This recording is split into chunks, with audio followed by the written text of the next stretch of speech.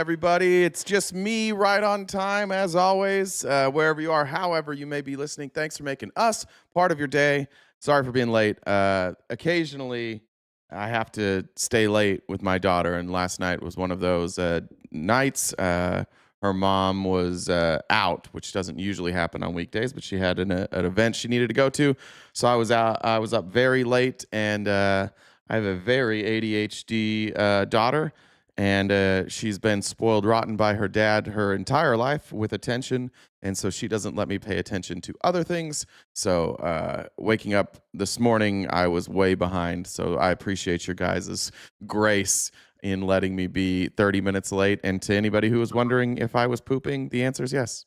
I did do that at some point, just right before the live. That's what happens. I get the nervous poops, and it happens. Hi, Jen. Hi. Yeah, I'm glad you cleared that up because that was the question. And I don't know if this is considered patiently waiting because that's not necessarily what anyone was doing. I only said that to make you mad, actually. No, not me. I'm not mad. Not mad, saying, just to get a response out of you. Because I'm just saying that these peeps don't patiently wait. That's the furthest of what this audience is. It's patient. Gum said, I don't know Grace, but I do have IBS, so I understand that. So I don't know if I looked at this last night on Streamlabs.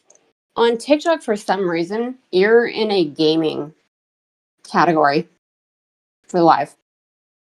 Really? Yeah. But I noticed that you changed it on. I tried. I noticed that it doesn't say that it's a gaming live.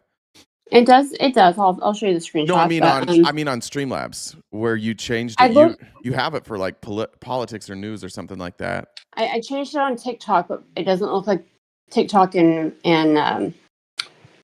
Streamlabs are communicating between the two. Well, even when I hit go live on Streamlabs, it says that it's whatever you changed it to, because I've never seen that before. So that's how I knew you did it. And it's like political and sensitive topics or something like that. And I tried, but it's yeah. I mean, I guess with the state of politics currently, it feels like it's a game, a really shitty game. But I could play games. I could. I've got. No, I would rather no. God fucking no. We could all play Tropico together. It's very fun. No. There's a new Tropico coming out, Jen. I know you told me to remind you when the new Tropico was coming out. I don't even know what that is. How do I even does anybody else play Tropico? I don't play games really at all. But Tropico is a game you can play with ADHD really well because it's like you can kind of turn away from it. It's I don't know. What do we call? What kind of game do we call it? It says it's a construction management. There's a book that just fell down. Construction management and political simulation game. Is your place haunted? Are they anti-games as well? No, actually, the book that just fell, I propped it up upright before the stream, and it's a paperback, and it tipped over and fell. Got it. It is what it is. I'm just gonna say your place is haunted. It's Could be the people who run wind sprints above me at 11 o'clock at night every night. Very heavy-footed wind sprints. When I lived in apartments, I only had the second floor, so I didn't really have to deal with that. So that was nice. I thought first floor, this is going to be better. I've never lived on a first floor before either, and I don't remember the last time I lived in an apartment, maybe 2011. And I was like, first floor sounds better. I was incorrect. Yeah, I mean that happens with you often. You're often wrong. So how dare you? Now you sound like MAGA. Well, I see Larry's here. I don't know if you saw the comments with Larry. Larry was blaming me for what? He said he got banned yesterday, which he didn't. I did see a mod time him out. I don't know why. Take that, Larry. But Larry was trying to blame me for that, and it wasn't me. So.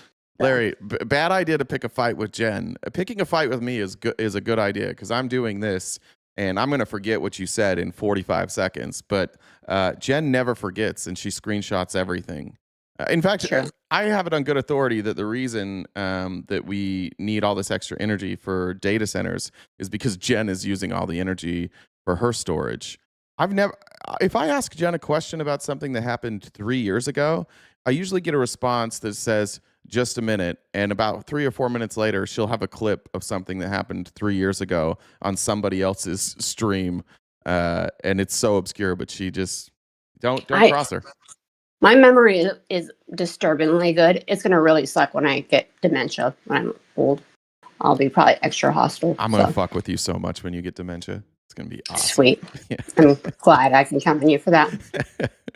All right. Did you send me that clip? I know I said I was gonna get it, but you didn't send it. I sent you an article. I don't know if I'm flipping it, but let me get the clips. This wasn't on the outline, but apparently ICE is shooting people now in Minnesota. Let me see if I can find this. It's in Minnesota, right, Jen? Yeah, here's the video I saw. I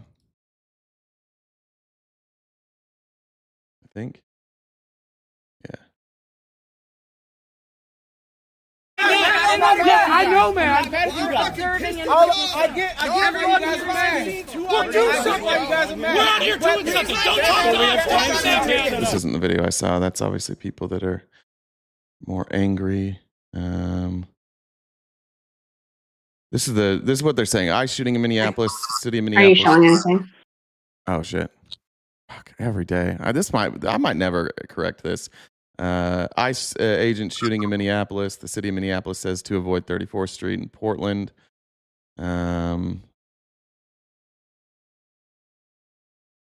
We were told that you see some snowballs being in Portland, and this is where we were told that you see some snowballs being thrown at officers and that type of thing. That happening as we speak. This is a live picture you are viewing with us, but you can see some of the agents look like they're getting in their vehicle in Portland. Saying the woman was shot in the face. This guy, I just barely came across this American Papa Bear, like ICE agents getting hit with snowballs. What are your thoughts? I think they shot somebody in the face. Here's a council member. Let's see what this is. We're having a very nice conversation with you, but okay, back up into the sidewalk, please. Thank you so much. Yep, I know.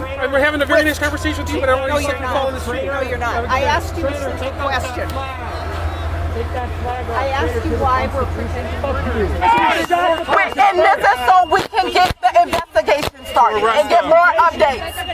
I'm just letting you know, most importantly, we want ICE to be gone from here. And that is what we're trying to figure out from there.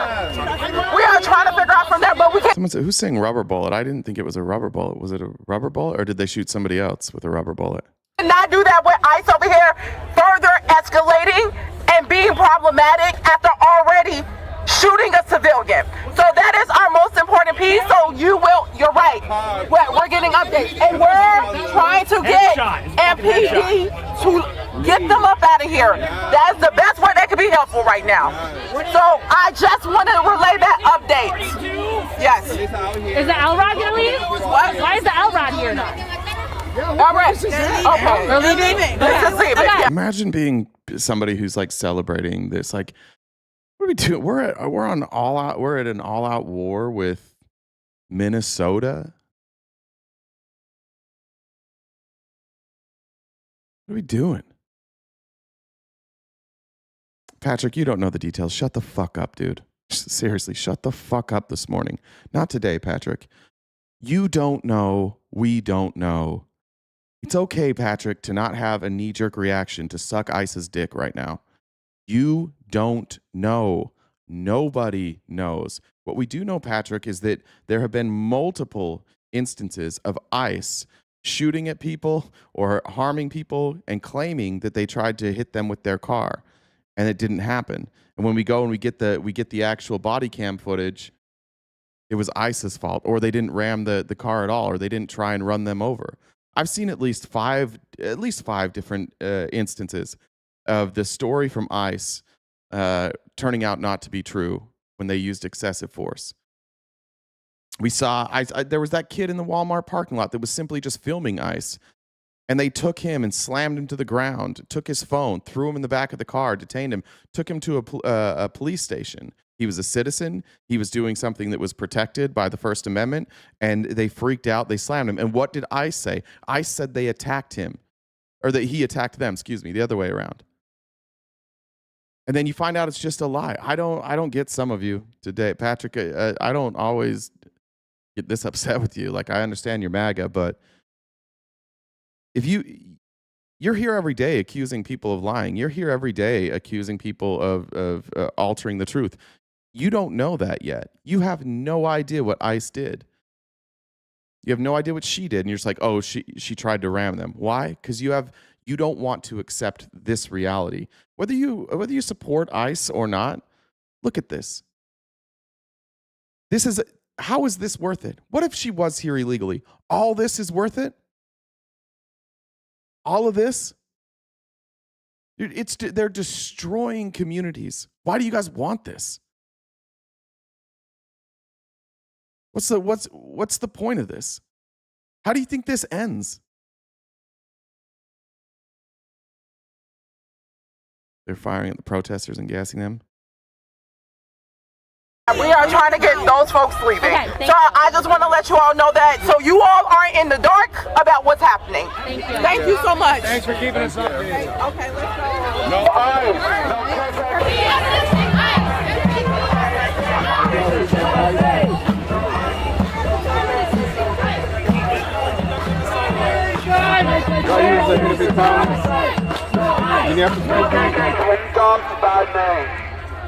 It's honestly like devastating to watch the cruelty of you MAGA folks. It honestly is. And I'm certain that most of you aren't real. The longer I do this, the more I think that those people in here that are talking about like celebrating this, I don't think most of you are real. I think that you're trolls. I think that you're racist and you like this game. Like, you like upsetting people. I don't even get that. Like, you're the same people that were like, that freaked the fuck out when people celebrated the death of Charlie Kirk. Why is it okay to celebrate the death of somebody that's may or may not be here illegally, but it's a big problem if you celebrate the death of Charlie Kirk? You know, why was it okay for Charlie Kirk to advocate for public executions and masturbatorily on his show saying, I want to watch that. That sounds awesome. And then he gets killed, and you guys are like, I can't believe that anybody would say this. Anytime it happens on your side of the aisle, you freak out. Like, this is why people celebrate when people on your side of the aisle die. I didn't celebrate. I'm not advocating for anybody to celebrate any of this stuff. But do you recognize what you've become? Do we recognize the type of country that we've become where we now celebrate death? If somebody dies that thinks something different than we think, we celebrate that. You show up on the internet and you cheerlead death. It's crazy. It's a crazy state of existence that we're in right now. You're giving a bad name, like you say we're a Christian country. You guys are giving a bad name to Christianity. Yeah, I hear you, Papas. Today's it's gonna be a dark show today because we're gonna have to talk about a lot of dark things, and that's how I feel today. I'm with you on that. It's dark right now. It's really, really fucking dark. I saw this morning there's a guy in Utah that announced his candidacy for the District 1, and he happens to be from Somalia. And he sends out his campaign video, and he's running on like on universal health care and building more housing. And the only thing in the comments is just like, "Fuck you, Somalia! Like, go back home. You're not real. You're not a real American." There's a guy I knew, literally a guy that went to the like my rival high school. He's out there saying like, "You have no," and the guy was born in Utah, by the way. This guy whose parents, I think, or grandparents came to the United States from Somalia. He was born in Utah. And the people in Utah are like, your heritage doesn't run through here. My ancestors are what built Utah. My ancestry comes through here. Let me tell you the history of Arizona, of Utah, of California, of Oregon, of Washington, of Idaho, of Montana. Illegal immigrants settled all of those places. If you're from Utah and your ancestry is from Utah, your ancestors were illegal immigrants and they were criminals. And they fled to Utah because they were practicing polygamy They were practicing child marriage. They were abusing children. They were destroying newspapers of anybody who reported accurately on them. And then they tried to assassinate the governor of Missouri, and they fled to Utah. In fact, Utah only became a state after the U.S. government came to Utah and said, if you don't stop polygamy, like, we're going to kill all of you. And then Utah's like, all right, we'll stop doing polygamy, and now we'll become a state. They weren't even called Utah. They were called Zion. But why don't you guys hate them? Why don't we hate the people in Utah? Is it because they're white? Is that why? It's because they're a red state? Like most of our ancestors, if you're in the West, were illegal criminal immigrants. But if you're black in America today, it's fine. I really don't understand racism. I don't understand bigotry.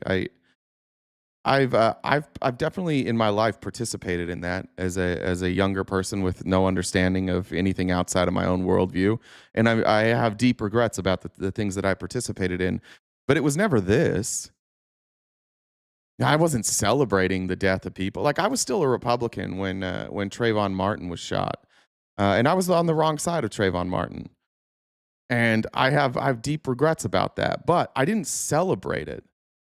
I justified it. I believed the stories. I thought that Zimmerman was I don't know if I thought he was a hero, but I thought maybe he was within his rights. I didn't celebrate it. This is a new thing for, like, Republicans to openly celebrate violence against people. And then it comes back, and it comes back to bite you. It comes back. People tried to assassinate Trump, which obviously Charlie Kirk. And then you guys act so surprised. I don't condone any of it. But if you're somebody here that's celebrating this violence, do not be surprised when it happens. And don't blame somebody else. Blame you. You're part of it. If you're out here cheerleading this shit, the next time violence comes to your doorstep, recognize the part that you played in this. We could have a thoughtful, compassionate immigration program. We could have a thoughtful, compassionate immigration program that deports millions of people. We could do all of this stuff without force, without violence, without death, but we don't do it. And the reason that we don't do it is because you guys seem to want the violence. Go look at the deportation numbers under Biden and under Obama. They were much larger. We were deporting much larger groups of people under those presidents, and we were doing it without this. Now we're deporting less people with more violence. It's far more expensive. It's dividing our country. It's destroying communities, and this is what you want. You want this thing. Oh, Stick, tell me I'm wrong. Don't you want this? Yeah, we're going to deal with you cowards again today. This guy doesn't know what he's talking about. He's so wrong. Why am I wrong? Come up here and tell me why I'm wrong. Oh, I'm not going to do it. I'm going to sit in the chat and I'm going to say that you're wrong. You know goddamn well I'm right. The second I see the chat loaded with comments saying he doesn't know what he's talking about, he's wrong, that's when I know you've run out of answers. That's when I know that you don't know how to combat what I'm saying right now. Otherwise, you would give me something. Certainly, you're not grown-ups who think that this guy doesn't know what he's talking about. Certainly, you don't think that's a good argument. Yeah, incognito. ICE is the KKK. These are the Proud Boys. Let's just all be honest. There's virtually, you want to talk about vetting for immigrants. How about vetting for ICE? You know, you play 3 hours of Charlie debating people that vastly disagree with him, and you walk away realizing they each and everyone in which treated respect. What? I don't know what you mean, but I actually do. With what you're saying, though, I do. Like, I think Charlie Kirk was far more brave than any of you. Charlie Kirk had the discussion. You guys don't. You sit in the comments. You'll wear the shirt. You'll wear the freedom shirt. Anytime anybody hurts your feelings, you'll be like, you killed Charlie Kirk, but none of you will have the discussion. You want his legacy to live on? Stop being bitches. Stop just advocating for violence and refusing to discuss it. Do that. What are your 3 questions, Brady? I'll answer your 3 questions. What are they? Brady, 10, 12. I'll answer your 3 questions. I'm going to guess it's something about like, what is a woman? I'm going to guess it's something about trans people. I'm scrolling up looking. What are your 3 questions, Brady? What is a woman? This isn't gaslighting. No, I don't have a phone number for people to call. You message Jen on Discord. She'll bring you onto the stream. See, there it is. I just brought up a point, and it's nobody cares. This guy's dumb. He doesn't know. What are your questions, bud? I'm waiting for your questions, and then I'm going to move on. Can you get your questions out, Brady? Unofficial reports are saying that the woman has died. That's what I heard too. Yeah, Manny, that's true. What a women? Nice sentence, bud. Nice sentence. Brady, are we going to get these questions at any point? I can't watch the chat the whole time, bud. I got a show to run here. I got a whole bunch of stuff. Are you gonna ask this question or not?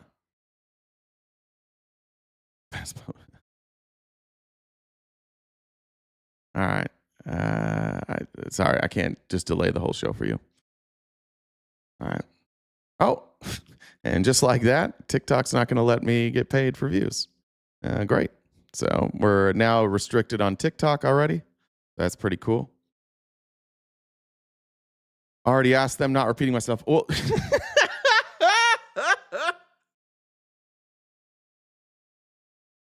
shut up, bitch. Get rid of Brady. Ban Brady forever, you dumb bitch. I don't know what the fuck you're saying. Brady, there's 3 different streaming platforms going on right now with thousands of comments. And I'm not going to repeat myself. Get the fuck out of here, you fucking coward. I don't repeat myself. Well, go start a stream, bud. You can come up here and debate it then. All right, moving on.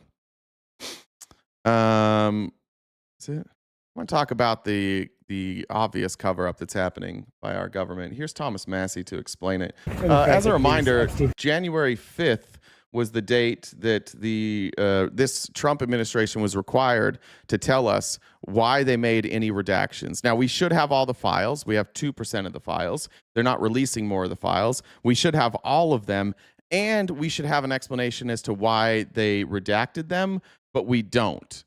Why don't we? Why are they allowed to break the law? It's because of you guys. It's because you guys don't hold them accountable for anything. They don't care. Like, Trump doesn't care what we say on the left. The only way to get access to these files is for you guys to push him, which is why we got the law passed in the first place. Enough of you were like, all right, Trump, you can't keep covering these up. It's obvious that you're covering them up. You have to release them. So then they vote to release them. He signs it, and now they're not releasing them again. And you are adding no pressure to him. So until Republicans start caring about the victims of sex trafficking, then we won't have the Epstein files. So we need you guys to figure it the fuck out. Do you care about this or not?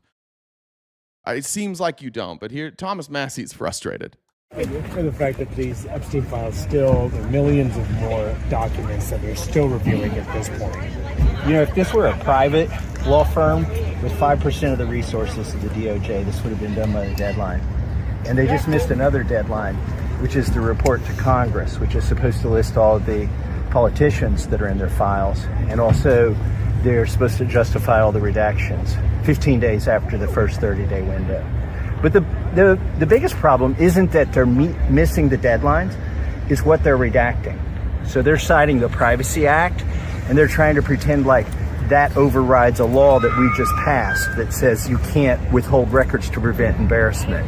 They're also citing FOIA standards, which don't apply to our law when they're trying to say that they don't have to release internal decisions. But our Stick, you have to tell me what I'm lying about, or I'm banning you forever. Honestly, I'm tired of your shit. I'm tired of you doing this shit every day. Stick, somebody tell me, Stick, you have to tell me exactly what I'm lying about, and if you don't, you're banned forever. I'm so tired of you. And I'm going to stop fucking your dad, too. He's going to be pissed about that. bill specifically says release internal decisions. So what are you going to do about it? We're looking at that. Yeah. And the men that are abusing the girls, they're still doing it. They're getting away with this. You guys are covering up for pedophiles. How do you feel about that? your insults towards me and any of us, they don't land anymore. They don't land at all anymore because you're covering up for pedophiles. You're cucky little bitches. You won't come up and have a discussion. You won't defend anything that you say. You're covering up for pedophiles. You're bootlicking the government, shooting people in the streets. Our military, Homeland Security, shooting people in the streets, and you're just up here licking those boots. You have lost any sort of moral high ground that you ever thought you had. Whatever you thought you had, it's gone now. When you start saying we don't need information on powerful pedophiles, and it's fine that our president that we voted for is covering this up, nobody cares what you have to say anymore. You've now lost any sort of moral high ground for the rest of your life. You don't get to say anything anymore. You don't care about children. You don't care about victims. You just are, you openly worship Donald Trump. He has become your religion. And pathetic's not even the right, pathetic is a good word for it. Insulting to everybody else's intelligence, to openly believe the lies of a person like Donald Trump, who it's so clear is lying, makes America look dumber, weaker, and cuckier. And that's you guys. You have turned us into the cuckiest bunch of losers in the world. What's up, Jen? Oh, maybe she didn't mean to. All right. Now, Nick Shirley, who has been exposed as a fraudulent liar, is creating copycats. What's that? Stick's gone? Oh, he didn't come up with a reason for why I was lying? I sent you the screenshots of his responses after what you said. Oh, let's see. I am glad more watch the woman play with dolls than you. Such a loser. I am glad watch the woman play with dolls than you. Nice, Stick. Yeah, well, tell your dad I said what's up, Stick. All right. Now we've got copycats. And they are such victims. There's nothing more pathetic, and this is going to be a lot of the show, of Republicans breaking the law, getting in trouble, and then crying about it. Here's an example. This woman going into a daycare center in the middle of the day. Get back! Get back! Get back! Don't touch me! Don't touch me! Get back! Don't touch me! Don't touch me! Get back! Get back! See this sign right here? It says no trespassing. Can you just walk into a daycare with a no trespassing sign on? Can you do that? No, you cannot. You're breaking the law. And now you're going to watch them cry about the fact that they weren't allowed to break the law. Holy shit, he just pushed me. Holy shit, he just pushed me. Call the police. Wait. Don't call the police. Did you see that? Yeah.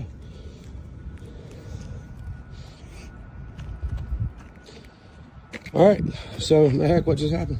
He just freaking pushed me. I just walked in there and he just pushed started me pushing out of me and his screaming, building. "Get back!" They don't let strangers walk into the daycare with cameras. Yeah, how is this America? Call the police. As you can see, folks. Watch the whiny bitches in the chat too. You guys are, I don't know. Like, I'm done. Like, you are all such whiny little bitches. Are your lives this fucking pathetic? You want us to just open up daycares to anybody? You just want to just open up the doors, let people walk into daycare centers? How do you enroll your child? There's not a fucking child there. It's not, right? There's no child there. All we did was go in. We were going to ask some questions. Yeah, that's against the law, dipshit. You can't walk into a fucking daycare. If somebody walks into a daycare where my kid is at, I'm going to freak the fuck out. I'm going to be so mad that you let a stranger with a camera walk into my child's daycare. It's supposed to be a place that's safe. Of course you can't walk in there. Why in the world would you be allowed to walk into a daycare? The only reason the people in the chat are defending this is because they think that any daycare now that is run by a black person is fraudulent and that just anybody in the world should be able to walk in there now. Not proven. None of these daycares that Nick Shirley went to have been proven guilty or even charged with the crime. And keep in mind, it's Trump's Justice Department. Why has Trump's Justice Department not charged any of these people with the crime? If Nick Shirley's reporting was right, why aren't they being charged? Why weren't they charged before Nick Shirley investigated? Because there's no crime there. They're distracting you from the Epstein files. They recognize that like you being racist is more important than you protecting children from pedophiles. And so you've been distracted because of your racism, and you don't even think like, why didn't they charge these people? Is the Trump administration in on this too? Are they perpetuating the fraud too? No charges? None whatsoever. All they did was cut funding. Who gave Nick Shirley that information? The GOP. Are you aware that guy that's walking around with Nick Shirley? He works for the GOP. The GOP gave him that information. He didn't show any fraud. He just went in there. And you guys are like, oh, fraud. But they're not going to charge anything? They will never charge any of these daycares that Nick Shirley went to, and you will 5 years from now still be repeating that they committed fraud because you believe what you want to. And if it's a black person, if it's an immigrant, you definitely believe it. You don't need evidence for any of this stuff. If it's and by the way, anybody the racists are gonna be like, oh, you're bringing race into this. Well, then explain it a different way.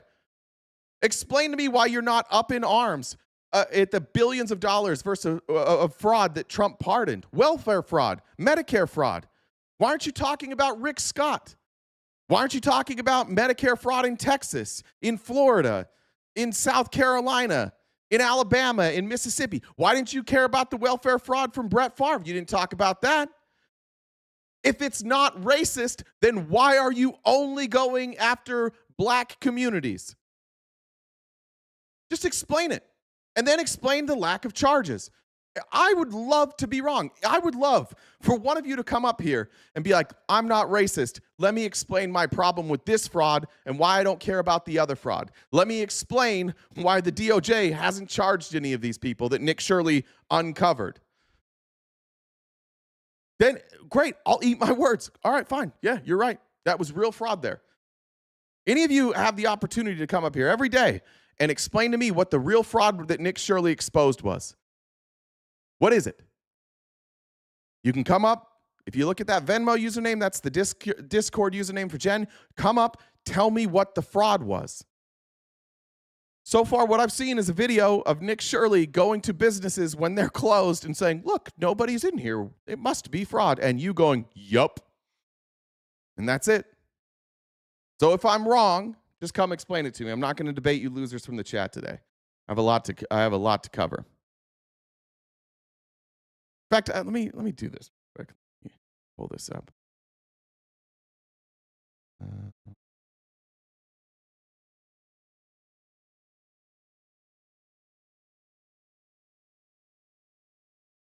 Watch this.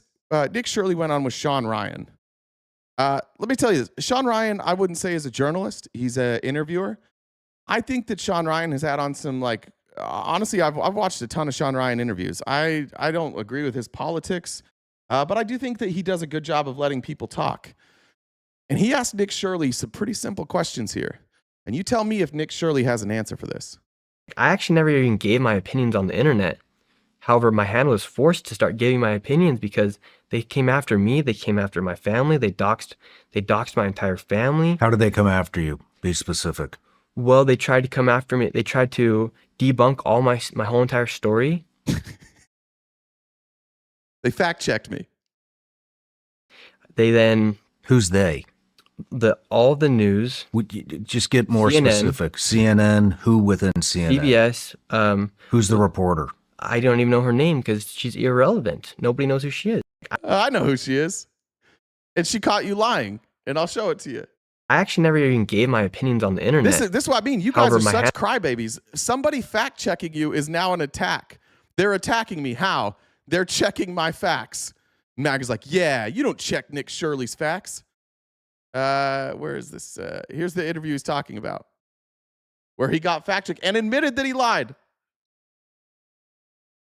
We're from CNN. Can we talk to you? This is MAGA YouTuber. Am I done calling the president a PDF? I don't think I called him that. I said you guys are protecting PDFs. right?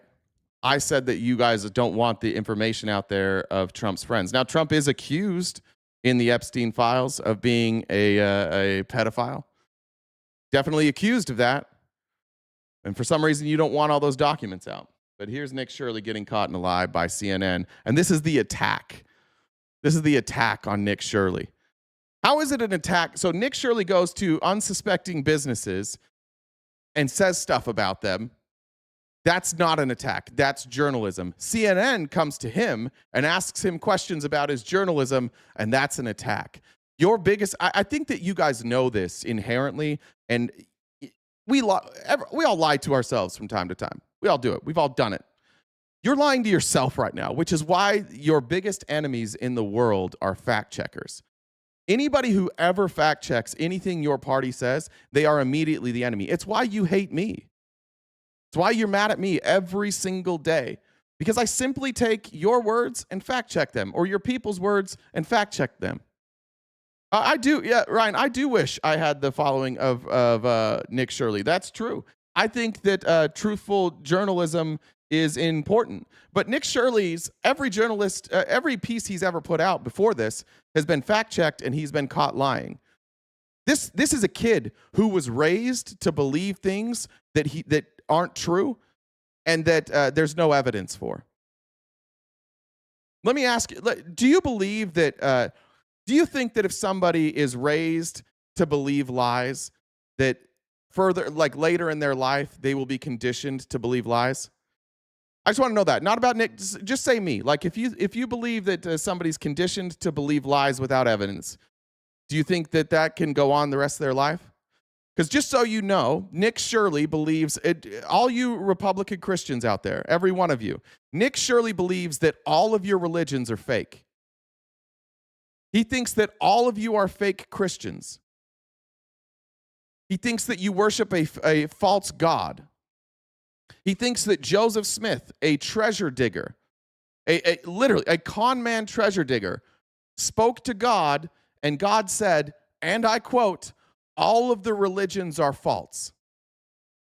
And he believed that so much that he did exactly what he's doing right now. He went door to door and told people that their Christian religion was false and that his, led by a con man grifter, is actually the only true religion in the world. And when people brought up the fact that Joseph Smith and Brigham Young, the first two leaders of that church, both took multiple wives and lied about it, that they both of them assassinated people, both of them, I guess not put out hits.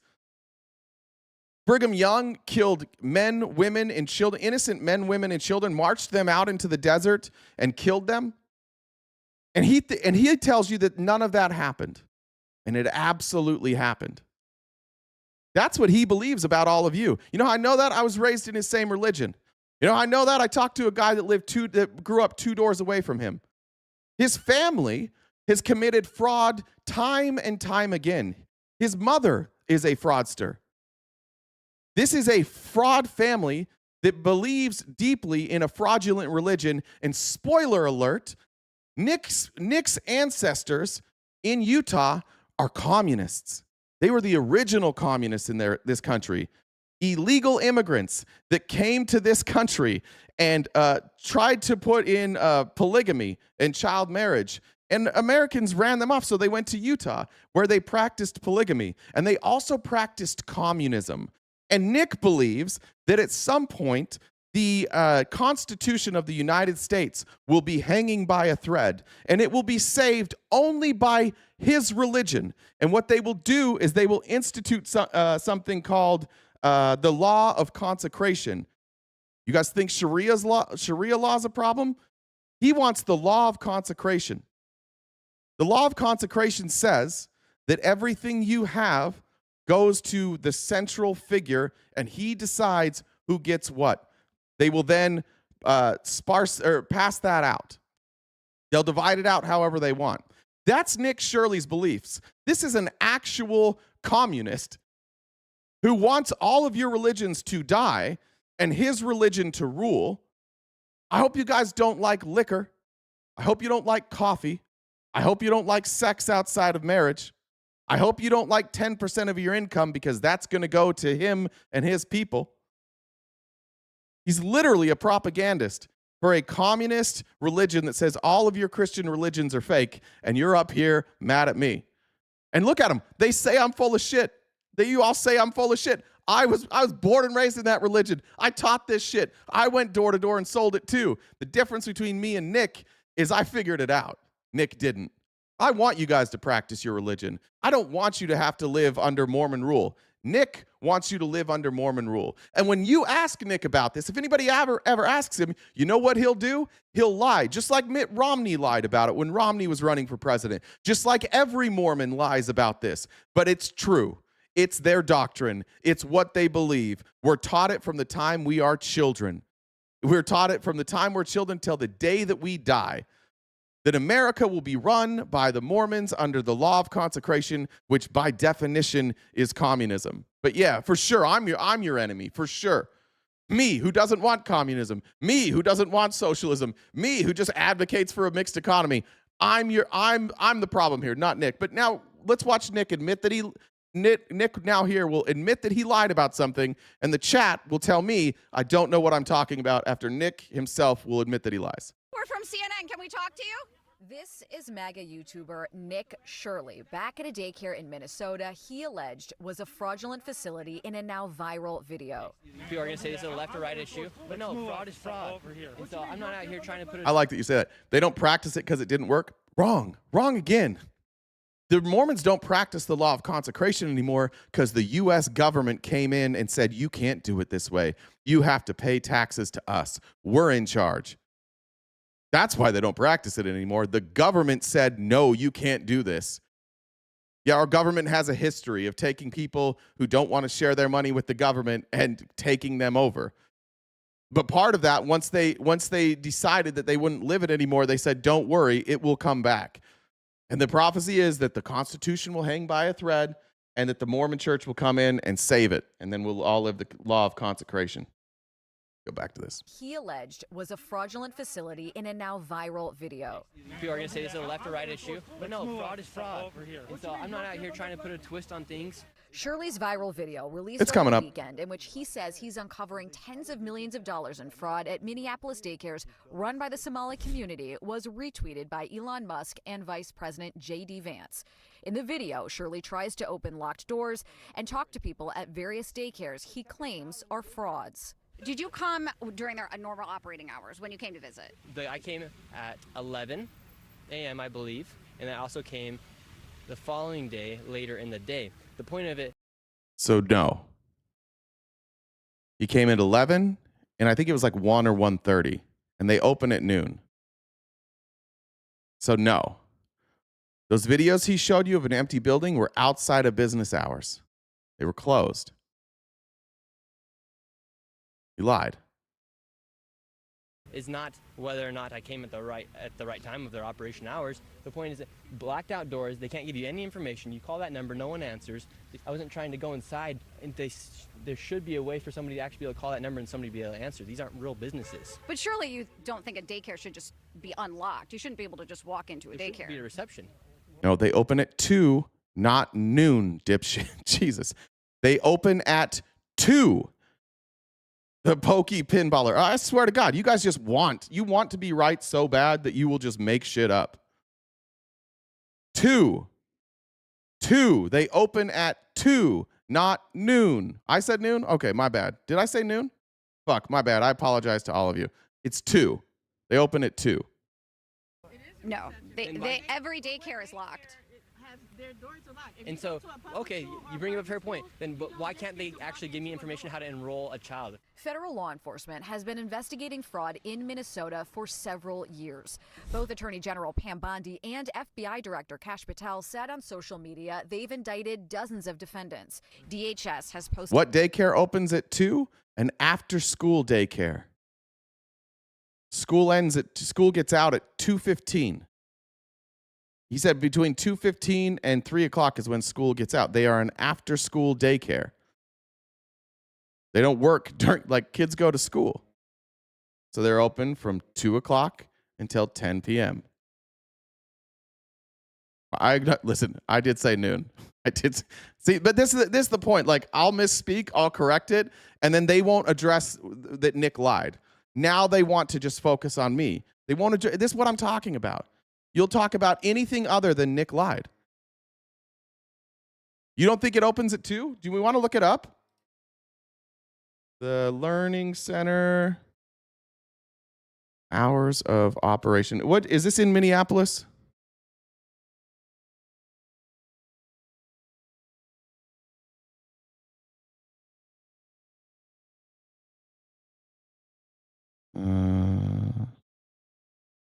That's a different one. Let me find the right one.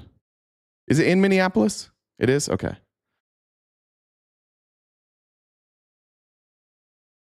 What was the address of this one? Does anybody know the street name this was on? There are so many learning centers.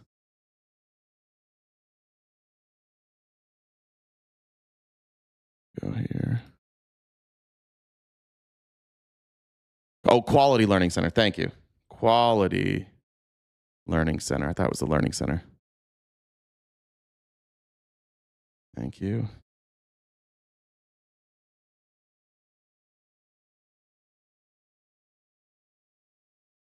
All right. I think this is the right one.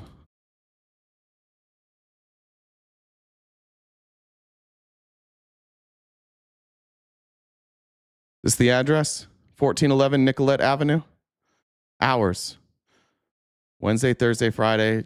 So Monday through, I guess it does it weird. Monday through Friday, 2 to 10. Saturday and Sunday, 11 to 6.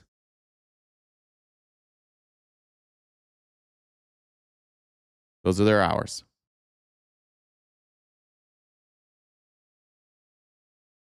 Okay, so I did get the right address. There we go. How do I look at myself in the mirror? It's easy.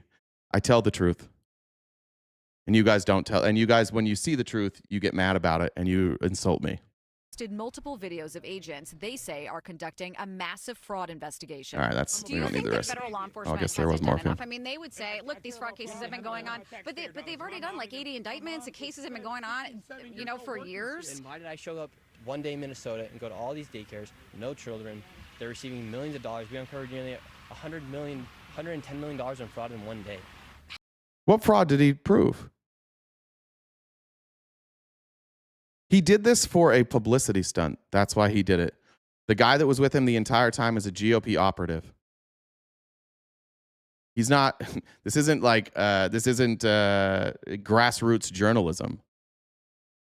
How the fuck did Nick Shirley get access to Ukraine? How did he get into Ukraine? Who funded his trip to Ukraine?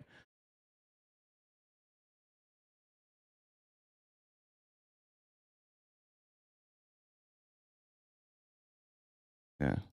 Stay mad. All right, moving on from more lies here. This is actually beautiful. In a government, the government filed an order in United States v. Comey as they're trying to charge Comey, which will never happen. They'll never get any of that right.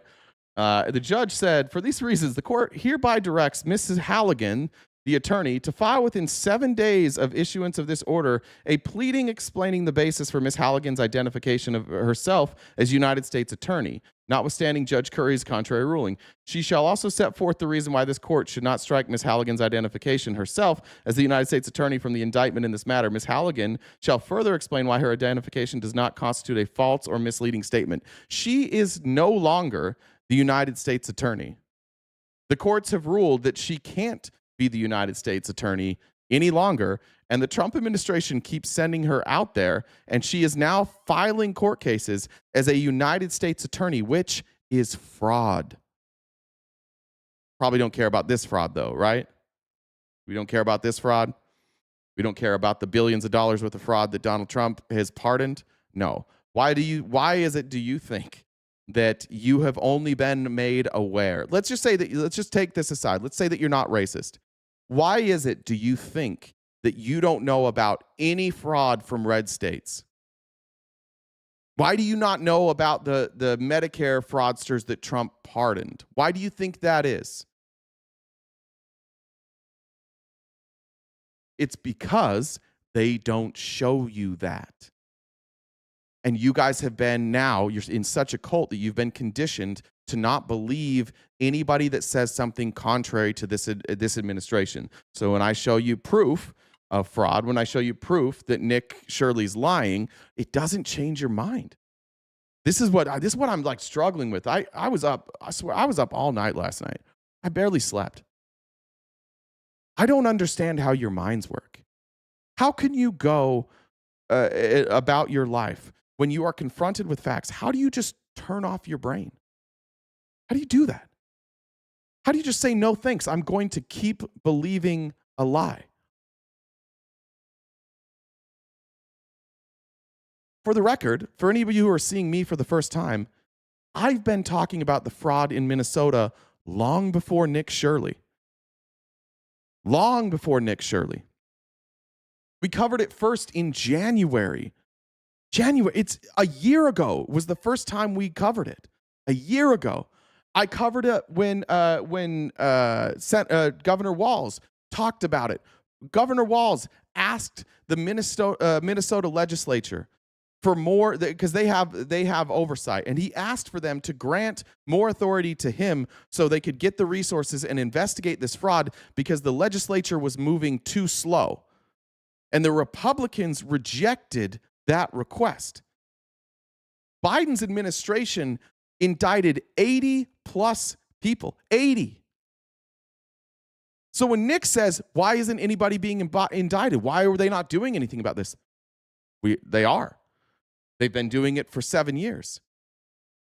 The problem is that each of these businesses operates individually. I think a lot of you think that this is just like a top-down, like one unified scam. It's not. Fraudsters found a loophole, and fraudsters have been doing this. It's what they do. There was one example of like a ringleader that was directing multiple fraudulent daycares. That was a white lady. What was her name, guys? Watch the chat know something that you guys don't know. Chat, what was her name again? It won't be MAGA that says this. Watch the lefties here. Watch these socialist pieces of shit tell you the name of the ringleader that you don't know about. Amy Bach. See how many people are saying Amy Bach? Why do you guys not know that name? Why haven't any of you ever heard that name? Why has Nick Shirley never uttered the name Amy Bach? Of all the people who have committed fraud in Minnesota, she committed the most, and you don't know her name. Why didn't I know the hours of the Learning Center? I misspoke, dummy. You can go back and you can watch my episodes last week where I say 2 to 10. I showed the video. I've covered this a million times. I misspoke, but why didn't Nick? If you're going to have that criticism of me, why didn't Nick? Why didn't Nick show the sign on the door? Why didn't Nick show you on the website how you enroll a child? Why didn't Nick show you on the website the hours of operation? We don't ask questions about our journalists. We believe what they say, and then we move on. All right. I want to go back to this. This is going to be hard to watch for, I'm just going to say for anybody, this is going to be a difficult episode. I'm not looking forward to doing this today. Jen brought this to my attention yesterday when we were live. This administration put this up yesterday on whitehouse.gov. And it shows all the alleged problematic people from January 6th. And then they put up an incredibly fake timeline. And so we're going to talk about that today. The timeline starts with Trump invites Americans to Washington, D.C. That's true. Turning Point USA bust a bunch of people in. At this time, we know from, you can go read the documents from the January 6th committee that they were able to obtain from Trump's own inner circle communication. They knew that there were threats of violence. They knew that on January 6th, people were planning to be violent. They've known that. They knew that the whole time. Then Trump delivers a powerful speech. You could agree or disagree whether or not it was powerful. Patriots, they said, march to the Capitol. Capitol Police escalate tensions. They blamed Capitol Police. Everybody was so peaceful until Capitol Police caused tensions. How does this move? How does this scroll, by the way? Is it up here? Where's their scroll? Why doesn't this scroll? Oh, there it is. Leaked Nancy Pelosi video reveals security lapses. Another lie. Oh, God, we're going to do this again. How many times do we do this? Nancy Pelosi didn't control the National Guard. She never controlled the National Guard. I feel like we do have to do this every day, which sucks, because maybe there's just somebody here that is going to pay attention. The request for the National Guard was made on January 4th.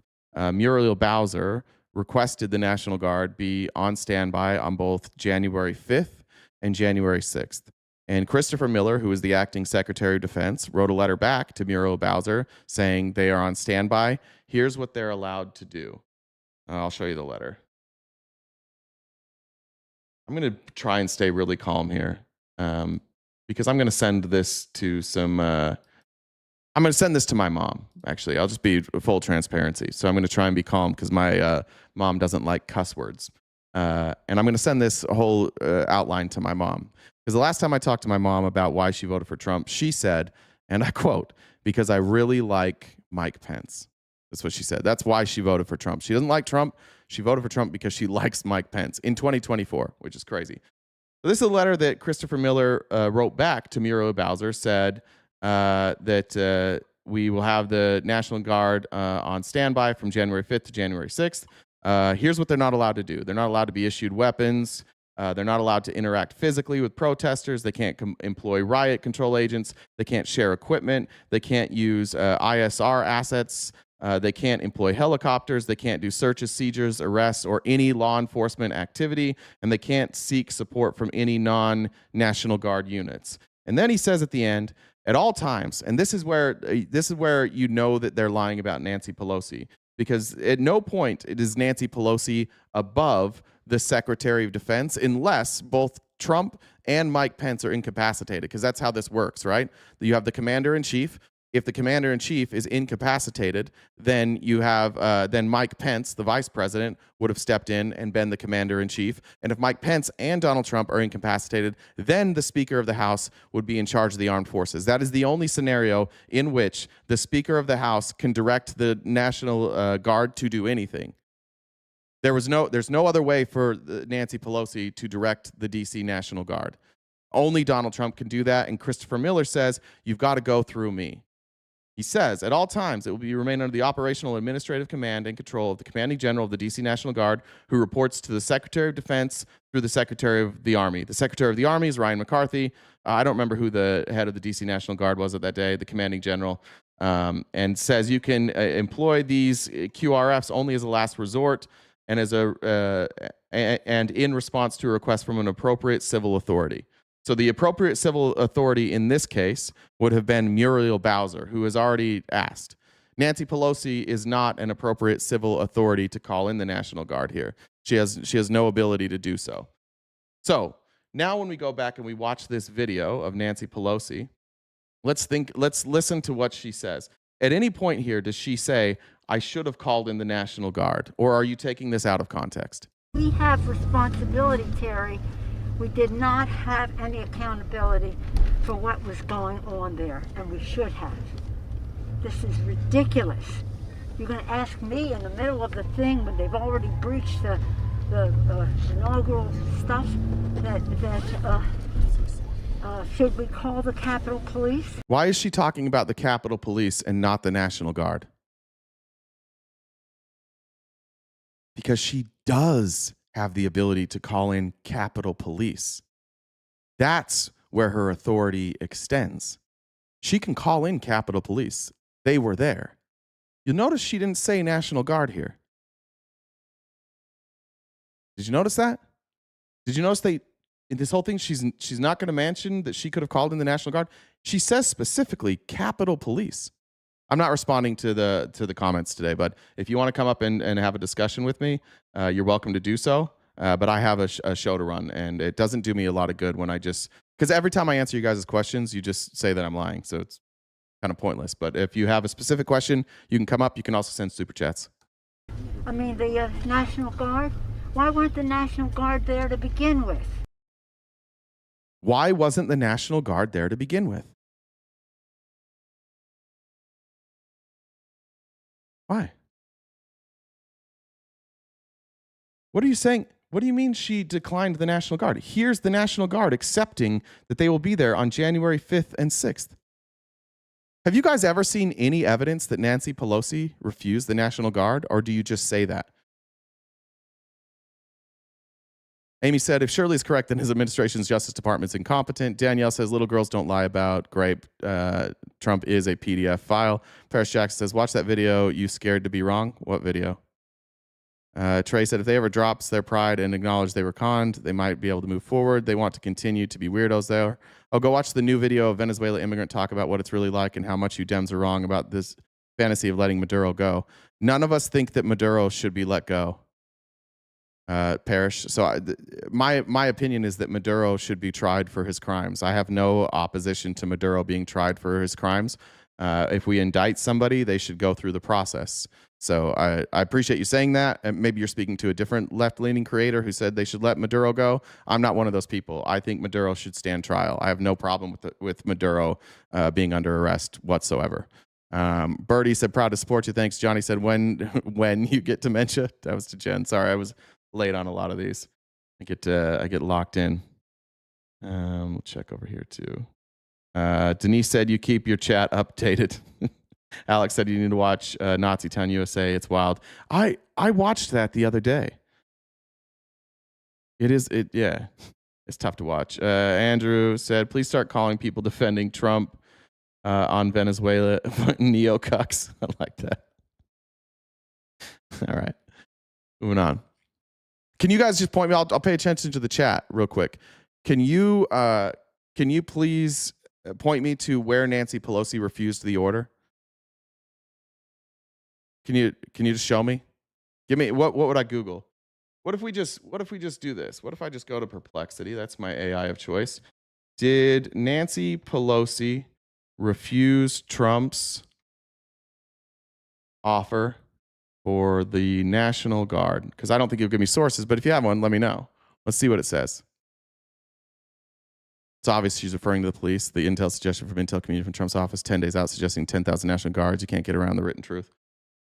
No, Nancy Pelosi did not refuse an offer from Trump for the National Guard on January 6th. There's no evidence of any direct offer from Trump to Pelosi, as the Speaker of the House lacks the authority to deploy the D.C. National Guard. That power rests with the president.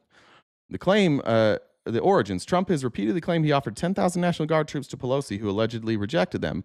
But fact checks from multiple outlets confirm no such formal offer or rejection occurred. Pentagon officials and Trump's acting defense secretary, Christopher Miller, testified that Trump discussed troops' needs informally but issued no order. And Pelosi was not involved in those conversations. There's multiple sources here. You have the AJC, you have New Bed for Light, Star Tribune, CNN. No evidence that Trump gave this order. Capitol Police Chief Stephen Sun requested National Guard support starting January 3rd, but House Sergeant-at-Arms Paul Irving, reporting to Pelosi and Senate counterparts, denied it due to optics concerns, not a Pelosi refusal. Well, that's on January 3rd, not January 6th. During the riot, Pelosi and Mitch McConnell urged deployment once the breach occurred. That's according to, there's your sources there. You have AP, you have USA Today, NPR, Politico, CNN. Footage from Pelosi's daughter shows her saying, I take responsibility for not having them just prepare for more, expressing frustration over pre-event preparations, not rejecting a specific Trump offer. Republicans highlight this as admitting fault, while Pelosi attributes delays to Trump and Pentagon inaction. Sources there, Colorado Politics, Como News, KATV, CNN.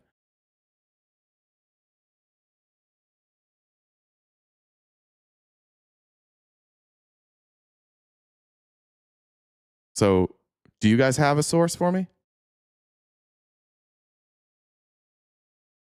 I started the clip. I'm playing the clip from what Trump put up. Don't be upset with me if this clip isn't what you wanted. Do you guys have a source that Trump offered?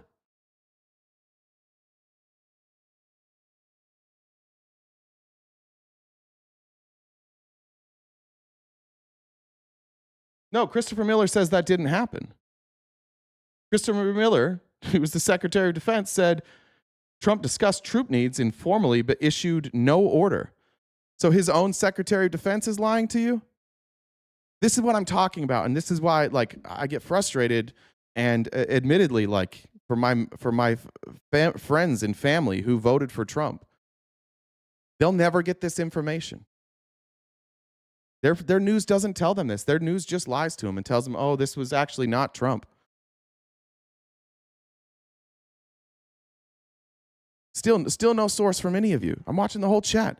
Not a single one of you can give me a source. Just show me the source of Trump doing this. No, you're wrong. Beyond where would she get the authority to approve 10,000 National Guard? Can you point to where she gets that authority? It says it says specifically that she lacks the authority to deploy the DC National Guard. What authority does she have? If she has that authority, then why could these governors not reject Trump sending in the National Guard? Why was Trump able to send in the National Guard into California and into Minnesota and into Portland if the governors have the power to reject it? I know you just keep saying the same thing. She already refused. Where's your source? Where is the source? Any of you, where is the source to any of you? Google it. Okay. Did Nancy Pelosi reject an offer? Oh, that's what I just Googled. We just did it.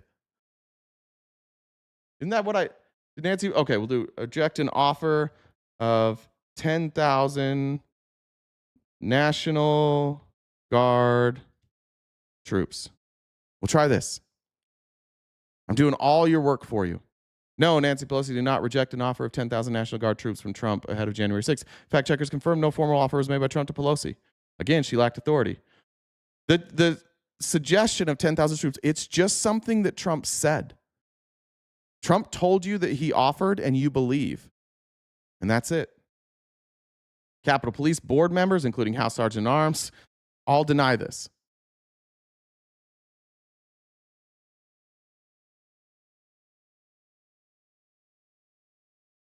How many more minutes should we wait for you guys to give me a source? She took responsibility for, yeah, she did. She takes responsibility for her role. Good for her. She did something that Donald Trump has never done in his life, took responsibility for something. Donald Trump was the commander-in-chief. National Guard showed up at 4:30. She took responsibility for her actions in not having people more prepared. Trump is blaming her for his inaction. You can hate Nancy Pelosi all you want. At least she takes accountability. At least she's not lying here. I'll do this all day with you folks. All day. You've destroyed this country's ability to know what is true and what is not true, because you just believe what Donald Trump says, and you have destroyed the states that I grew up in. You've destroyed relationships. You've destroyed families. And you've destroyed forever the First Amendment, because the First Amendment relies on a free press. And this administration has told you over and over that you cannot believe the free press. You can only believe their press, his press, the press that is confirming of what Donald Trump says. You're all complicit. And yeah, I am mad. I'm really, really mad. My options where I live and with my family, my options are to shut the fuck up in order to get along with people. I have to sit there quietly while people repeat lies and advocate for fascism when they don't know what they're advocating for. And I have to sit there and be quiet. And if I bring it up, if I try and challenge them, they react like you guys. They plug their ears and they say, "No." I think what you've done is pathetic.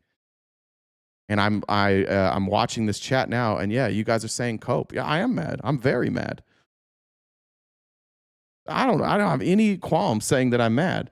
But for 15 minutes now, I've asked you guys for a source to combat anything I'm saying, and you don't have one. You just want to be mad. I think that that's kind of the point here. You want somebody to blame. You can't figure out what Donald Trump's doing. Things aren't going well. So what are you going to do? Are you going to talk about the things that aren't going well? No. You're just going to keep blaming it on the immigrants. Like, yeah, I'm mad. Sorry. Donald Trump's mad every day. You don't get mad at Donald Trump for being mad. I don't like that my family, many of them and friends, many of them well-meaning, who have jobs, who have real lives, and their only news comes from Facebook posts, and maybe they watch Fox News at night, and they're being lied to, and they put trust in these people. They put trust in you. They put trust in the news sources, and when people put trust in you, you should take that seriously. I take seriously the trust that my audience puts in me. When I say something that's wrong, they'll tell me. It happened today. I misspoke today. Yesterday, I had somebody reach out who has been watching the show forever and corrected something for me. I desperately want to get things right. But it's a sad day when, like, I'll take accountability, but your news sources won't. They'll just lie. And I'm going to prove to you that everybody on the Republican side, when this happened, they all saw it for exactly what it was. And they only changed their mind once it became apparent that going against Donald Trump would end their careers. And then they all started lying about the election. All right, we're going to go back here. President Trump urges calm. Now, this is incredibly misleading. It's weird that they say 2:24 to 4:17. Does anybody know what Trump tweeted at 2:24?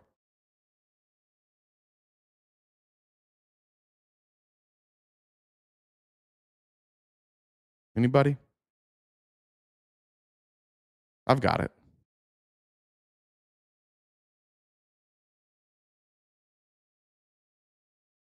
Here's the claim.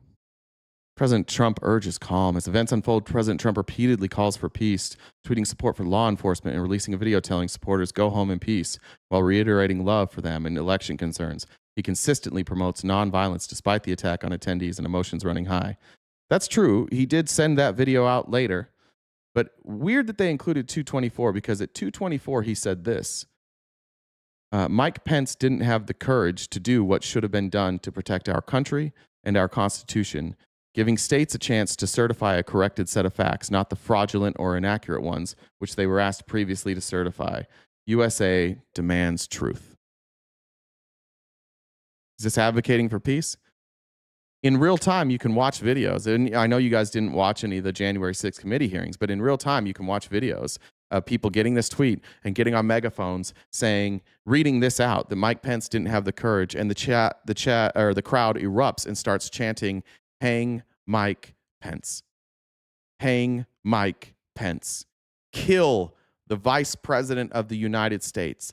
They chanted that. There wasn't anything that came out later from Donald Trump saying, hey, you shouldn't be threatening Mike Pence. And again, you guys believe that Mike Pence did the wrong thing. Do you have any evidence that Mike Pence did the wrong thing? I don't think you do. You want to give me the source? Show me a source that the election was stolen. Donald Trump is that source. Did he ever prove it? Nope. Lost every court case. Every single one. Oh, but the courts are all biased. Ashley Babbitt, then this, murdered in cold blood. Unarmed Air Force veteran and Trump supporter Ashley Babbitt is fatally shot by Capitol Police Lieutenant Michael Byrd without warning. She was given multiple warnings. Before she even broke through that window, there were 3 police officers against that window. And there's a man on video telling them, like, look, we don't want to hurt you, but you're going to be hurt if you stay here. We're going through these doors, and we will go through you. And so those police left. And then as they started smashing in the windows, you can actually watch this video. You see like a gun pop out, and he's telling her to stop. And the people around her are saying, stop, stop. There's a gun. There's a gun. There's a gun. There's a gun. There's a gun. And these cowardly MAGA people broke the window and sent a woman in first. I didn't say the cops said that. I said the people said that. You can go watch all of this. Much of this I can't show because of YouTube. Let me see. I think I have one that doesn't show the shot. Let me go down here. Is it on my, I don't know if I put it on my outline or not. Give me 1 second. Let's go to that. I'm going to go down to. Can't remember if I put it on the outline or if it's just in my saved folder. Okay, it's in my outline or our saved folder. I mean.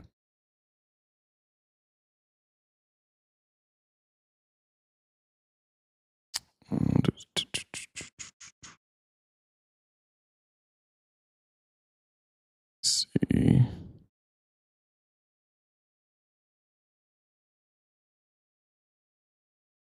Sorry, there's a lot of things saved in here. Yeah, I didn't save it. Hold on.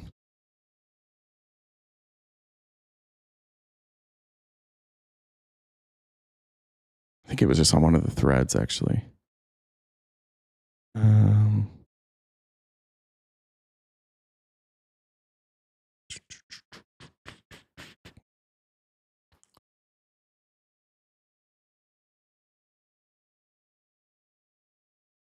All right. I'm gonna have to try and stop this right before, because the shot is here.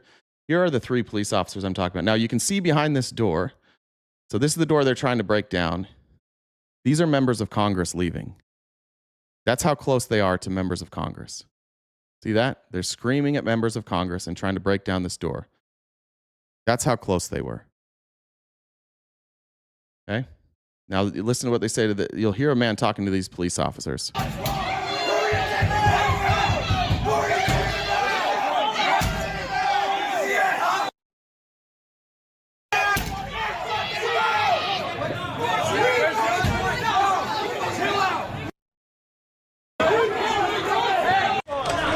Oh, shoot, they cut that part out. Now the police, see how the police officers are gone? Sorry, this isn't the right video, but the police officer leaves. There's a guy on this side here, and he tells them, he's like, we're coming through here. And then all 3 of them just leave. I can go find the video. You can go find the video. And then they start breaking through this window. And you'll see here, I'm going to do it without audio so you don't have to hear it or see it. See right. Oh, it's right there. Ah, damn, this isn't the right angle. Let me see if I can find a different angle. Pull this off just in case there's anything graphic that pulls up.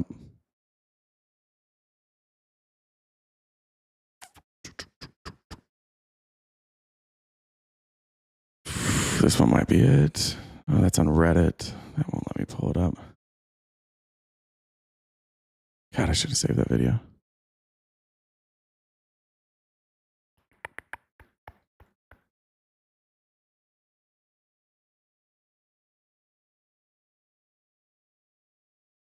I'm wondering if that's why MAGA thinks that there was no warning, because maybe that's the only view of the video that they've seen. Here's the other view.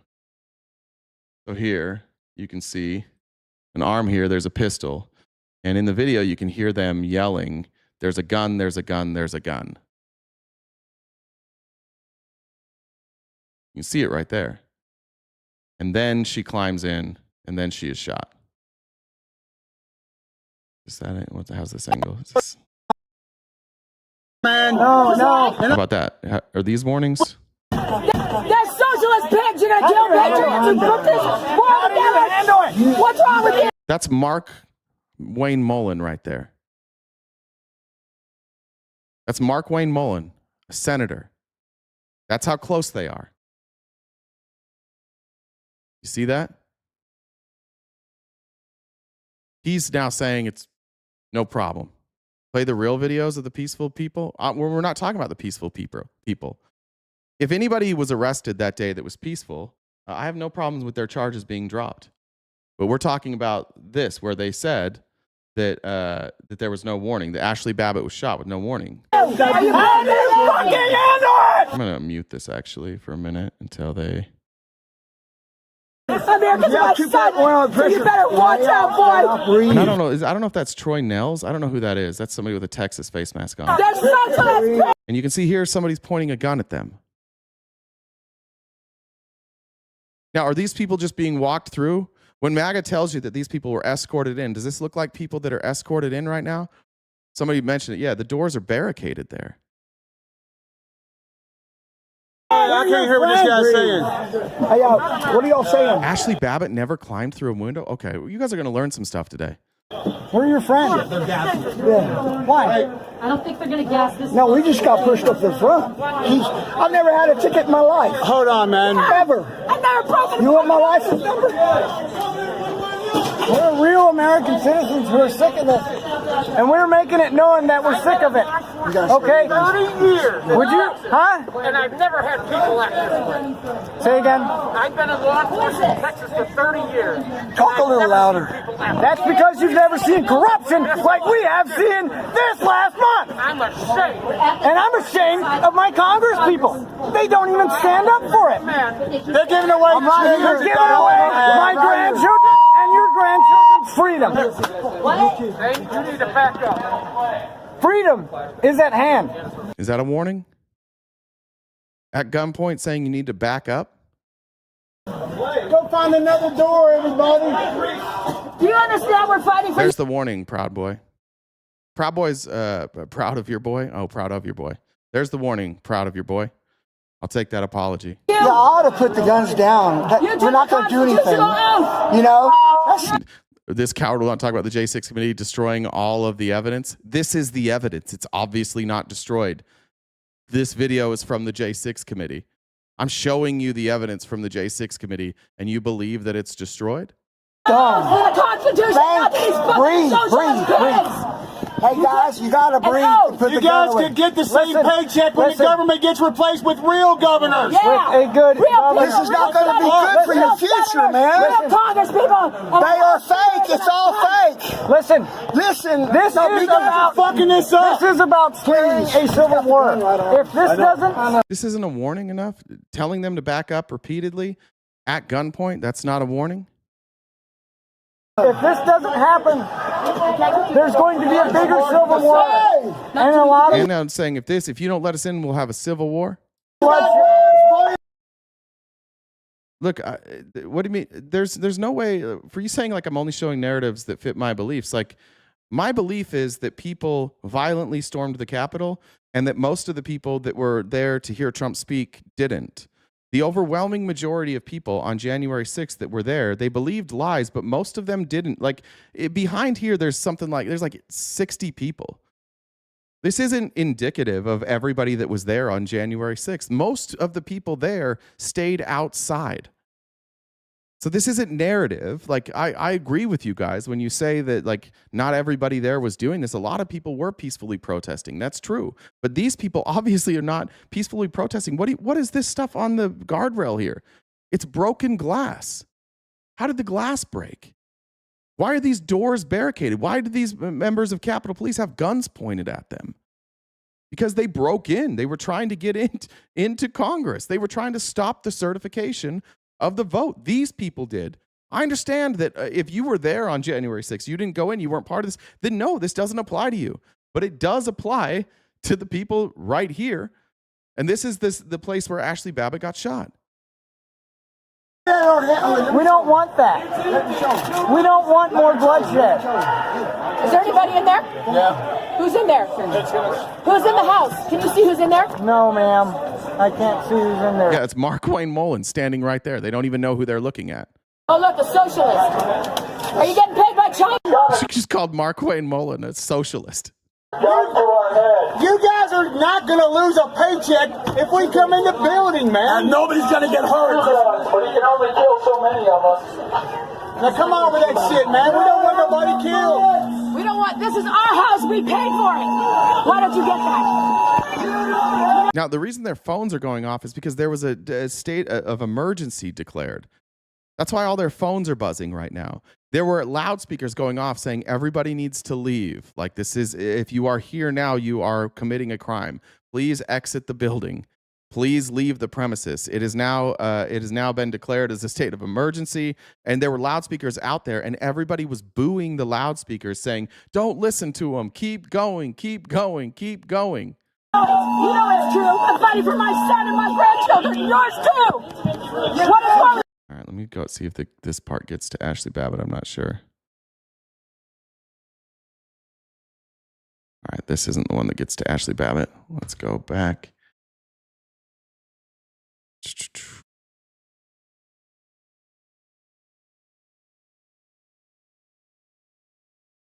I think it's Ashley with an I, right?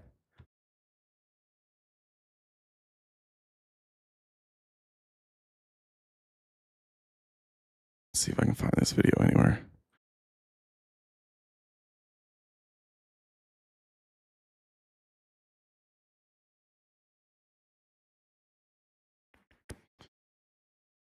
It's weird that this is hard to find right now.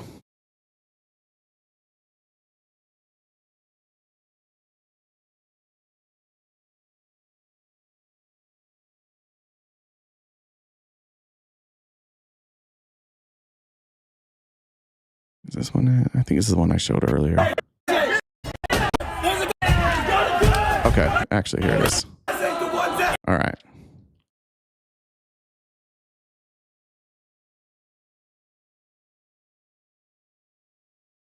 So there's the freeze frame. It's going to show Ashley Babbitt, right? This might be the one where they tell the police officers to leave. This might actually be the right one. Let's see.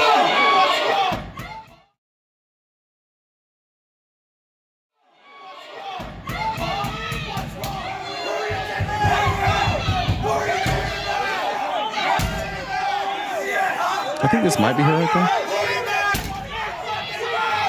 there. Can you, like, should police officers have to sit there and let that happen? You sent it to me, Ash, on Discord? Thank you. If this isn't it, I'll pull it up. Is this Back the Blue here?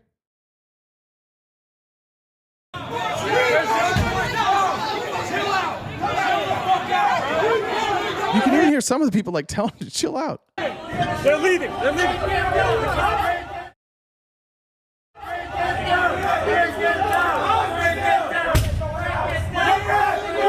We don't want to hurt them. We just want to go inside.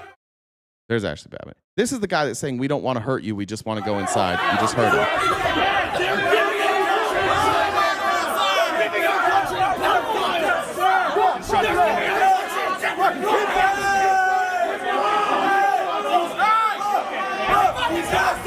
These guys ain't the ones that's the blue. Fuck the blue. It's the We want you to go home. I'm recording, and there's so many people. It's just they're gonna push their way up here. Bro, I see people out there get hurt. I don't want to see you get hurt. He just says, I saw police out there get hurt. I don't want you to get hurt. Get out of the way. There's more coming. We will make a path dead ass. Like, we don't want. That's what I'm saying. We'll make a path, bro. Please, just let us make a path. Just let us make a path.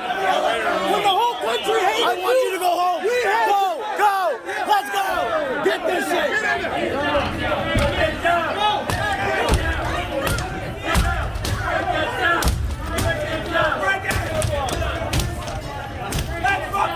Look how many men here. All these men and one woman.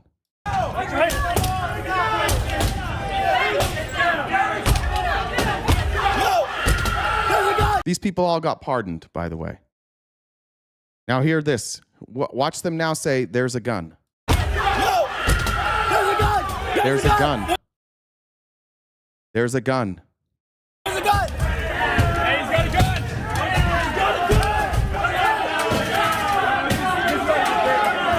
Stop this at the right time. I'm going to mute. I just want to mute. I'm going to mute this because I might get in trouble. But here's the shot. And now you'll see they've now lifted Ashley Babbitt up.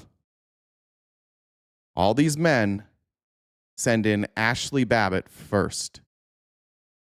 They broke through the window, door, whatever. I don't know if that's a window or if it's just barricaded lower and they knocked out the top part. And then they sent in with multiple warnings. You can see there's a gun pointed directly at her. And they sent her in first. There's a window and a door. Okay, thanks, Holden. And I'm going to stop it there because she doesn't make it much further than this before she gets shot.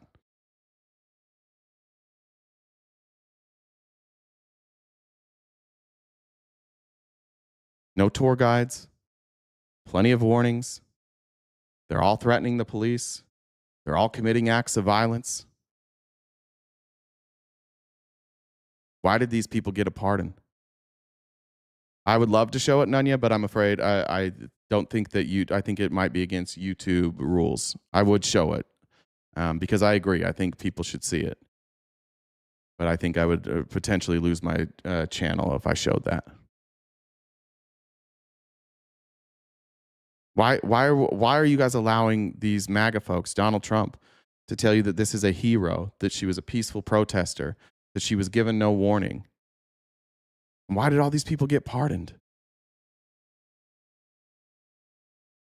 You got it's always F around and find out from all of you.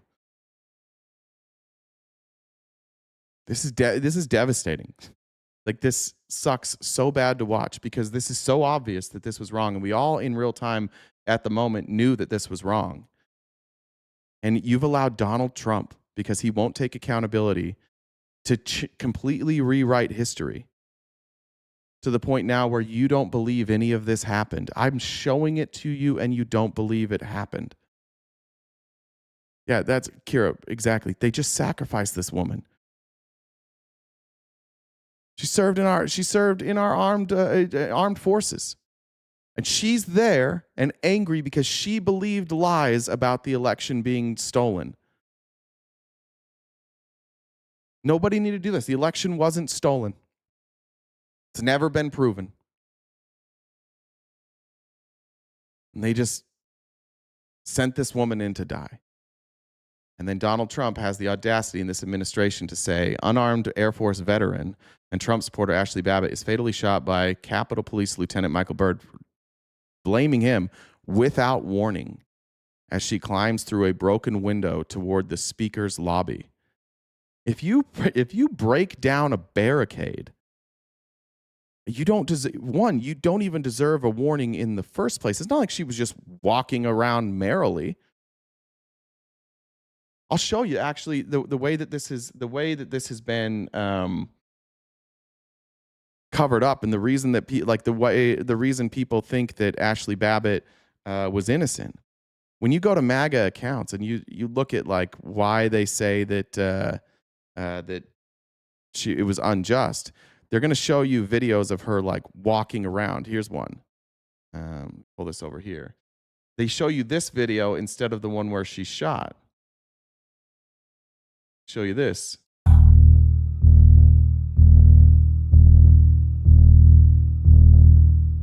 Oh.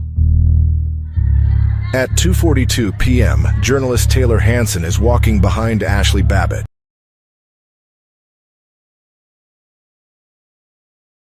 An Air Force veteran from California, as she turns a corner and approaches the speaker's lobby, guarded by 3 police officers.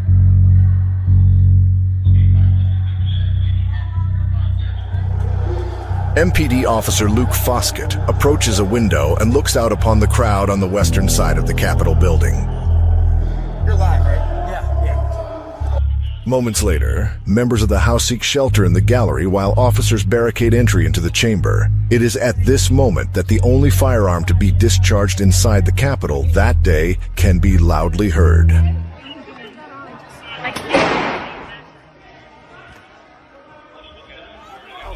The story of that gunshot is quite possibly the most tragic story of that day.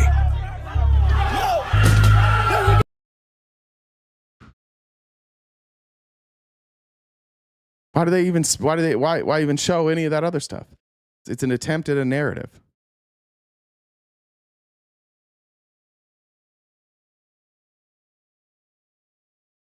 All right. Keep going after Ashley Babbitt here. Mike Pence refuses to act, and they say betrayal of the president. And this is really telling. Mike Pence did not swear an oath to the president. Mike Pence swore an oath to the Constitution. Betrayal of the president is not a thing unless you're in a cult. If you betray the president by following the law, that's not a betrayal. He was honest. He kept to his oath. Vice President Mike Pence, who had the opportunity to return disputed electoral slates to state legislatures for review and decertification of the United States Constitution, chooses not to exercise that power in an act of cowardice. and sabotage. Instead, Pence presides over the certification of contested electors, undermining President Trump's efforts to address undocumented or documented fraud and ending any chance to correct the election steal. Stolen elections certified. President Trump silenced. Mass arrest of patriotic protesters. All these violent protesters, they're just patriotic. January 6th Select Committee exposed. No, it wasn't. Exposed for what? No charges. Yeah, we all watched it happen. You guys are rewriting history now. All right. When asked about this, there's a handful of Republicans who don't want to agree with this publicly now. Here's Senator John Toon, and this is what they do. They just dodge the question. When Trump does something insane like what he put up on the White House, this is what they say. Do you think that the White House on their website said would blame in part the Capitol Police for the violence that happened on January 6th 5 years ago? I'm curious whether or not you agree with the assessment on their website that says they're provocative tactics, which are the peaceful. They're just asking him if he saw what was on the website.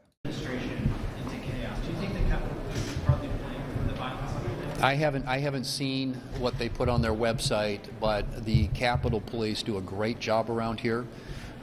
This Friday is Law Enforcement Day, and we will honor and express our appreciation and gratitude to the men and women who serve in law enforcement across this country, including the Capitol Police, who protect this building on a daily basis. Luna said, or not Luna, sorry. No, Melanin said, multiple police killed and they only care about her. Yeah, the one that was breaking the law, they care about. The police who were just doing their job, nobody cares about. In fact, they're turning that police officer into a criminal. Ash said, one more, let's see. Ashley said, for anyone still confused, my daughter goes to an after-school program that doesn't start until 3:45. They do not take children under kindergarten age. It's also funded by grants and federal funds. One more thing, the Quality Learning Center has violations, which means children were present. You can't have a ratio violation without people. This just highlights how underfunded impoverished communities are, and they call them criminals instead. Facts. Thanks, Ash. Sorry I was late on that one. All right. Moving on here. Trying to remember what this is now. Sometimes I title things weird. All right, so this was Scott McFarlane. Now, Scott McFarlane did some awesome journalism. This is a deep dive at the 5-year mark of January 6th. And where did this air? On the BBC, because CBS was too busy playing like both sides. But this was really like a really simple breakdown of the Capitol attack. And again, just a reminder that all of these Republican lawmakers who are now saying, like now siding with Trump in the moment after, every one of them almost was like, yeah, Trump was wrong. He shouldn't have done this. This was wrong. This is a terrible day. And now they're all just lying and pretending that like they didn't say that. He told me about the reaction after President Trump, on his first day in office last year, pardoned nearly 1,600 people involved in that attack.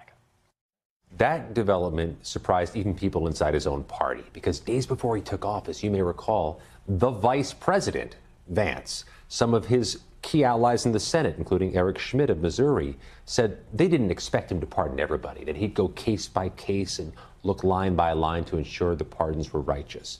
Then he pardoned everybody. So it was a surprise, but it also changed the trajectory of this whole story, because by pardoning everybody, it makes a more broad value statement that there was no insurrection or siege worth prosecuting or jailing anybody. What's more, he pardoned people who hadn't even gone to trial yet, who hadn't faced a jury of their peers, which is a transformation of the pardon power. And all of it changed the trajectory of this story, which is why January 6th is not history. It is a current American story. Yeah. If this was the feds, why did he pardon them? It is an incredible position and an incredible leap for you guys to take, to say these people committed violent crimes. They beat up police officers. They broke into the Capitol. They threatened lawmakers, but they can't be held accountable for their own actions because they were let in or the feds like encouraged it. Is that the law in this country? Is it the law in this country that if you commit a crime but somebody encouraged you to do it, then you're not responsible for that crime now? What Donald Trump created with the pardons of the January 6ers is he put you guys in a position, and he does this regularly. He puts you in a position where you either have to abandon him or accept his corruption. And what we've learned is that Republicans generally will literally accept anything outside of Democrats. And I don't know for what reason either. If you remember leading up to this, and I watched hours of footage of this, and there were people outside saying like, we have to take our country back or we'll be communists. Joe Biden is a communist. Was Joe Biden a communist? He kept Trump's tax policy in place. Joe Biden wasn't a communist. All these things that Donald Trump told you our country would be destroyed if Joe Biden won, it didn't happen.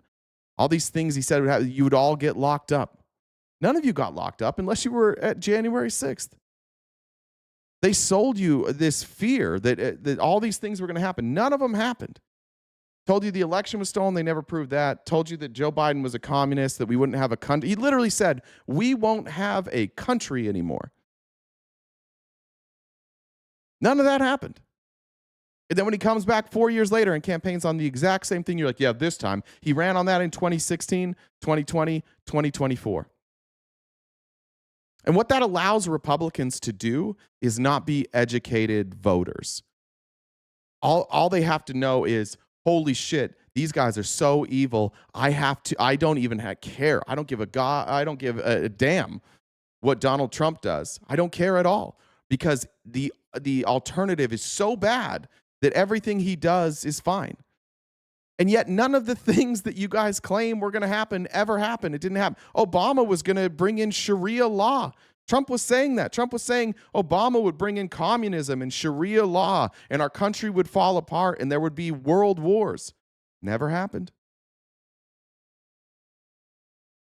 It seems to be something that's still evolving to the point that, today during a march to mark January 6th, this was a far-right march. Enrique Tarrio, the former leader of the Proud Boys, actually kind of, walked in those same steps towards the Capitol building. What does that say, I guess, about the way that January 6th is being remembered by different parts of the country? In that march this day... I'm sorry that I'm being overly dramatic about people storming the Capitol to try and overturn an election. I'm sorry that that's dramatic. It's no big deal. Every time I go live, I hear about the summer of love from you people, which was nowhere near this violent, nowhere near. And you guys haven't stopped talking about that. But we're dramatic for just showing videos of what happened. Janelle said, Jay, I'm so tired. What do we do to stop this? I don't know. I wish I had the answer to that. We'd stop it if we had the answer to this. I think that find the people that will talk to you. Find the people that will listen and keep talking. And maybe we get there. The people that are arguing right now that are watching like this stuff happen, and you can see in real time, they're the people that are watching these videos and then saying that what they're watching isn't really happening, you'll never get through to them. I do think it's important to remember the people in the chat here that are doing this. Like, I don't think these are regular people. I don't think these are normal people. I do honestly believe that most Americans have no idea what happened on January 6th. And a lot of that is because they were told that the January 6th committee was just going to lie, so don't watch it. So they never watched it, which is a crazy thing to do. Like, if you wanted to know the truth, why wouldn't you watch the video? Why wouldn't you hear what they have to say? Even if you think they're wrong. Like, I think Donald Trump lies all the time. I watch him every day. I play Republican clips every day. Very rarely do I play anything from the Democrats. But you guys have been trained to never pay attention to what anybody else says. Just get your news about us from your people. Your people will tell you the truth about us. You see it. You've seen it time and time again in the chat today talking about Maduro. They're like, oh, you guys just want Maduro to be released? Literally nobody. Like, I'll ask the chat. Chat, can you name one prominent left-wing person who has said, free Maduro? We covered that earlier, Frodo. Can you tell me anybody prominent from the Democratic Party who has said that Maduro is innocent, we should free him? And yet, yes, everybody knows it's no. The answer is no. Nobody's done that. And yet, look how many people in the chat today are saying it about me and everybody else. Why do they say that? Because they've been told that. I'm going through Twitter, which is completely broken now, and every video is some content creator in a MAGA hat that I've never seen before, by the way. I don't even know where these people are coming from, all saying the same thing. You lost, Dems. You're supporting Maduro. Why do they do that? Why is Elon amplifying that? Why, when I'm searching for other stuff, do I see those videos?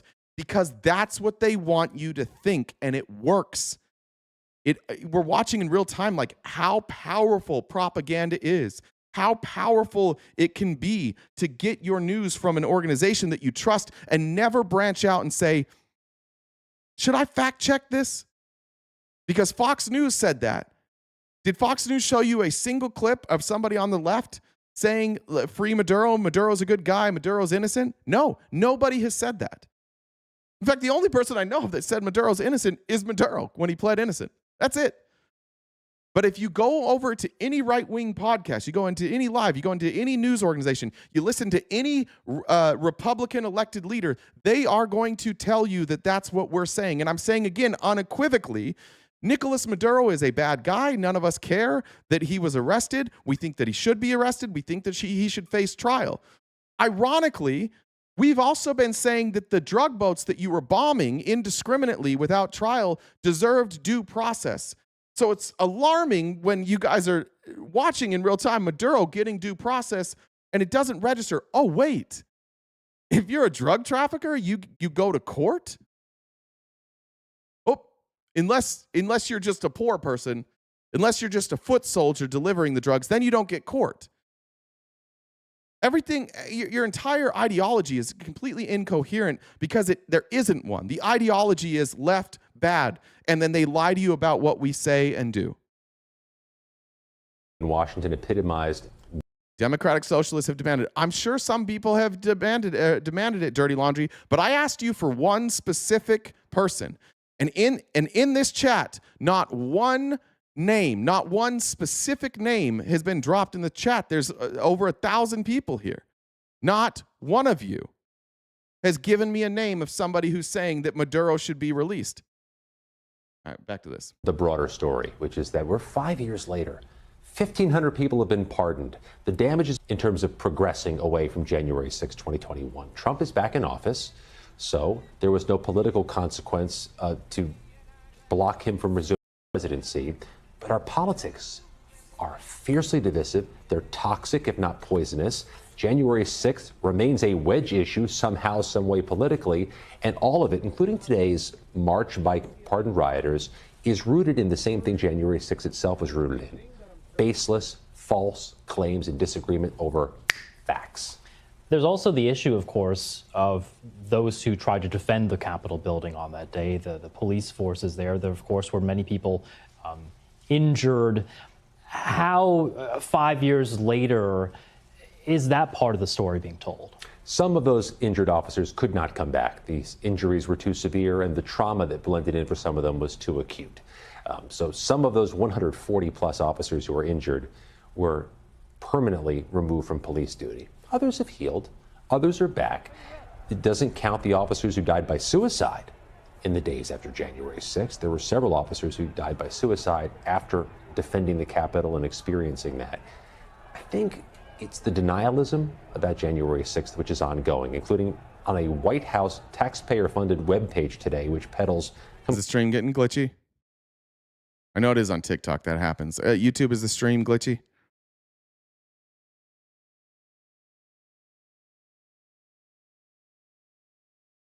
Scott, I'm going to make you a challenge. Show a single video that's not part of your cult's propaganda bubble. Brother, how in the world would I even do that? Like, what are you talking about? What is a propaganda bubble? Do you want me to show Donald Trump's speech? I showed a bunch of people storming the Capitol. What are you talking about? This is what I'm saying. Like, you guys don't have anything to say. It is just insults after insults after insults on me and us, but nothing definitive. Complete misinformation about January 6th and its causes. That re-traumatizes police and causes a re-aggravation of that degree of injury for for a lot of the first responders. I always want to underscore, it's not just police who were hit that day.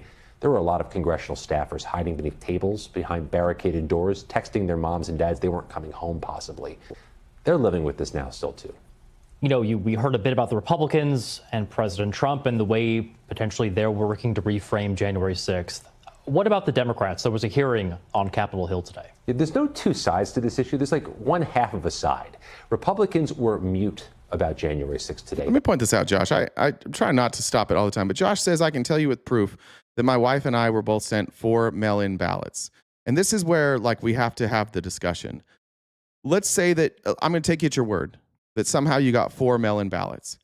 In order for you to show fraud, what you would have to show is that somebody got 4 mail-in ballots and that their vote counted 4 times. Receiving those ballots isn't fraud. In fact, at my house, I received ballots for the previous owners who had moved. I got those too. They didn't update their address. But we have checks on the back end. Every single election that I've gone back and looked of my lifetime, multiple people have been caught and arrested for voting twice. How did they get caught? The system caught them. What I've never seen from any Republican, from Mike Lindell, from Trump's team in all their court cases, what they never showed one single time is that somebody's vote counted twice. They don't count twice. But yes, sometimes people get multiple ballots. Sometimes that can be because they misspelled a name on a voter registration. Sometimes it can be like a state that's not doing a good job on their voter rolls, or it's an oversight. But if the vote doesn't count multiple times, then it's not fraud. And I think this is where we get lost in these discussions. And that's why it worked so well. I remember specifically from the 2020 election, I live in Arizona, and all of like my MAGA friends were posting that they were checking to see if their vote counted online, and there was no record of their vote. And they're like, wait, I voted and it's not showing up online. So I checked. I had a friend say, can you look into this and see if it's true? So I went online and I went to the website and I typed in my name and I was like, my vote's not counting either. And then I just read what I was looking at. It's like, oh, this is for mail-in votes. It was just early voters. So if you voted in person, that website was only for early votes. It was just to check to see if your early voting or your mail-in vote had been received. But it was millions of people were sharing this story. It was everywhere. And so people saw that. And then you would see somebody like, look at this video of this person with a bag walking in. Look at all these ballots. It's like, okay, that does seem fishy. Why is somebody holding a bag? And then you look into it and you're like, oh, that's how they deliver them. They take them out of the tabulator and they put them in bags, and then they take them in and count the votes. It's like, oh, okay, so there's an answer for that. What I think the difference between the MAGA and everybody else in 2020 is our ability to see something that happened and not just assume fraud or say like, oh, that's fraud. We kept going. Okay, what is this video actually showing me? That's why 2,000 Mules got debunked. That's why Dinesh D'Souza had to apologize for his data. Because what we found out later is that data was fake. I forget what those things are called, like when they were doing the ballot boxes, but they were following like the location. And what it turned out is like, they're like, look, this car drove past the ballot box 8 times today. Therefore, they put in a ballot. No. It just means that a car drove past that area 8 times. There are lots of people who drive past the same place every day, multiple times. Geolocation. Thank you, Brian Peets. But in the movie, they don't say that. They don't even offer that. They don't even offer like alternate explanations for the geolocation. And so again, because he was going to be sued, he publicly came out and said it's not real. I don't remember. Does anybody remember the name of the company that gave him that? They got sued for fraud. Does anybody remember the name of the company that did the geolocation? I can pull it up if you don't know.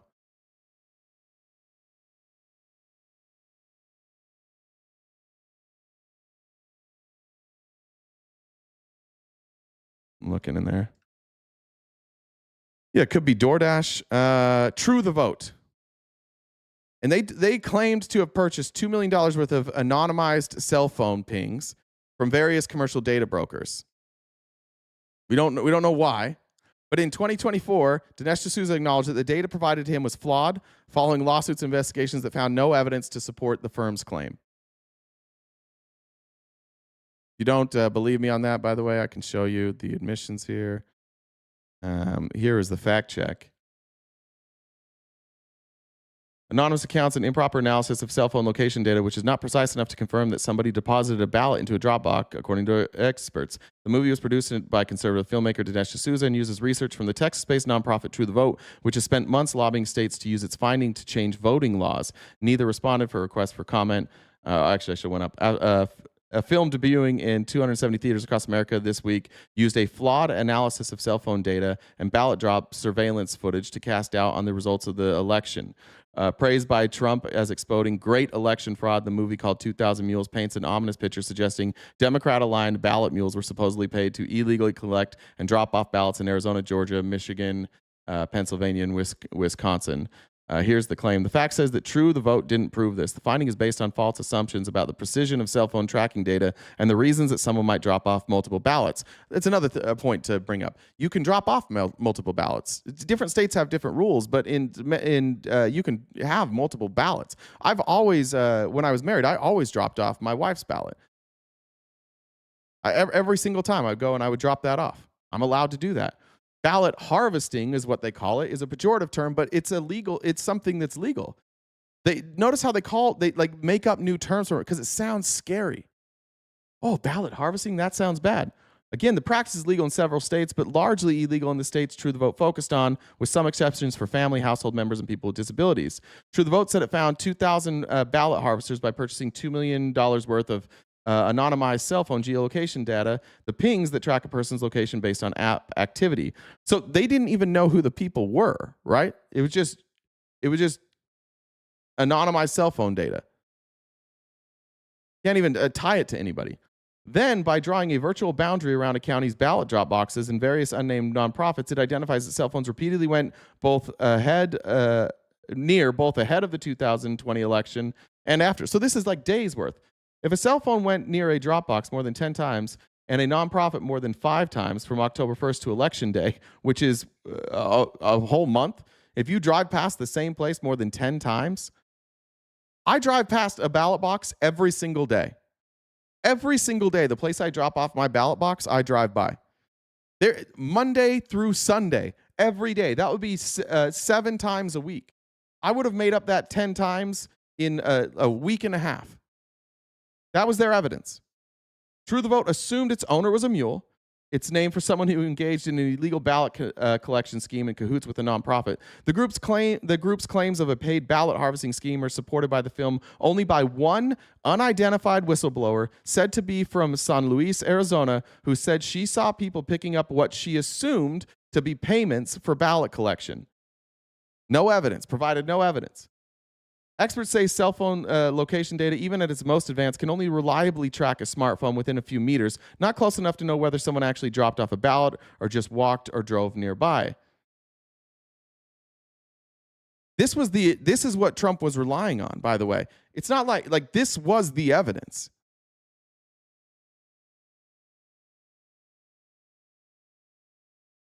That's what people stormed the Capitol for that.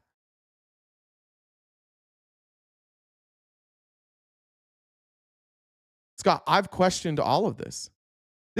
Scott, we're questioning what your side said. What are you doing here, Scott? We're questioning the findings of Dinesh D'Souza, and you're saying learn to question instead of loudly believing anything we say? I'm the one fact-checking, Scott. It's me. I'm the thing that you're advocating for. You're the one rejecting the evidence in front of you and saying, I'm going to stick with my cult. The House Republicans weren't even on the campus. They took a day off away from the Capitol on Good point. Yeah, House Republicans took a day off yesterday. January 6th. And they don't acknowledge it or talk about it, and they won't hang a plaque as mandated by law to honor the victims. So it's just Democrats. who have the access today to the cameras, to the media, and to the Capitol complex. They had a Wait, now go to the source? Okay. Let's go to True the Vote.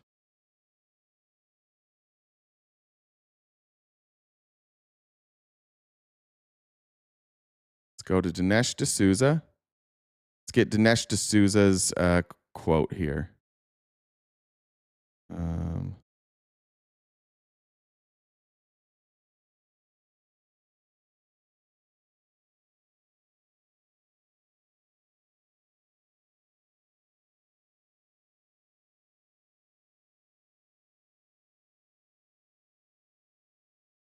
His exact quote is in here.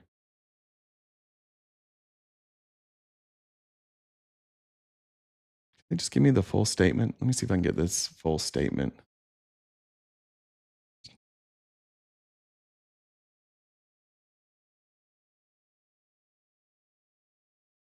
And now after this, what are they going to say? Let's predict what they're going to say after I read this full statement. Let's see.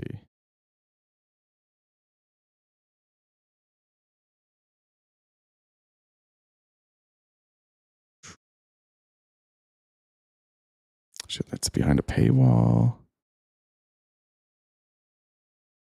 Is this going to be him? Patel has It's not going to be him.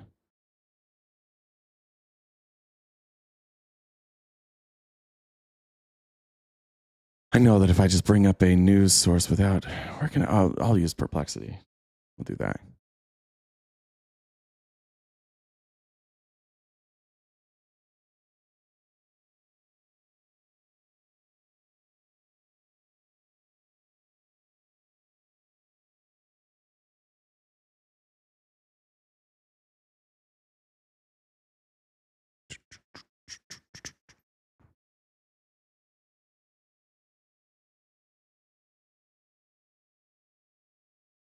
Is this going to give it to me?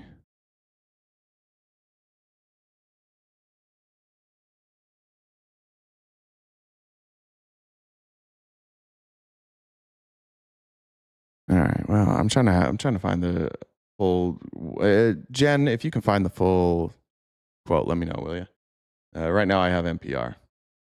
Filmmaker and conservative pundit Dinesh D'Souza said in the statement that the film and the book of the same name were based on cell phone geolocation data collected by True the Vote. The Texas-based nonprofit also provided him with Dropbox surveillance footage, and D'Souza said his team had been assured that the surveillance videos had been linked to geolocation cell phone data, such that each video depicted an individual who had made at least 10 visits to Dropboxes. Maybe I should have gone here. The creator of the debunked film 2000 Mules has issued a statement saying inaccurate information was provided to him about ballot box surveillance videos featured in the film, and apologizing to a Georgia man in one of those videos who was falsely accused of ballot fraud during the 2020 election. I think it's Mark Andrews. He's the one that sued them. A state investigation found that Andrews, who was named, was dropping off ballots for himself, his wife, and their 3 adult children who all lived at the same address. That's legal in Georgia, and an investigator said there was no evidence of wrongdoing by Andrews.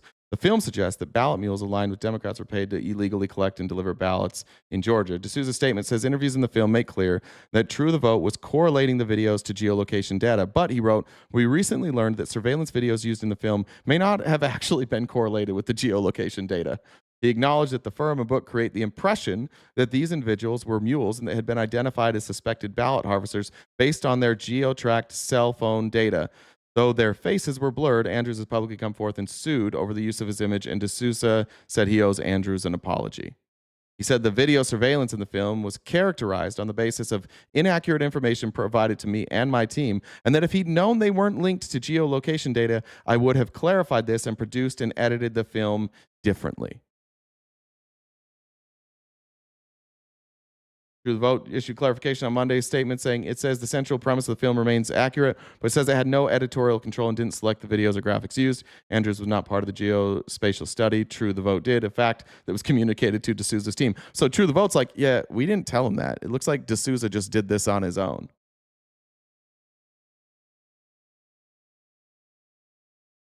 There we go. It's crazy when we actually fact check it. This is spin. What am I spinning here? Santre Taylor. What's the spin here? Ryan said, because I love Jay and Jen, but really I fucking hate and it infuriates me to know and these Jan 6 cucks. Thank you, Ryan. Jillian said, watching a bit behind, looked up Quality Learning Center, Inc. in Minneapolis, says it's closed as of yesterday, according to Department of Human Services. I'm curious as to why. And of course, F MAGA. It didn't say that when we looked it up. Maybe send a screenshot of that. It said that it was open still. Janelle said, Jay, I'm so tired. Oh, I got that one. What do we do to stop it? I do not know. All right. Let's continue with this. Hearing, if you will, with some of the victims of January 6th, the police responders, witnesses, other members of Congress who were hit hard that day. Talked about the ongoing damage to democracy. Ballot harvesting's not illegal. D. Shigati is ballot. Let's see if it's illegal in Minnesota. And who admitted that they ballot harvested? By the way, it's a made-up term. And obviously it's legal.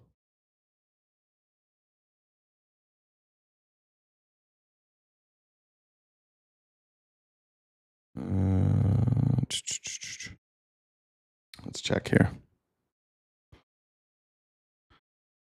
Let's check Minnesota if it's legal or not while this plays. To our elections, to our politics, and to the people who were there that day.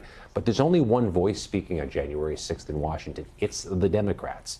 And that's noteworthy as a sign, A, of lack of progress, and B, that's a symptom of whitewashing. Yeah, you can, in Minnesota, statute 203B.08 allows a voter to designate an agent to deliver or mail their sealed absentee ballot return envelope. An agent may handle return envelopes for not more than 3 voters per election. So it looks like you can do it in Minnesota too. There we go. There we go. There we go. There's our first one. BBC. BBC. That's a real source. I know. See, we've already predicted this. But no matter what we show you, and for hopefully my mom watches this because I've asked her to, and that's why I'm not cursing today.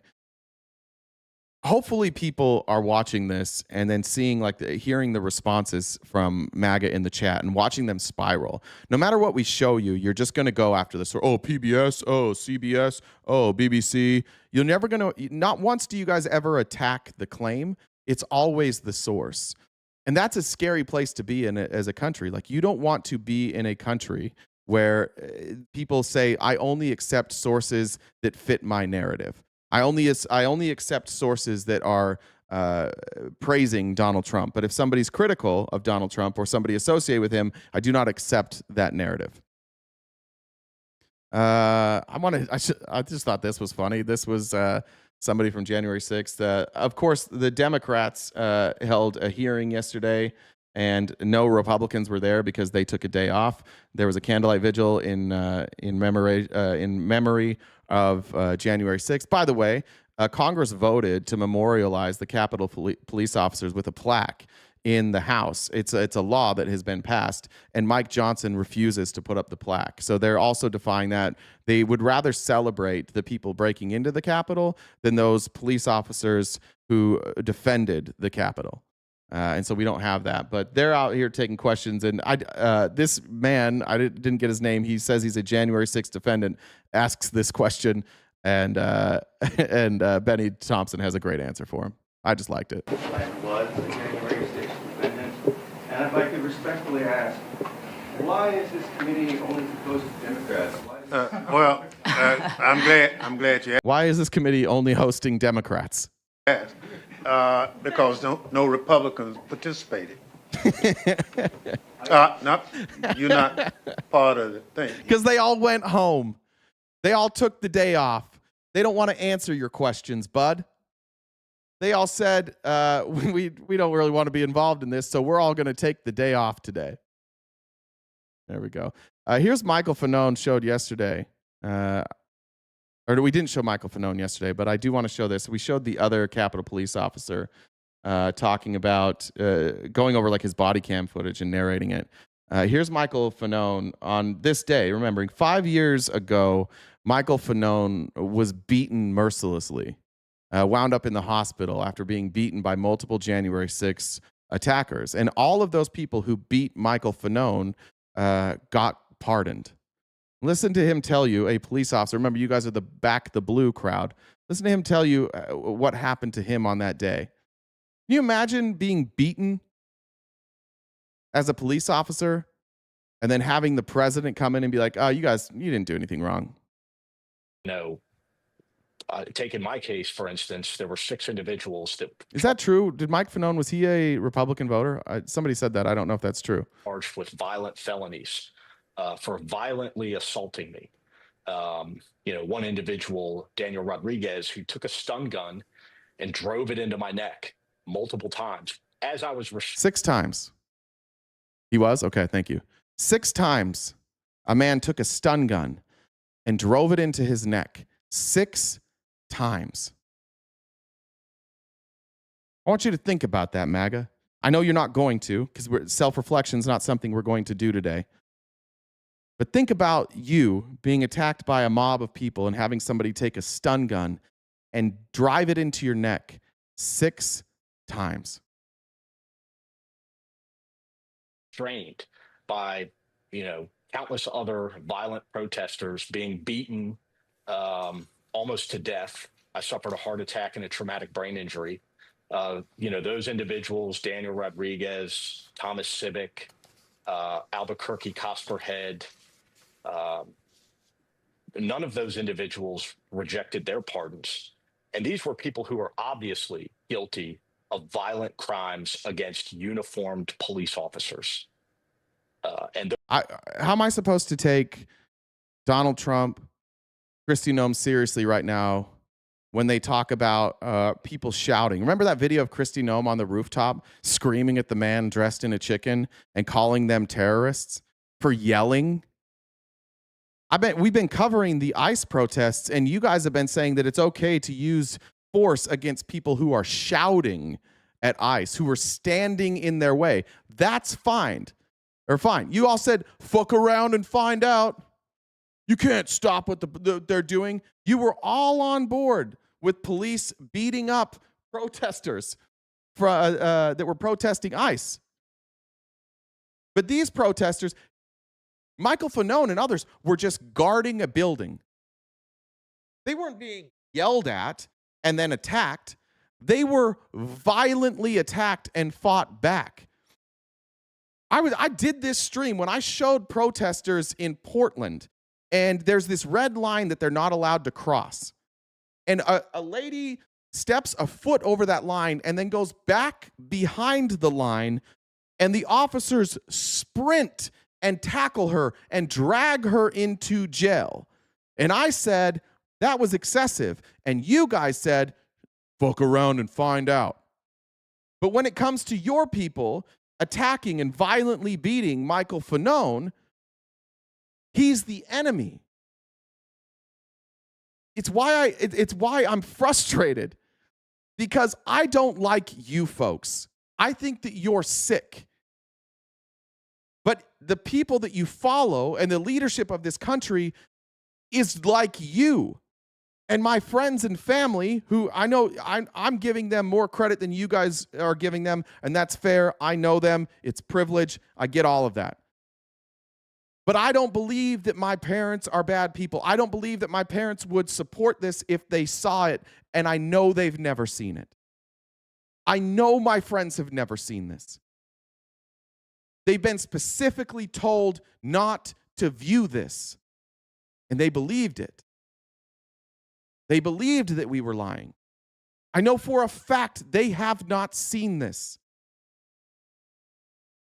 And that's why I'm frustrated, because I truly do believe that if all Americans were forced to fact check what Donald Trump does and what he says,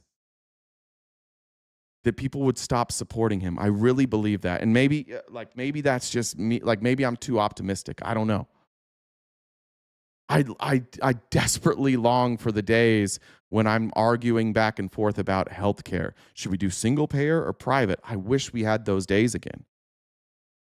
I wish we had the days of should gay marriage be legal? I'll take that.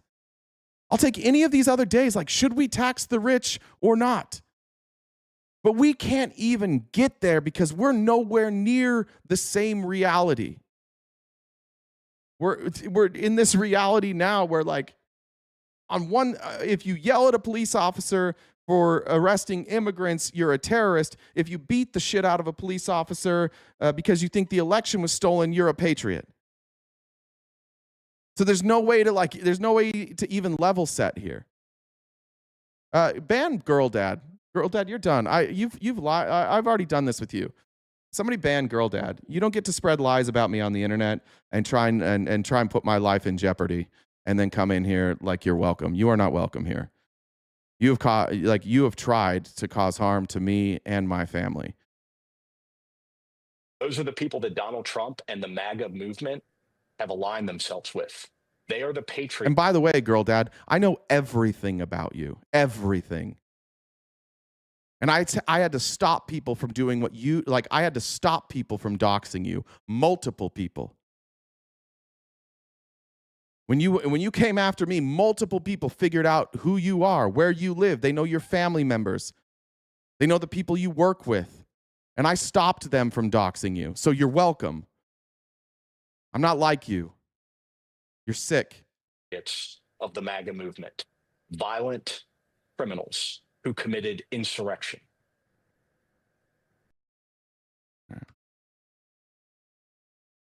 I had multiple threats on my life yesterday. Multiple DMs yesterday.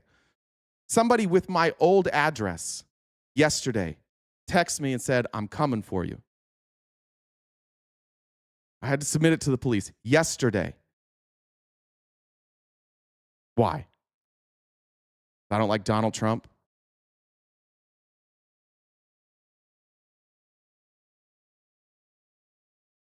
I'm sick of the Nazis, man. I'm sick of you guys. I understand that you're miserable.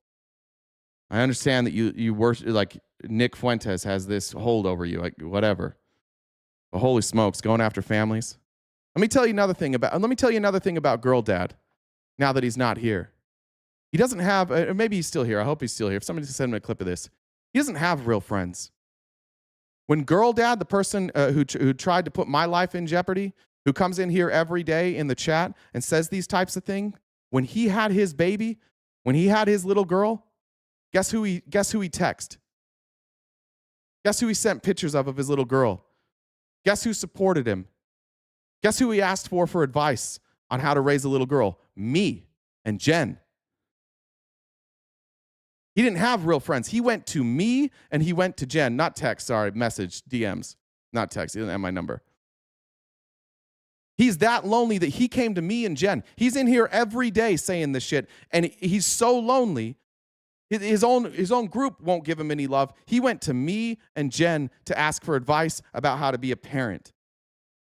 And we told him, congratulations. And I told him, like, this will change. I hope this changes your life. I hope that you view women differently now that you have a child.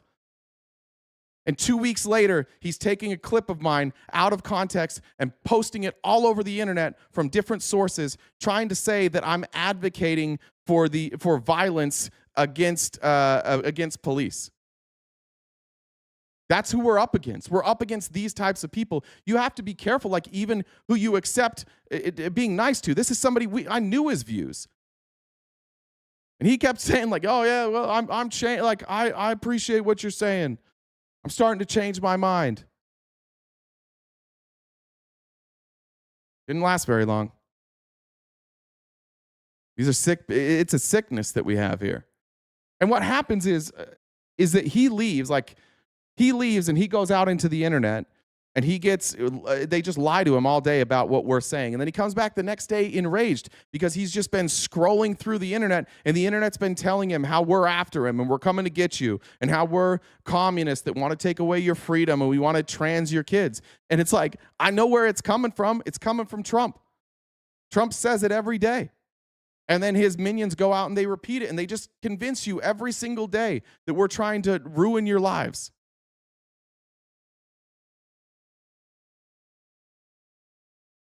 Well, yeah, who would take parenting advice from a lib? I don't know. Why'd he come to us?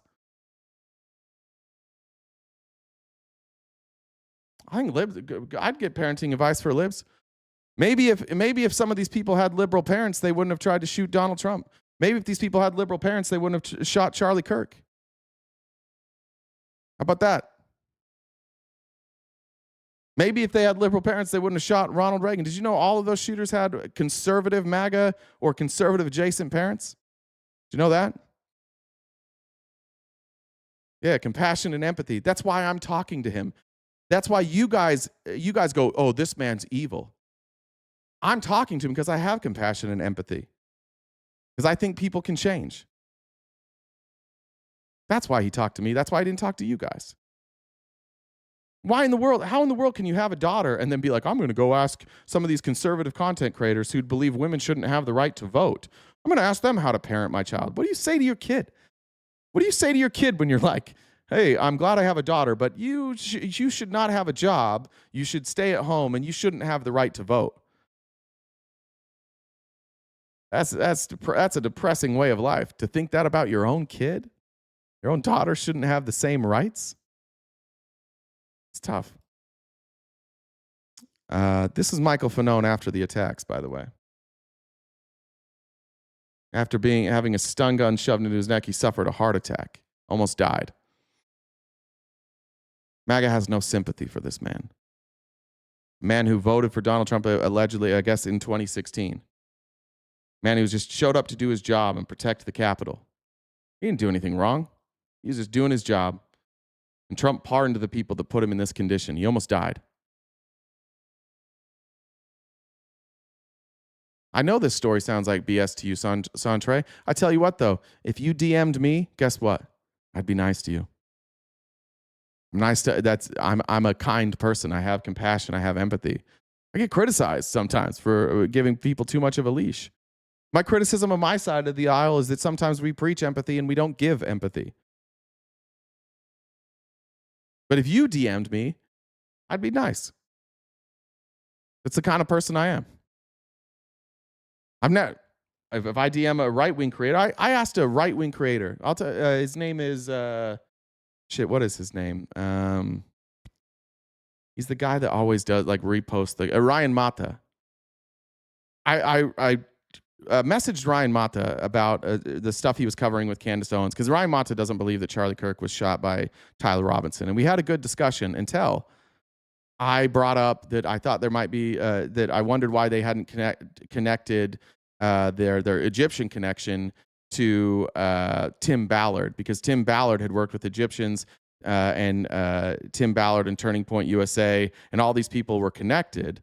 And he said, "Oh, I would never go against Tim Ballard." And I was like, why wouldn't you go against Tim Ballard? He's like, "Oh, Tim Ballard, everybody lies about Tim Ballard. They say that he abuses women."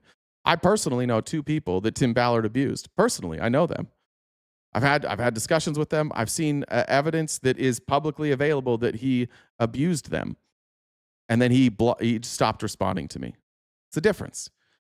A lot of times with conservatives, you get to a point where somebody that they like or somebody that they support, you're saying something negative about, and then they stop listening to you.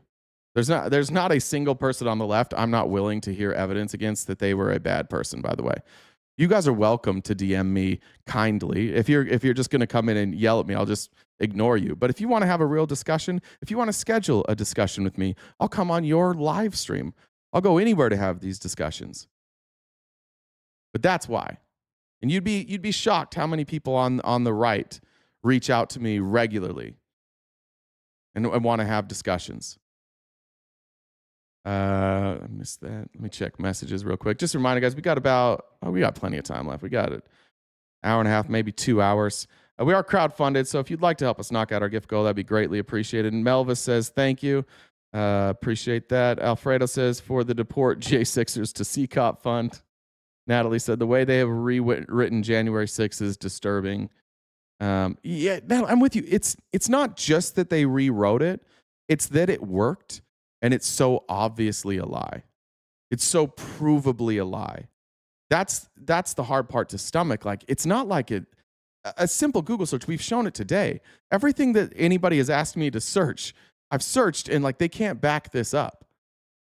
And so that's why it's frustrating. That's why it's like, I think for a lot of us, and there's been multiple people today commenting like, what do we do? I don't know.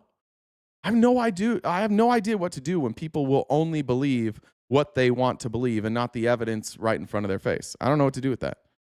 Great question, though. Jeff said hello to Jay's mom if watching. I hope she is. We'll see. I have doubts that she will. They don't. I don't know that they really care much about my political opinions. All right, moving on here. Which is weird because like my family used to care about my political opinions and religious opinions when it aligned with them. Like I was the only politically active person in my family. So like if we talked politics and I wanted to talk politics, they would listen until I didn't agree with their politics anymore. And now it's like we can't talk about that. We just can't have these discussions anymore.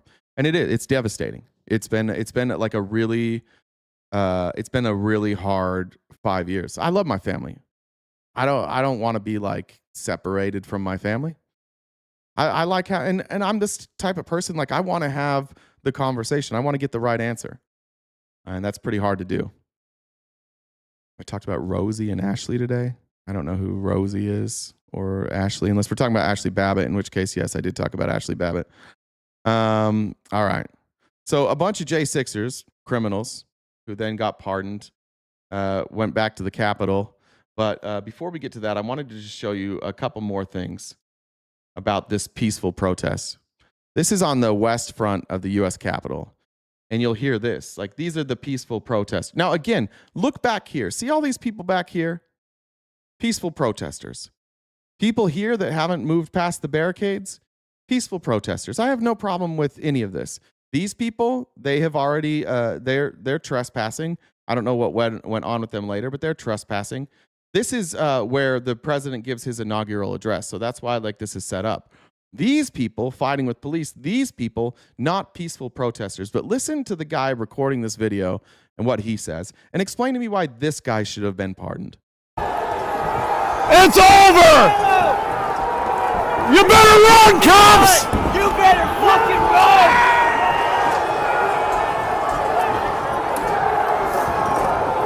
Oh, fuck! See how fast the cops turn around once they fucking saw the numbers game.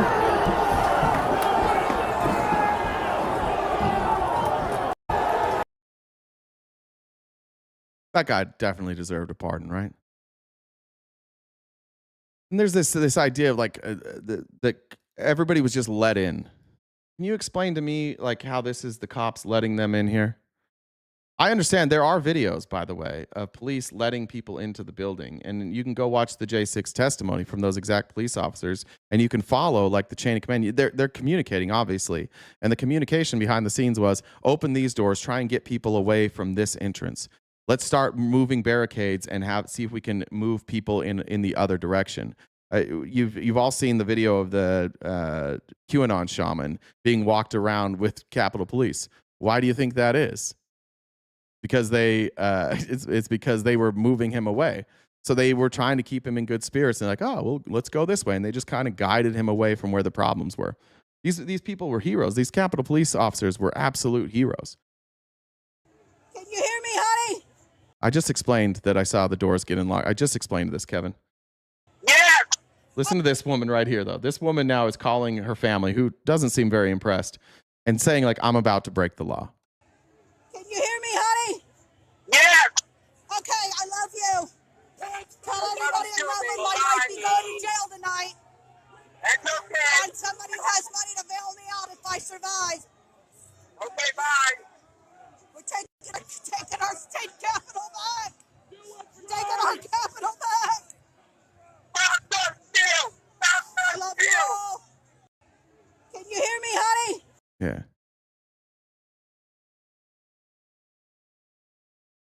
They knew they were breaking the law. Nobody's opened up the doors for that door. Those doors were obviously shut. How about this video? Do these people deserve a pardon? Listen to what they say. I think this is Michael Fanone here. I'm not 100% sure.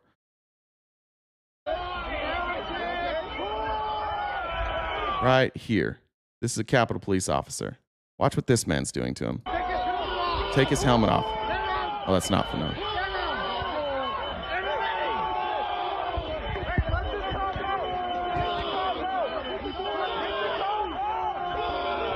You can even hear like somebody saying, "Let this cop go." So you have like two different groups of people here. Somebody's saying, "Let this cop go," while the other guy's trying to rip his helmet off and they're trying to gouge his eyes. This is why we can't say like it's not like a monolith here. A lot of these people were violent. They wanted to be violent. And some that are here, like if you're advocating to let these police officers go to not cause violence, like I could see like if that's the evidence you're provided and you're given a charge and you go to jail, I could justify the president pardoning those people. People get swept up in emotion and do dumb things, and I don't mind pardons for stuff like that. I didn't see much of that. I didn't see much of that empathy for the people that got arrested during like the BLM rallies, then turned riots. You guys consistently say no, but like thousands of people were arrested during those protests, thousands. And I didn't see anybody on the right saying, they just got swept up in the moment.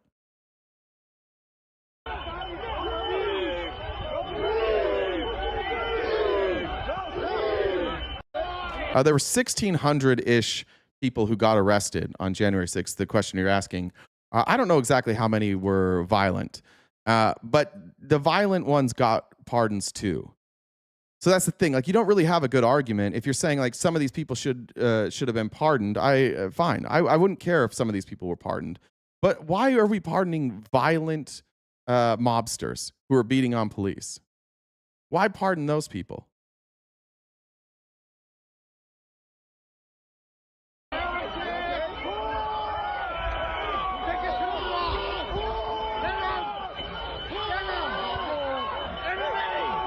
Look, I don't get how you guys are watching this and like, this was all the feds. I have a sneaking suspicion that this is the first time you've seen these videos. Some of you seem very surprised by what we're showing. Some of you have called these videos fake in the chat, so I know at least some of you haven't seen them. Listen to this police officer who ran down and went inside. Listen to what he says here coming from the Capitol. Let me go back here. This is bad, and we didn't have a chance. Yeah. They came if you down. just look down, if you was up top, if you I just was up look there down for a and while, you see but the numbers, I was up there.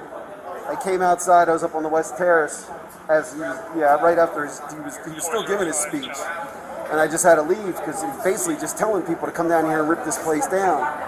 Dude, they came down Pennsylvania Avenue. It didn't even take them 30 seconds to go over 3 bike fence and just be. The officers said couldn't do nothing down there. There's not enough people. They just got trampled.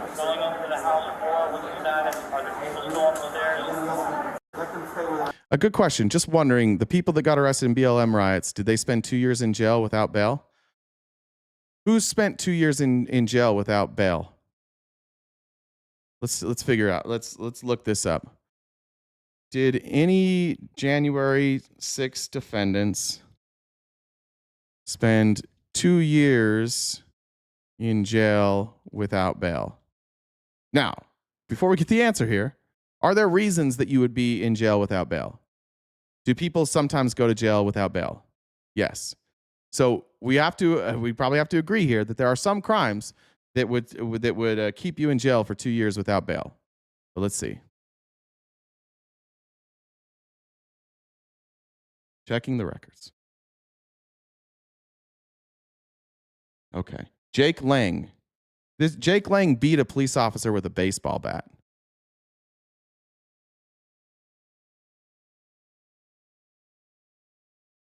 I'm fine with that. And this is because his case was delayed further into 2025 despite prosecutorial objections. Why did it get delayed?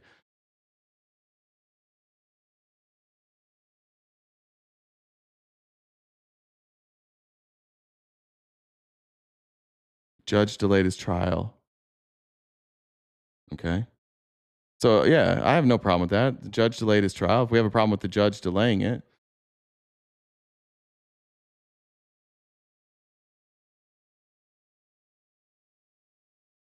you want me to back Jake Lang here?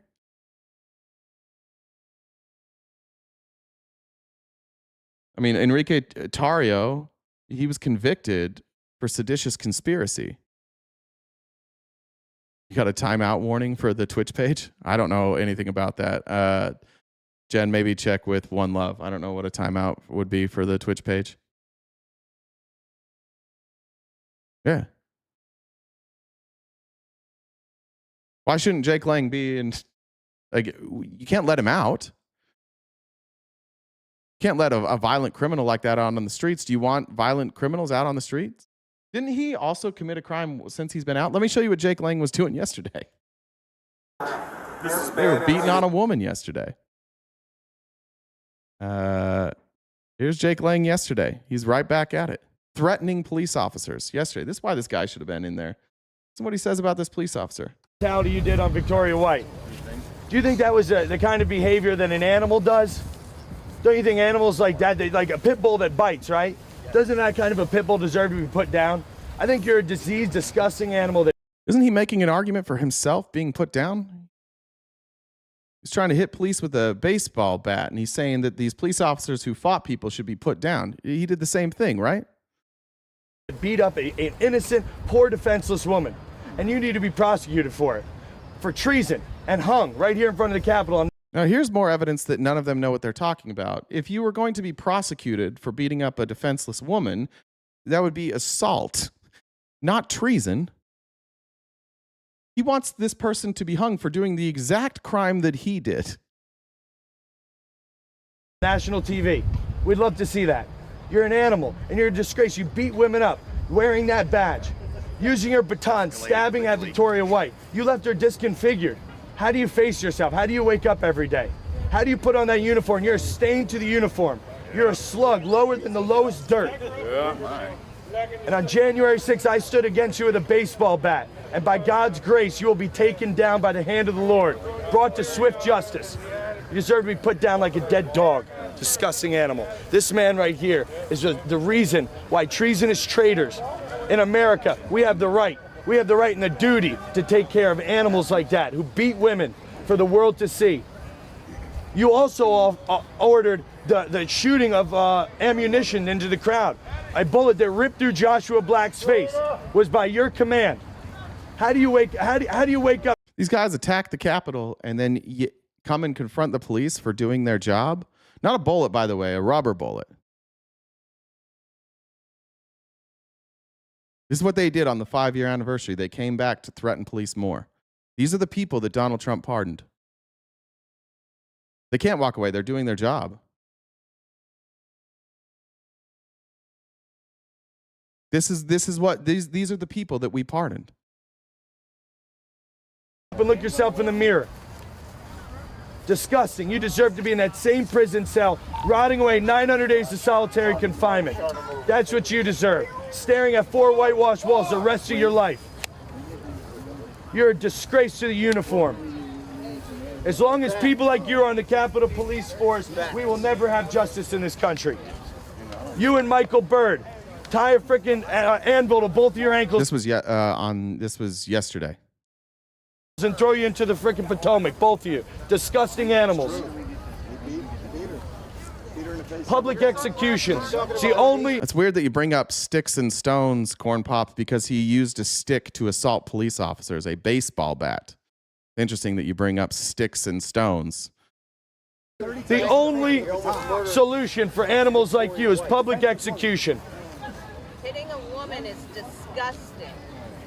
What they're accusing him of is there's this woman named Victoria White, and she was charged with what were her charges? She was charged with interfering with law enforcement during a civil disorder. She pled guilty to the charges. So she was somebody storming the Capitol. It says White was seen in an open source video arguing with rioters who were attempting to break the glass doors of an entrance. White then pushed her way toward the tunnel entrance where a squad of Metro PD officers were preventing rioters from entering the building. As the mob chanted, "Pull the cops out," White raised her fist and cheered as the rioters forced a large flagpole into the entryway where MPD officers stood guard. White pushed her way closer to the entrance where she helped to hoist up another rioter who proceeded to assault officers. White was seen pointing and cheering as the rioter swung from the top of the entryway and kicked MPD officers. At about 4:05 p.m., White made her way to the lower West Terrace entrance. After losing her red cap and black coat in the chaos, she grabbed one of the MPD officers standing on a ledge. Officers pushed White back with their riot shields and fended her off with a baton. White then grabbed one of the shields, blocking the baton with her hand. Minutes later, officers apprehended White after she was escorted out of the Capitol building. She attacked officers. They pushed her back and hit her with a baton. And this is who he's here, like saying that they should be hung for treason. And this is who Donald Trump pardoned. Her family got millions. Did she sue?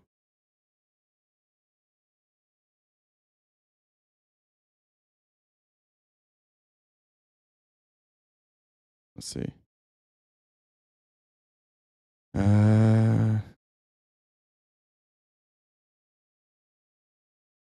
I see that she filed a lawsuit. Did she get paid?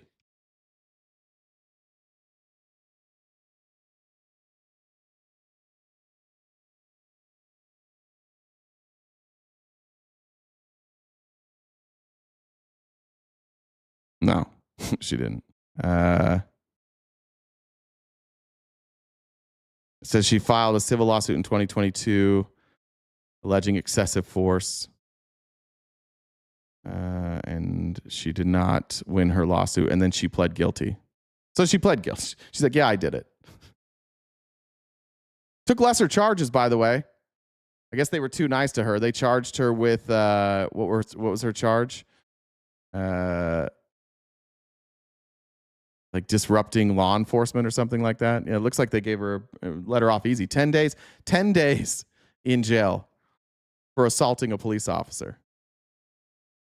And this is who MAGA is out here defending. This is who Trump is out here saying they were unfairly prosecuted. Beating senselessly, pushing her around. Reaching over people to beat her in the face with a baton. Your day will come. Your day will come, and I'll be there for it. Look left and right when you cross the street, motherfucker. That's a threat. Now we're threatening law enforcement. God knows what you did. God knows what you did. Somebody dropped a hat. Which one? This guy right here, Bagshaw. He was the one that did the initial order to just fire munitions into the crowd. And not only that coward, his fucking slug move wasn't worse enough. Then inside the tunnel, he preyed upon Victoria White. He's the reason Victoria White's face was disconfigured. Which she attacked him, sounds like. Over and over again, punching a defenseless woman. You don't have to curse, but listen. No, we do need to curse. We need to do more. We need to fucking drag him out by his ankles and throw him in the Potomac. No. Fuck yeah. Treason. Treason. None of these are all just angry morons. They don't know what any of their words mean. They all got duped into thinking the election was stolen. This is like the definition of blind rage. They don't know what any of this means. They don't know how any of these laws apply. It's crazy. That's who we gave pardon. And why did Trump give them pardons? So that he could continue to lie about the election being stolen. So he could be like, look, I believe it so much that these people got pardoned. That's how bad it was, that these people were justified in their anger. They were justified in attacking the Capitol. That's why they're pardoned. It's not because Trump cares about them. It's because he wants to keep lying about this. And this allows him to keep lying. And this also creates a very loyal group of people who we already know are willing to be violent for him. Donald Trump, in pardoning these J6ers, has created a loyal army of violent criminals willing to do his bidding. It's a scary thing to be a person who advocates against Donald Trump. Because I think that if somebody came and committed an act of violence against me, I don't know that they'd be prosecuted.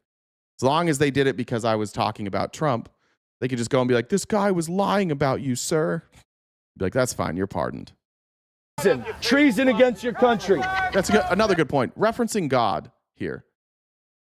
I'm going to show you more videos from yesterday of them advocating for violence in the name of God.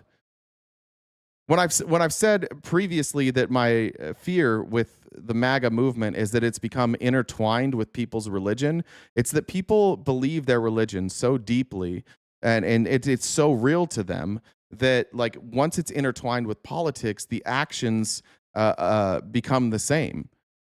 Just like you wouldn't denounce your religion, you're not going to denounce this. Just like you may overlook things that are negative about your religion, you'll overlook this. Why? Because like it's part of your identity. It's part of who you've become. Move this. Sorry, I'm getting out of frame there. Treason against your country. People, Jay did nothing wrong. He'll get his, Jake. We don't have to. Oh, he will get his. We don't have to. He will get his. He's aimed on my lawsuit too.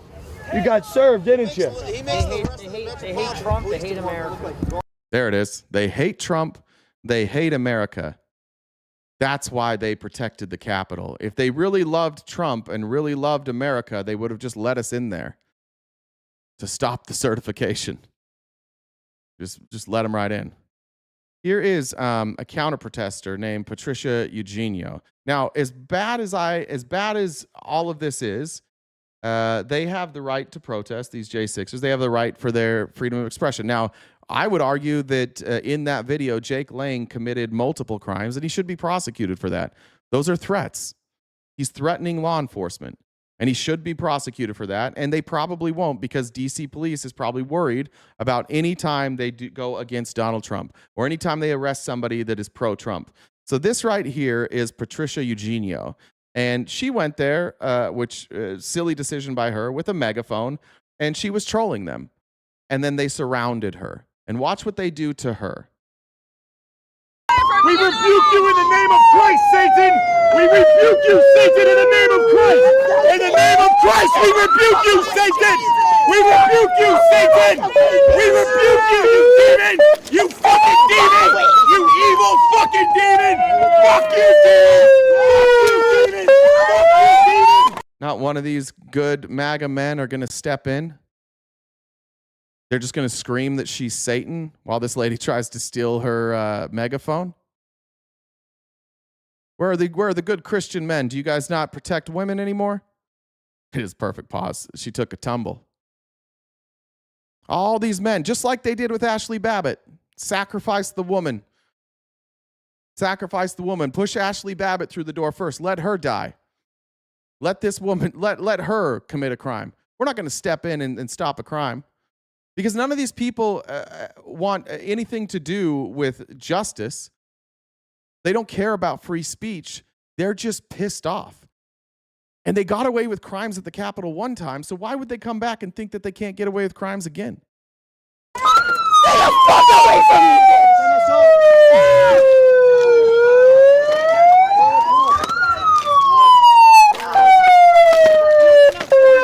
Oh. Then this man finally steps in. Why? To take away her megaphone as she's trying to protect herself from this woman. Then the man finally steps in. Big, tough guy. Steals her megaphone. And destroys it. How many assaults is that? Bye, bitch, he says, as a good Christian man. Multiple women assault her. These are all convicted criminals back in Washington assaulting people. MAGA, if you don't stand up and do something about this, you're not going to, like, we're just going to have a violent end here. This is going to go, and I think that a lot of you, that's what you want. You're so miserable that it seems like you're cheerleading a violent end, a civil war. You can't be bothered to stand up for a woman who's just out here using her free speech. Yeah, it's annoying. That's pretty annoying to have a megaphone. How many people just assaulted her here? You have the initial one, then you have the dude stealing her megaphone, and then destroying it, which is a crime. And then watch when she gets away. Her hair's being pulled currently by this woman. And 1, 2. Bye, bitch! Bye, bitch! Your shit's over. We rebuke you in the name of Jesus. We rebuke you in the demon. Jesus is king. Jesus is king. Jesus is king. Jesus is king. Jesus is king. We rebuke you, you fucking demon.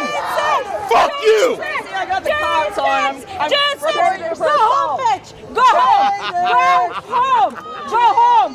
This is our country, bitch. Go home, bitch. Go home. Psycho. Traitors. Now, do you bitch? Traitors.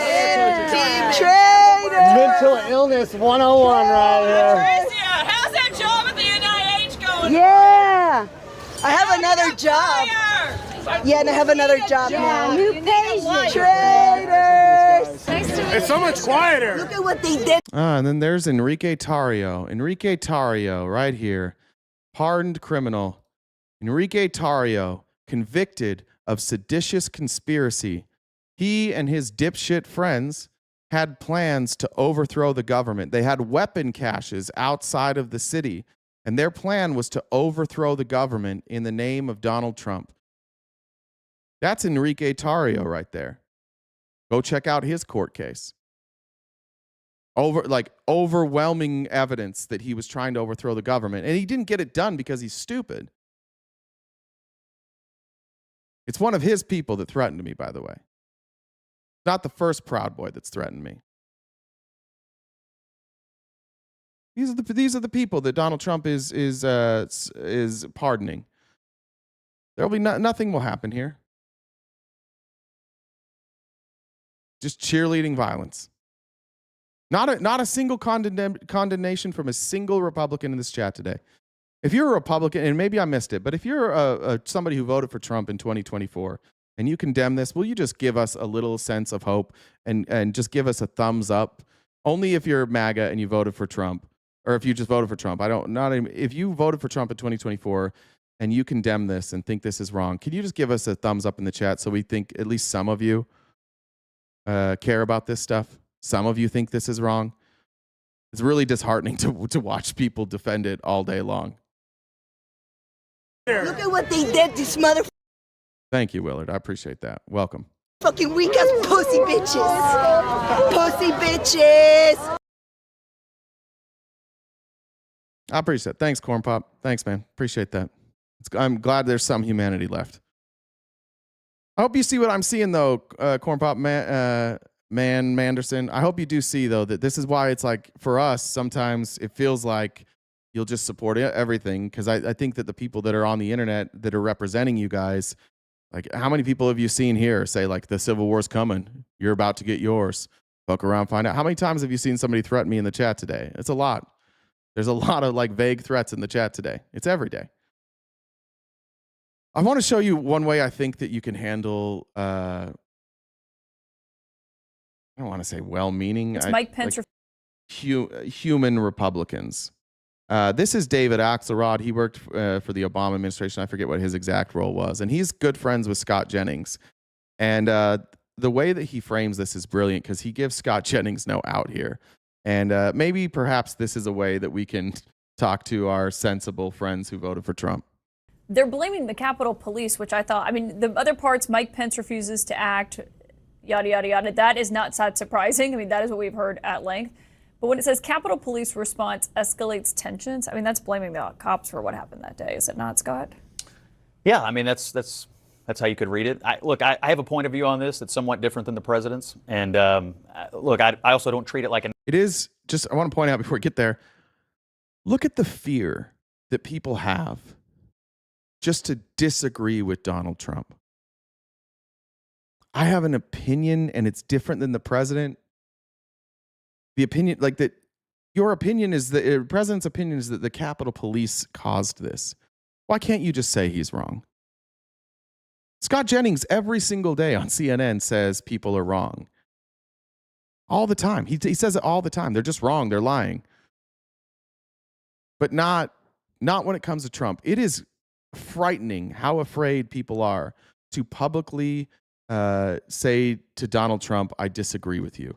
It is rare that somebody is willing to just say, I disagree with him on an issue, or he's wrong on an issue. It's always so pillow fighty, like, oh, we have a difference of opinions here. Yeah, but he's saying that Capitol Police caused this. You sent all of your people angrily down to the Capitol, and then those people jumped over multiple barricades and fought with police, and you're going to blame the police? I'm sorry, the police didn't come to the Ellipse. The police didn't come out to meet the protesters. There were barricades. There were 3 layers of barricades before the police were even there. So they went through 3 levels of barricades first before they fought the police. And Scott Jennings like, oh, well, it's a difference of opinion. National holiday like the Democrats do. It was a bad day, but I don't look forward to memorializing it every year. It's a bad day. It should never happen again. President has appointed. Who are you asking me about, Kevin? I'll answer your question. You're here every day. Who are you asking me if I know about? We'll pause it there. Just a reminder, guys, we got about an hour left. Reminder, we are crowdfunded. If you want to help us knock out that gift goal, that would be awesome. Kevin, while I wait, let me read these. I got that from Lee. Swish said, yelling, I love you. Thanks. Who are you asking about, Kevin?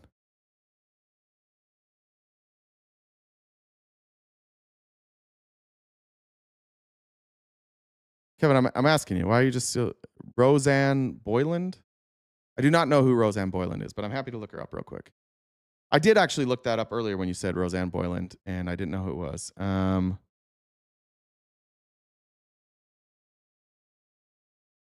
Who is she? Pro-Trump writer Roseanne Boyland died. How did she die?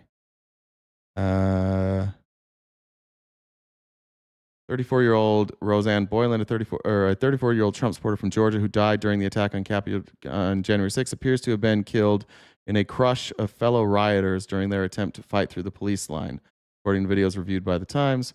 Though the videos have circulated widely, Miss Boyland's presence in them had gone unnoticed until now, and the manner of her death had previously been unclear. The videos show her body on the ground just outside a door on the Capitol's west side that was the scene of some of the day's worst violence. Her clothes and backpack strap in the videos match those she was seen wearing in a picture of her taken earlier that day, and 2 witnesses, one of whom tried to help her, gave similar accounts of her death. Here's how the fatal rush unfolded. Around 2:30, riders on the west side of the Capitol forced their way through the lines of Metro PD and swarmed to a second-level promenade. They were headed toward a door and tunnel traditionally used by the presidents when they emerged for inauguration. Actually, I think I saw a video of this. Let's see. All right, we're on the Capitol steps, and they broke through the police line. Let's see. As soon as the crowd entered the tunnel, they were met by a line of riot police. Even as they began to push, a rider could be heard on the video warning, "Stop pushing, everybody's going to get hurt." And people are going in. The doors are open.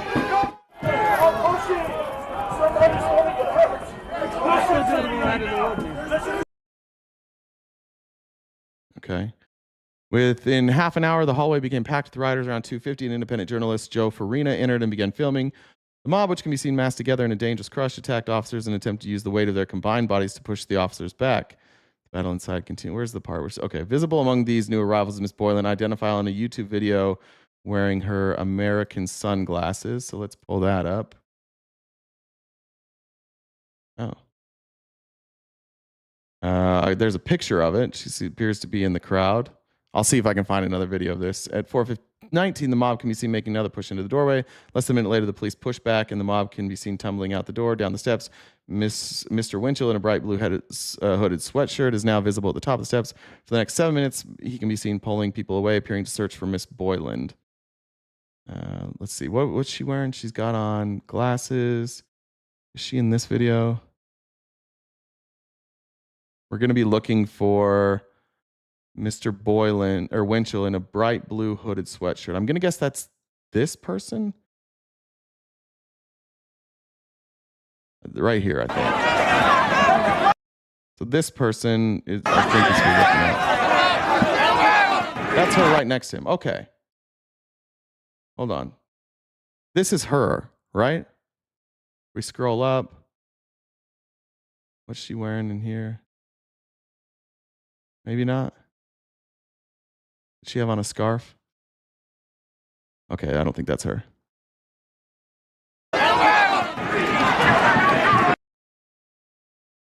That's Winchell.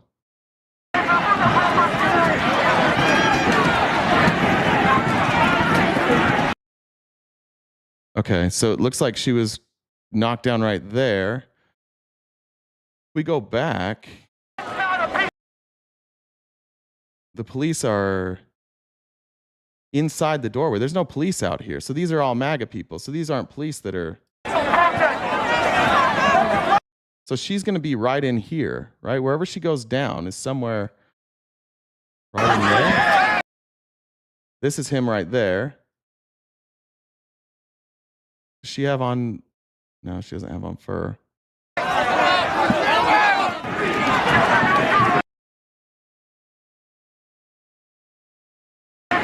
Okay. Boylan's visible in the video lying on her side in front of the door, her black hooded sweatshirt, arm and face partially visible.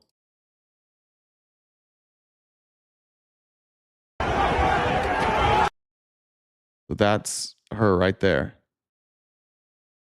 Those are police. These are MAGA. There's no police presence where she's at. These are MAGA people. That's her right there.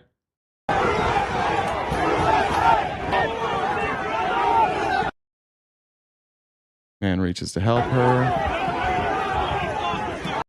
Okay. What do you want? What did you want to say?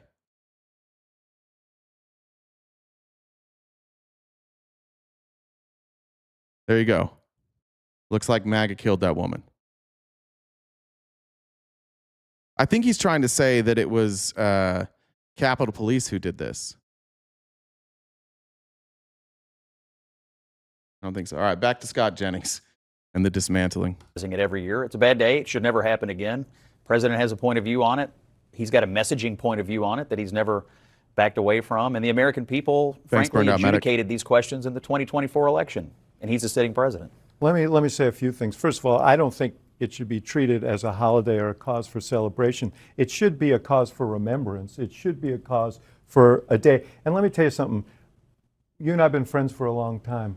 I've never been prouder of you than in the aftermath of that, because you were unremittingly critical of what happened. You were critical of the assault on police officers. 170 people were convicted of assaulting police officers, like 65 of them with weapons. And you were eloquent in that moment. And that's something, whatever you feel you have to say or do now, that's something that you and your kids will look back at with pride. And I hope that if a Democratic president were to do what the president did that day and didn't do that day and leading up to that day, that I would be as eloquent as you were in criticizing a president of your own party.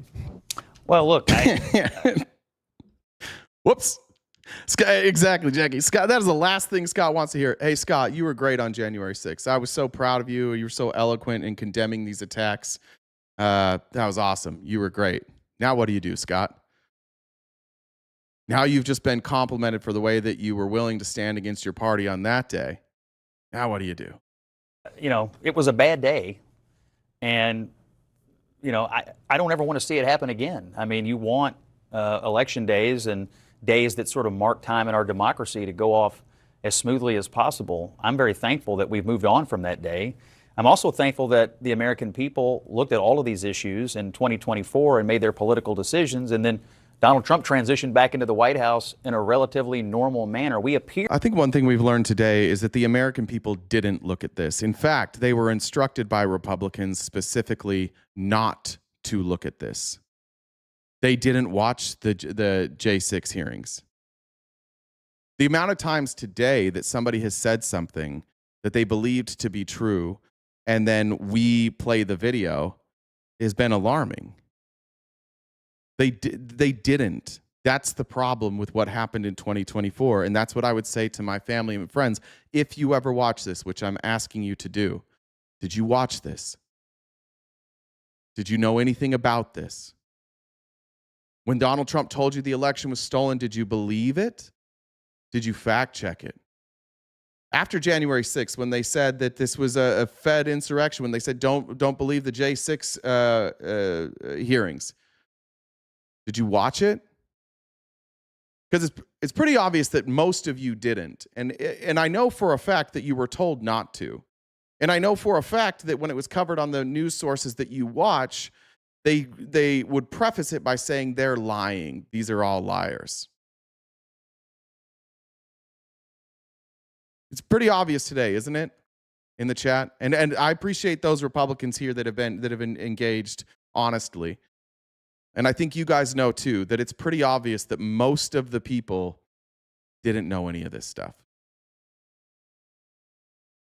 Here, at least to my eye, after 25 years of some election denialism in both parties, to have gotten somewhat off of this slippery slope. Wait. And so that's a good thing. Do you not agree we're on a better trajectory? Who's gotten off of election denialism? The president is still, Caitlin hears him often, he's still talking about that. And the way that we make sure that it doesn't happen again is that all of us, Republicans and Democrats, lock arms and say, what happened that day was wrong. It should never happen again. Our leaders should stand up and as they did in the aftermath, but then retreated, some of them, and say, this is not the way a democracy should run. So when you have a White House website that completely rewrites history, that doesn't help put it behind us. That just continues the debate. There should be no debate about this. Yeah, look, if you're looking for him to stop talking about this, it is not going to happen. I mean, So we haven't moved past it. He's still lying about it. This is a weird place that we're in, that like, if somebody on your side of the aisle, if Donald Trump on your side of the aisle is lying and you're a Republican, you can't say it. You have to accept it as like, oh, it's just his opinion. That's how much control this man has. I don't know of anybody in American politics ever who was allowed to just lie about obvious things like this and have people in their party who are so afraid to stand up against him just be silent. History will remember these folks as cowards. Because there's really two ways this ends, right? Like, Trump leaves office, J.D. Vance steps in, loses all the protection that Trump has, and suddenly you have investigations. The way I think this ends, if I had to guess, is that Trump at some point before the end of his term, I think at some point either steps down or on his way out. If J.D. Vance doesn't win, then Trump will step down, give the presidency to J.D. Vance so that J.D. Vance can pardon him. Because I really don't think Trump believes he can pardon himself. Or the left wins, and then we have prosecutions and people get angry. And we're looking at decades now of fighting this. It won't completely go away when Trump's gone. We've seen in the chat, like, no amount of evidence will convince people that Donald Trump was lying. They'll go to their grave with this. We've seen it. We saw it at Waco. People to this day that are still alive are like, yeah, David Koresh, he really was Jesus. Once it becomes a belief like this, where you will ignore what your eyes are showing you, then that really doesn't go away. It's almost impossible to make that go away.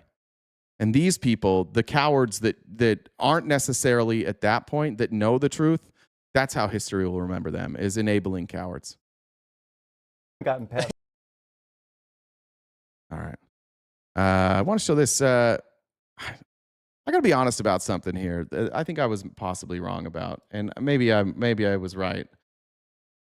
Pam Hemphill, who was there on January 6th, started making the rounds a few years ago, and she came onto TikTok and she went on a live with Crow, and I honestly don't remember what happened, but for whatever reason, there were a bunch of people on our side of the aisle who had a problem with her.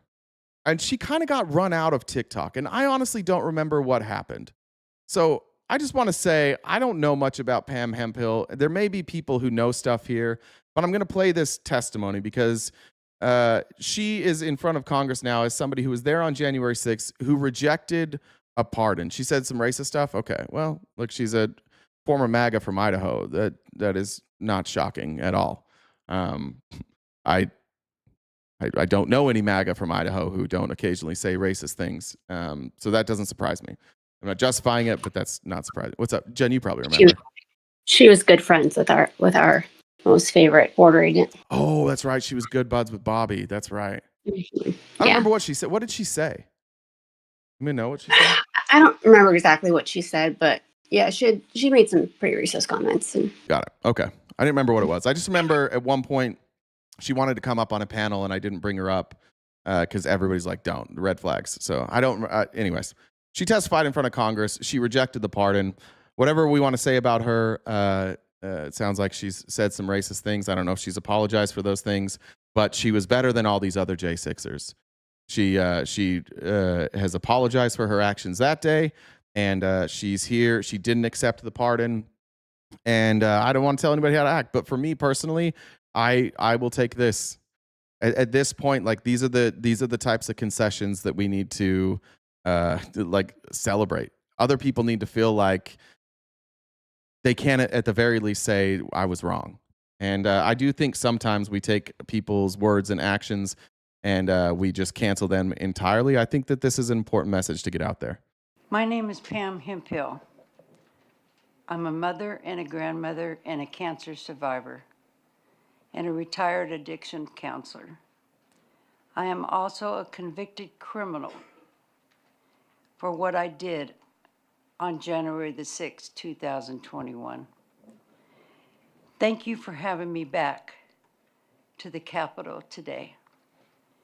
I am deeply grateful for this chance to try to make amends and talk about what happened 5 years ago. Okay, Eltigo said Taro wasn't at the Capitol and was given the most jail time. Yeah, he wasn't at the Capitol because he got arrested 2 days before that. That's why he wasn't at the Capitol for other crimes. But he was going to do the most time because he had a plot to overthrow the government. And seditious conspiracy holds a much higher punishment than assaulting an officer. That's just how our laws work, right? His crime was not assault on an officer. His crime was seditious conspiracy. That's a massive crime. Like that's when we talk about treason, when we talk about like crimes against the country, those are some of the most like punishable crimes, and that's what he was charged with. But that's why he wasn't at the Capitol, because he's a criminal and he had gotten arrested 2 days earlier. Once I got away from the mega cult and started educating myself about January the 6th, I knew what I did was wrong. I pleaded guilty to my crimes because I did the crime. I received due process. Thanks, Jackie. Thanks, wasn't me. The DOJ was not weaponized against me. When Donald Trump pardoned us, I rejected the pardon. Accepting that pardon would be lying about what happened on January the 6th. I am guilty, and I own that guilt. 5 years ago, I traveled from Idaho to D.C. to see Donald Trump speak. She was charged with one count of demonstrating, picketing, or parading in a Capitol building, which she had 60 days in prison and 36 months probation and a $500 fine. I had fallen for the president's lies, just like many of his supporters. Local people had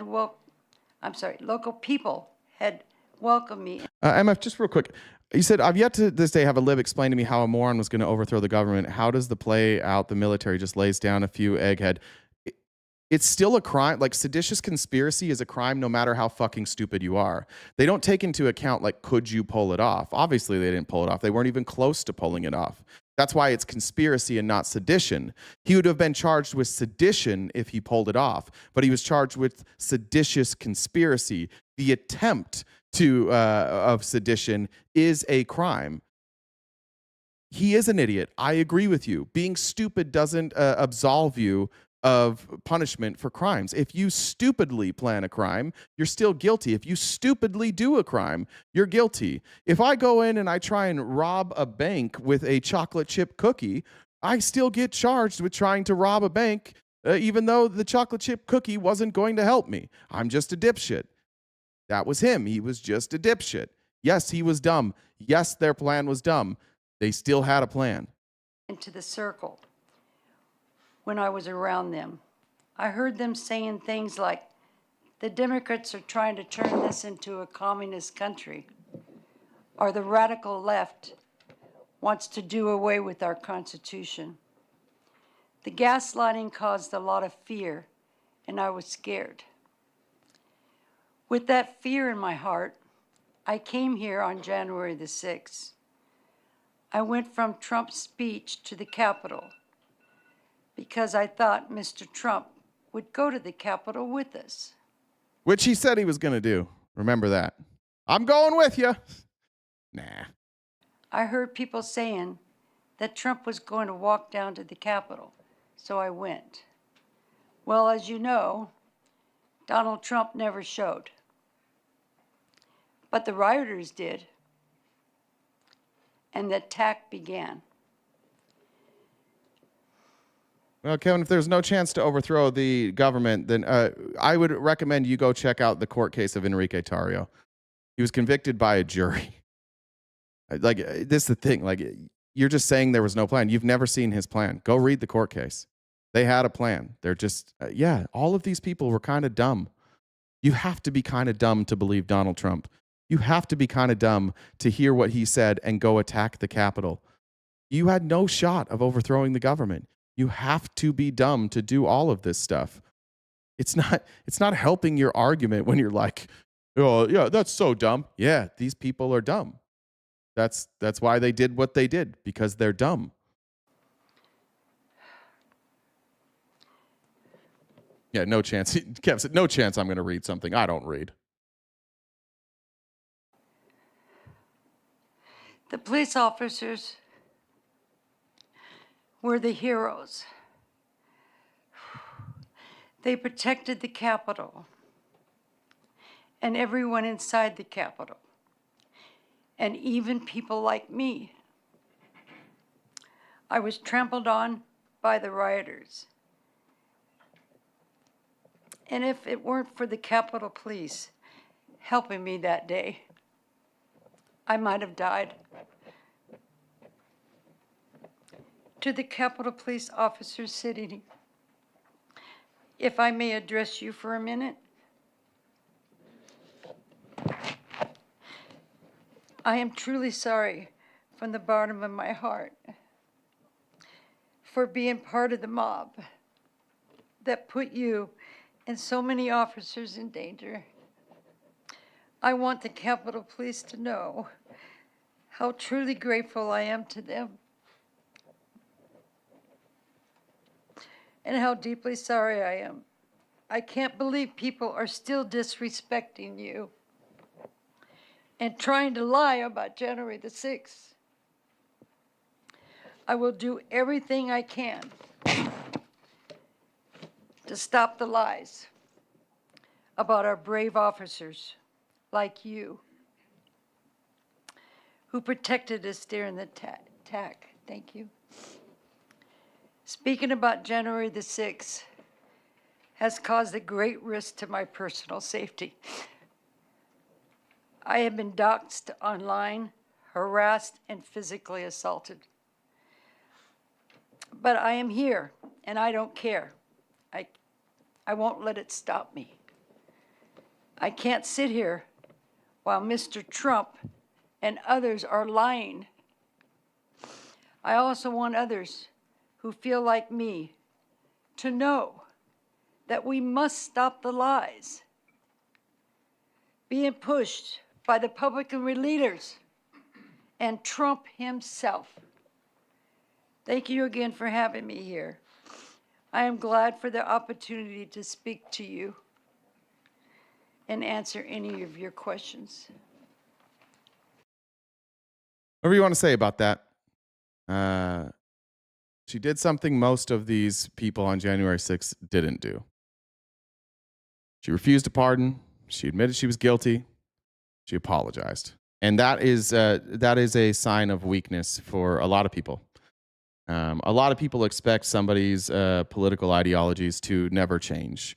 They expect that because somebody did something harmful before that they can never change. And I've said this before, but like it is sometimes hard to watch the chat and see people say like, I'll never forgive. Because I think that had some of you known me, you wouldn't forgive me. If you knew the political positions I took, the stances that I took, the jokes that I made, the lack of care I had for marginalized people for the 30-ish years of my life, like you wouldn't have forgiven me either. You've met me now, and you've only known me as this person, so there's no part of you that's like, oh, I have to forgive you. But it can be frustrating. I don't think that forgiving somebody is a sign of weakness. I think it's a sign of strength. And sometimes you forgive people and they let you down. I would much rather be the person who forgives and is let down than the person who never forgives, because you can always change your mind. If you forgive somebody and then they lie, okay, you learned your lesson. But I'd much rather be the person who forgives. And if we're looking at like how do we fix the country, like there's going to have to be a lot of forgiveness with family, with friends, neighbors. There's going to be a lot of shit that like we've said and we've done that we're going to have to kind of move past. Like we did a civil war once in this country, like an actual civil war. And half of the country thought that people should be property. Probably more than half the country. And like we were up, and we've still never fully recovered from that. But the reality is like we live here.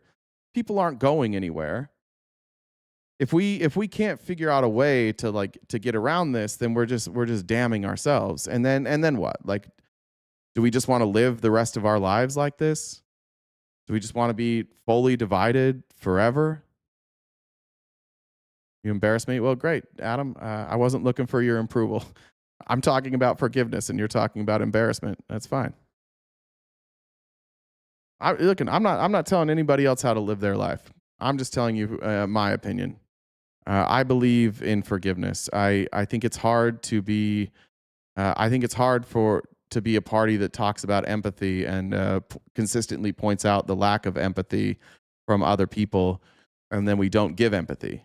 As much as I don't know what it's like to grow up differently. Like I know what it's like to be indoctrinated from the day that I was born, and my entire life into like conservatism and into trickle down economics, the religion that I was a part of, a religion that at times has harmed people. I know what that's like. I know what it's like to like stare reality in the face and then ignore it and just be like, yeah, no, that's not reality anymore. So again, I really try not to tell people how to live their lives, but I don't think any great society, any big change ever came from people saying I will never change and the other side saying I will never change. I think that just like creates a bigger and bigger and bigger divide. Yeah, I feel you, Miss Montana. You said I live in Montana. I have to get along with MAGA for my job. Most of them don't research things. Like I'd be a recluse. I wouldn't if I couldn't talk to people that are MAGA, there would be nobody in my life. I live in like deep MAGA, or like MAGA adjacent, just like Republican adjacent. And I there's been times when I've thought like you get that sense of like, oh, I can't. It's going against my beliefs if I treat somebody kindly who thinks differently than me. I've thought that before. It's fucking hard. It's really fucking hard, honestly. Sometimes, yeah, you just have to bite your tongue. That's fucking hard. Sometimes you do have to pick your battles, because sometimes you choosing to battle in a certain scenario is only going to make things worse. I've learned just in existing around MAGA that like if I'm in a group setting, if I start talking politics, it's not going to go well. They're going to gang up and everybody's going to get entrenched. And it's going to be a problem. But if I'm one-on-one with one of those same people, we can have a real conversation. So I've learned, like, I just have to pick my moments. I have to find times when it's one-on-one and pick those moments. You'll see it's hard. Like, look at the chat now. Like, MAGA right now is very upset with me for like they're literally saying like it's crying. Yeah, talking about the difference of ideas and talking about harm.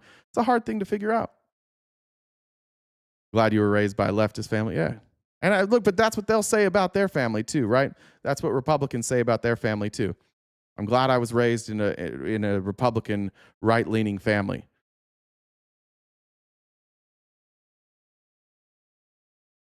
What's a cop-out? 867. What's the cop-out here?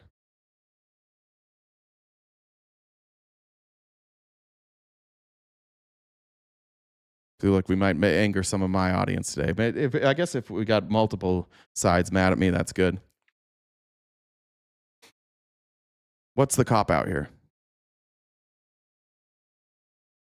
It's not a come together. What do you mean this little come together moment? What's a cop out about it though? I understand that you're talking about what I'm saying right now. Cop out of what? What am I copping out of? Do I not proudly display my beliefs every day? Do I not fight for what I believe in every single day? If you watch me, do I not advocate for things that I think are right every single day? You have to have relationships with MAGA. I didn't say you. Obviously, you shouldn't. 867. Obviously, you shouldn't. Like it doesn't work for you. I didn't say you have to have Oh, you're saying I have to have relationships with MAGA? I said I have to have a relationship with MAGA if I'm going to talk to anybody. That's everybody around me. And yeah, by the way, that's privilege. That's what this is. I have the privilege to do this. I'm not the one that's hurt by MAGA. I'm not part of a marginalized group. It's a hell of a lot easier for me to say this than somebody who is directly affected by MAGA. It only directly affects me in the way that it directly affects all of us, right? Like I'm directly affected by MAGA in the same way that MAGA is directly affected. I understand this. Then that's why I say, like, I'm not giving you advice. I'm just simply telling you my life. But I also have that privilege. So if I have that privilege and I refuse to try and get other people to recognize that privilege and have other people, at least at the very least, trust me enough to have a conversation, then I honestly, I feel like that's a waste for me. I feel like I'm doing the wrong thing. If I just like cocoon up, go live in a hole, that feels like the wrong thing to do to me. Listen, I get it. I get if you're specifically, I mean, just talking about groups, like if you're a trans person, please protect yourself. Don't go into these. Don't go in thinking that everybody's going to treat you respectfully. If you're a marginalized person who's directly being hurt by this, I'm not talking to you. I'm only speaking for myself. But there are men here that are like me. There are men raised in and living around conservatives who are on the left, white men, and we have privilege in that we are never directly targeted by MAGA. MAGA has never directly targeted white men. This doesn't happen. So I appreciate you, 867. I see what you're saying now, but hopefully we're on the same page. All right, moving on. One last thing, and this one is directly for my mom. And again, don't know if she's ever going to watch this or not. But she told me that the reason that she voted for Donald Trump was Mike Pence in 2024. And so I want to play. What's up, Jen? Did you want to jump in first? I've been waiting. I guess Tim Walz is supposed to be speaking. He was supposed to start 15 minutes ago about the ICE incident. I put the link in our chat. Will you just watch it and tell me when he goes live, and I'll interrupt this? Okay. Yeah. Cool. All right. Here's Mike Pence. It was a great honor to serve as your vice president through all the history. Sorry, real quick. Christina said Waltz to speak soon. Thank you, Christina. Good to see you. Sala said, did you see ICE, Pew Pew, and Unalived, a woman? Yeah, we started the show with that. That broke like right before we went live. So we did cover. I haven't got any updates on that. I'm sure they're going to say that she attacked them, and then we're going to wait weeks, and we'll find out the true story in a few weeks when we get FOIA requests. But the damage is done. MAGA will defend it, and once we have the real information, they'll have moved past that. Radical Left Scum said the guy yelling at the cops yesterday admitted that they were in the tunnels. Only official people are ever allowed in the tunnels except on tour, and those tours are of limited scope. Good point. I got those ones. Did I miss any here, Jen? Jamar said, for anyone to watch these videos and choose to still be MAGA. Yeah, Jessica, thanks for joining the Dollar Train, and Pink as well. About 25 more minutes. If we could knock out that goal, that'd be great. We made. But the truth is, I feel profoundly unworthy to be associated with this award or the Americans enshrined in President Kennedy's storied book. When I think of that fateful day 4 years ago, the only heroes I saw were wearing uniforms. Eshel, that's interesting. Eshel says, and this is somebody on the left, I believe, I've viewed the clip of the event which took place in Minneapolis, Minnesota. It's a horrible thing to watch. The woman screaming was obviously a professional agitator, and the woman driving the car was very disorderly, obstructing and resisting, who then violently, willfully, and viciously ran over the ICE officer, who seems to have shot her in self-defense. Based on the attached clip, it is hard to believe he is alive, but he is now recovering in the hospital. Okay, thank you.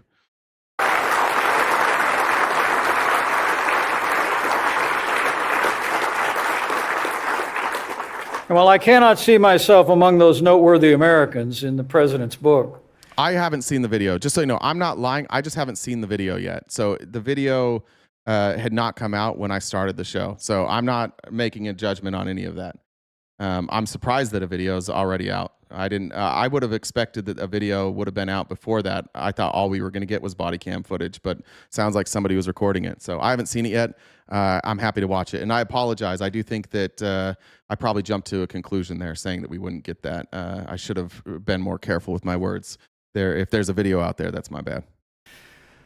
I will say that the words of John Quincy Adams spoke to my heart. On page 30, where he wrote in his diary that he had prayed, in his words, that the Spirit from whom every good and perfect gift might enable him to render an essential service to the country and to never be governed. Guys, I'll watch the video. I get it. I haven't seen the video, so I'm not going to speak on it until I see the video. I probably spoke too much. I probably shouldn't have read Eshel's comment and not all of yours. That's my bad. I fucked this one up. I'm causing division in the audience. That's my bad. Don't take it out on each other. That was on me. Is Mike Walsh live? Ishel was quoting Trump's tweet. That wasn't their statement. Oh shit. Oh, okay. My bad. All right. Didn't understand that. Thank you. I'll watch the video later. But this is 100% on me. I fucked this whole thing up. I'm sorry. In his public conduct by any consideration other than duty. I will always believe, by God's grace, I did my duty that day to support the peaceful transfer of power under the Constitution of the United States of America.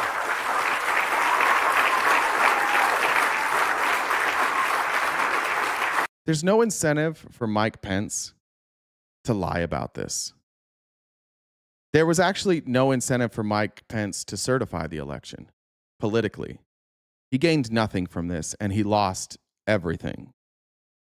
I am not in agreement with Mike Pence on most things. But I got to say, to my mom, who was like, I didn't like Trump, but I voted for Trump because of Mike Pence, she was right. He's a much better man than Donald Trump.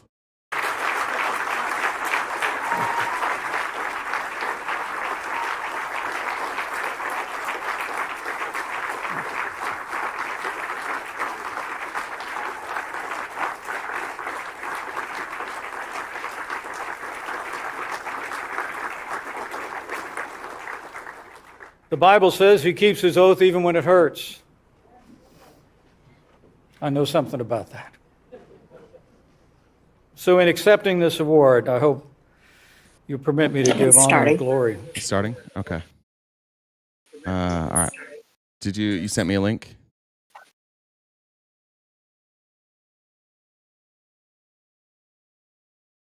Right here. Let's get to Mike or Tim Walz.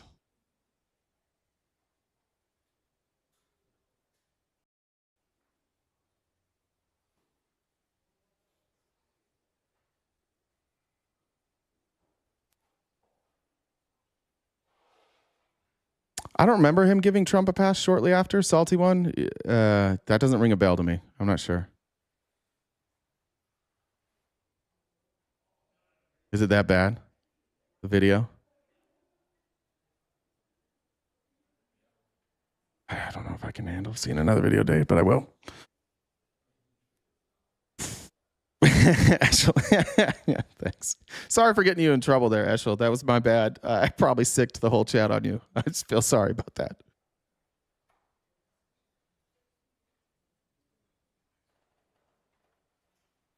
That's right. He did ask Dan Quayle what to do.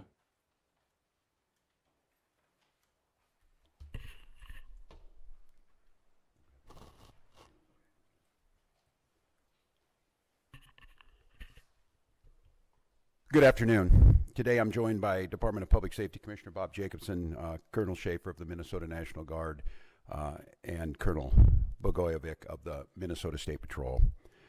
This morning we learned that an ICE officer shot and killed someone in Minneapolis. My deepest condolences to the family, to the loved ones who had to learn about this tragic event on national television.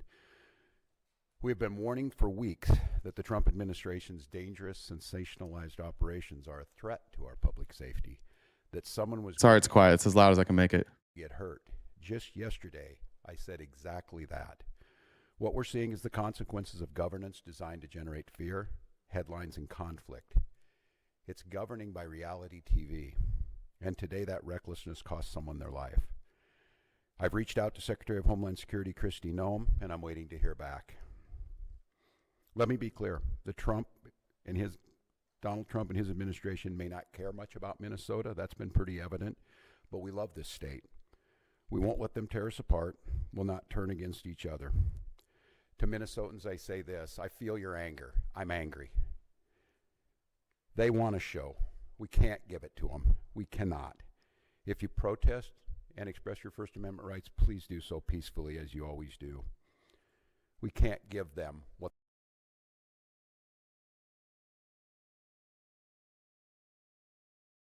they want. The hearts and minds of the people in this state are on our side. To Americans, I ask you this: please stand with Minneapolis. To Minnesotans, know that our administration is going to stop at nothing to seek accountability and justice. The State Bureau of Criminal Apprehension are working on the investigation. We have activated the State Emergency Operations Center. State Patrol and Minnesota National Guard leadership is connected with the Minneapolis Police Department, the St. Paul Police Department, Hennepin County Sheriff's Office, the DNR, and Minnesota's Homeland Security and Emergency Management. We have activated dozens of members of the State Patrol's mobile response team. And from here on, I have a very simple message. We do not need any further help from the federal government. To Donald Trump and Kristi Noem, you've done enough. There's nothing more important than Minnesotan safety. I've issued a warning order to prepare the Minnesota National Guard. We have soldiers in training and prepared to be deployed if necessary. I remind you, a warning order is a heads up for folks. And these National Guard troops are our National Guard troops. They're teachers in your community, they're business owners, they're construction professionals. They are Minnesotans. Minnesota will not allow our community to be used as a prop in a national political fight. We will not take the bait. We will continue to update you, Minnesota, as we get more information. Now I'd like to turn it over to Commissioner Bob Jacobson of the Minnesota Department of Public Safety.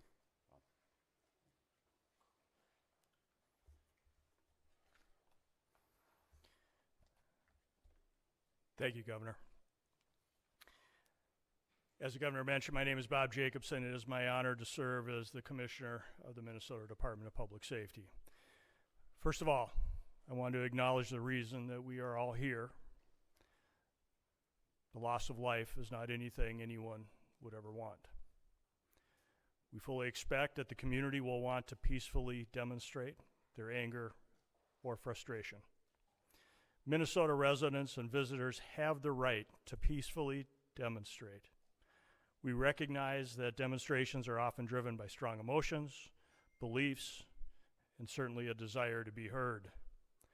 Our role is to help ensure everyone can express themselves without anyone getting hurt. The Minnesota Department of Public Safety's role through the Minnesota State Patrol is to ensure safety, protect constitutional rights, keep roads accessible, and above all, to prevent harm. Our top priority is public safety. Our focus is keeping demonstrators, community members, drivers, and law enforcement safe, especially during moments of heightened tension or uncertainty. Demonstrations must remain safe and lawful, particularly around roadways. We will join with our partners to support safety while respecting the right to protest. With that in mind, I'd like to share a few safe and lawful ways to demonstrate. Minnesotans can safely and legally express their views in many ways, including getting together peacefully with others in public spaces, marching or walking, not on roadways, making your voice heard through chants, speeches, and displaying signs, being present in public areas where pedestrians are allowed, gathering in designated or permitted areas, and these actions will allow people to express themselves while protecting the safety of everyone involved. Unsafe or illegal actions could result in fines or arrests. Certain behaviors create. Sorry, I'm muted. Tina Smith, senator from Minnesota, has publicly stated that this is a U.S. citizen.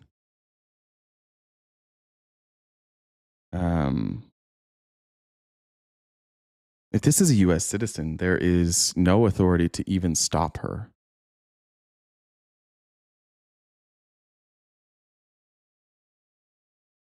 We're killing citizens.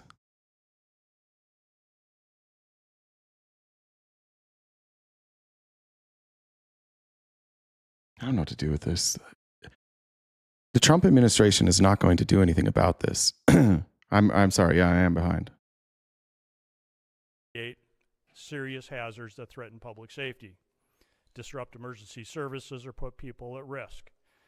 These actions could result in fines or arrest. Demonstrating on or entering a freeway on foot. To be clear, I agree. Even if she wasn't a citizen, this is wrong. But because she's a citizen, DHS has no right to detain her. They have no right to stop her. If she's not a citizen, DHS can at least detain her. But because she's a citizen, there's like an extra layer to this. Either way, it's wrong. But there's another layer to this that, like, when they say she's trying to get away, she's allowed to get away. They can't stop her. They can't detain her. Walking on highways, throwing objects, starting or setting fires, damaging property or graffiti, using illegal fireworks, displaying or using illegal weapons, reckless or dangerous driving, especially near pedestrians, and certainly assaultive, aggressive, or riotous behavior toward anyone. We all want definitive answers to what happened today. Our Bureau of Criminal Apprehension is working in conjunction with the FBI to investigate this morning's shooting. As you know, we don't comment on active investigations, but also keep in mind that this is an investigation is also in its infancy. So any speculation about what had happened would be just that. And we will not engage in speculation. With that, I will turn it back over to the governor. Thank you. Thank you, Commissioner. We'd be glad to take any questions. Yeah, and I can let General Schaefer talk about this. It so happens it's a training weekend. We've got about 7,500 troops in training at our sites, training sites across the state. What it is, and in the National Guard, you give a warning order, which is a heads up of something could be coming. That just allows people to think about what they would need, what it would mean to mobilize, what it would mean to put them in. And I could let the General talk a little bit about this. Obviously, since the summer of 2020, we had a lot of work done on teams being ready to make sure that civil unrest. And what that means, and I think Commissioner Jacobson was very clear, and I want Minnesotans to hear this from me. The desire to get out and protest and to speak up to this administration of how wrong this is, that is a patriotic duty at this point in time, but it needs to be done safely. And I think the commissioner simply just laid out some of those parameters. We can do that. This is the peaceful resistance that we need. Simon, you want to say a few things about what that means to have them on the ready? Yes, sir. Thank you, Governor. So for the military, Minnesota National Guard is comprised of 13,000 soldiers and airmen. We live all across and work throughout Minnesota. A warning order is just an initial step to increase your preparations. The Minnesota Guard is always prepared to respond and support state agencies and the citizens of Minnesota. So what that means for us today is just some additional checks on equipment that is ready at all times, and maybe some additional phone calls to service members who might be activated, but no activations. We are embedded with our state agencies here at the Operations Center to just continue parallel planning in the event that we are needed to support.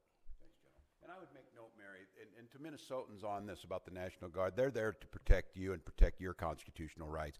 These are our neighbors. They don't wear masks. They don't bust in from somewhere else. They're not here to cause hassles to you or what we saw today, the tragedy.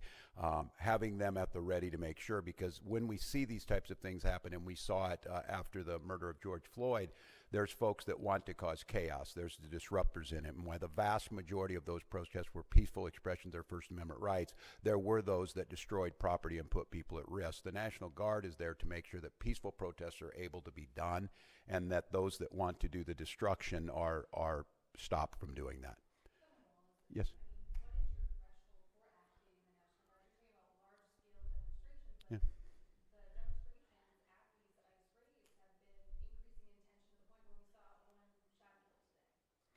Yeah, and I think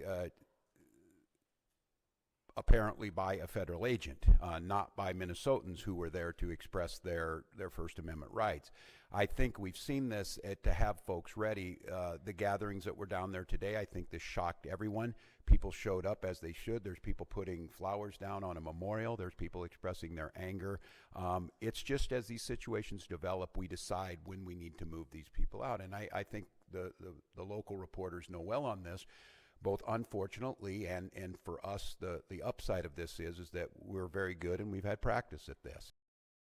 I just want to point out that we've spent 3 hours today watching MAGA say that the police were in the wrong on January 6th. And those same people today, 20 minutes later, those same people are saying, oh, they were interfering with law enforcement. This is what I mean when I say, like, you have no fucking principles. None.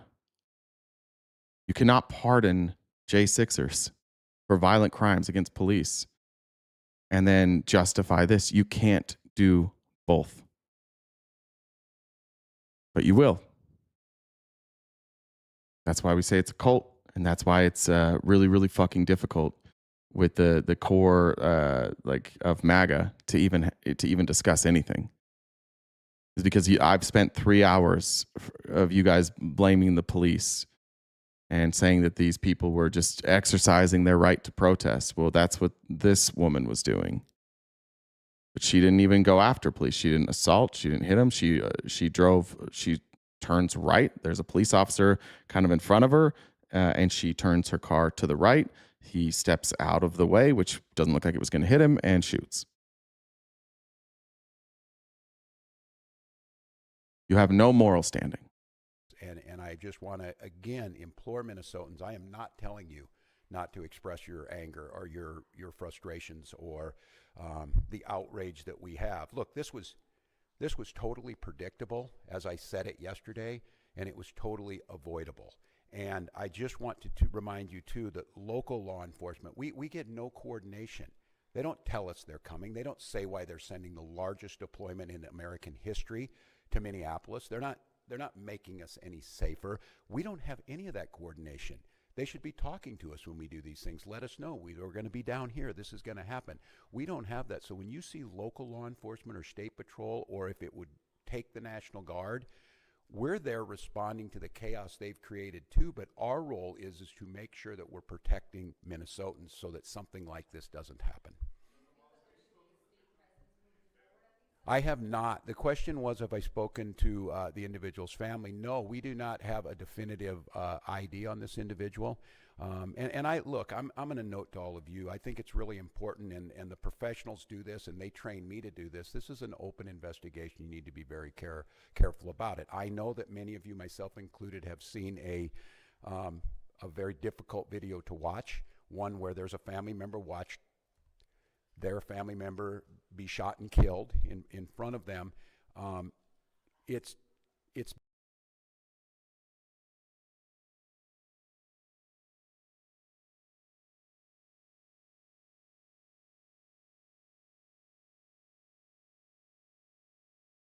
Muted. Sorry. Yeah, you don't have moral standing for saying that Tim Walz stole money from the government. You're saying that. Like, there's zero evidence, and Tim Walz will never be convicted of a crime when it comes to the fraud in Minnesota because he didn't steal any money. And you're going to say it for the rest of your life. And the Trump administration will never bring charges against him, and you will just ignore that, and you'll be like, well, I've already decided that he stole the money. So even though he'll never be charged, never be convicted, you will believe that the rest of your life because that's who you guys are. You know, you don't have morals, you don't fact check things, you just believe what you want to believe, and that is your reality. Beyond me that apparently from the federal government, from the Homeland Security Director herself, has already determined who this person was, what their motive was, and they hadn't even been taken out of the vehicle. We're not living in a normal world. And so, no, I have not. And I want to be very careful because I know how painful this is. I know how painful it is right now. I'm saying person and all that. This is a human being. This very well is an individual's child, a parent, and we don't know that yet. So, no, I have not, but once we do, we will. So, yes. Good question, Paul. Is it time to stop platforming MAGA? Yeah. The MAGA who won't engage honestly. I do agree with that. If you're dealing with people who won't engage in the conversation, don't platform them. I do agree with that. It's the reason I don't do TikTok panels and lives anymore. Because most of the people that want to talk aren't actually there to engage honest. But Trump voters, somebody who wears a MAGA hat, who's going to sit down and have a conversation with you, yeah. Because then then if you can have the honest conversation where you can actually get the facts out, even if they don't agree with you, the audience is going to see how the conversation goes. But absolutely, like the hoodies of the world, yeah, don't platform them. Don't bring up people who are going to bring you down that have no intention of having like a good faith discussion. Yeah.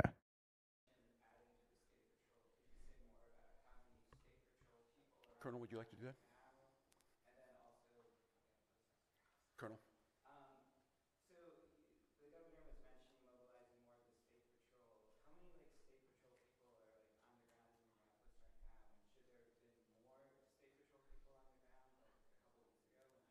Bob, you know the rules. Bob, you know the rules here. You can come up here and talk to me, but I don't engage with people that I can't hear their voice in the chat. I'm not going to spend my whole day debating you from the chat. You know you can come up here, Bob. You're here enough. You know how to come up here and have a conversation with me. How many state patrol troopers have been deployed to the city of Minneapolis? Right now, we don't talk typical numbers because that is considered security information. We do have a specialized team that does deal with crowd control, and so they have been deployed. But again, they are from all over the state of Minnesota, so they will come in tiers to the state. And they had already been on the ground to some extent before today? No, it was in response to this event.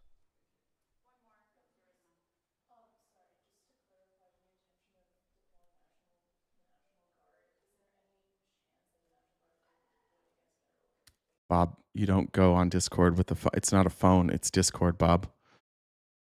Now you're just lying, Bob. Now you're saying that we're blocking your phone number. We don't do phone numbers here, Bob.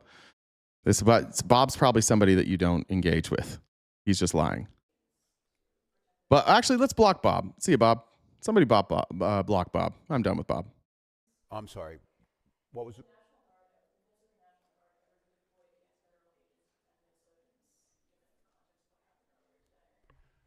Well, I said this yesterday. We've never been at war with our federal government.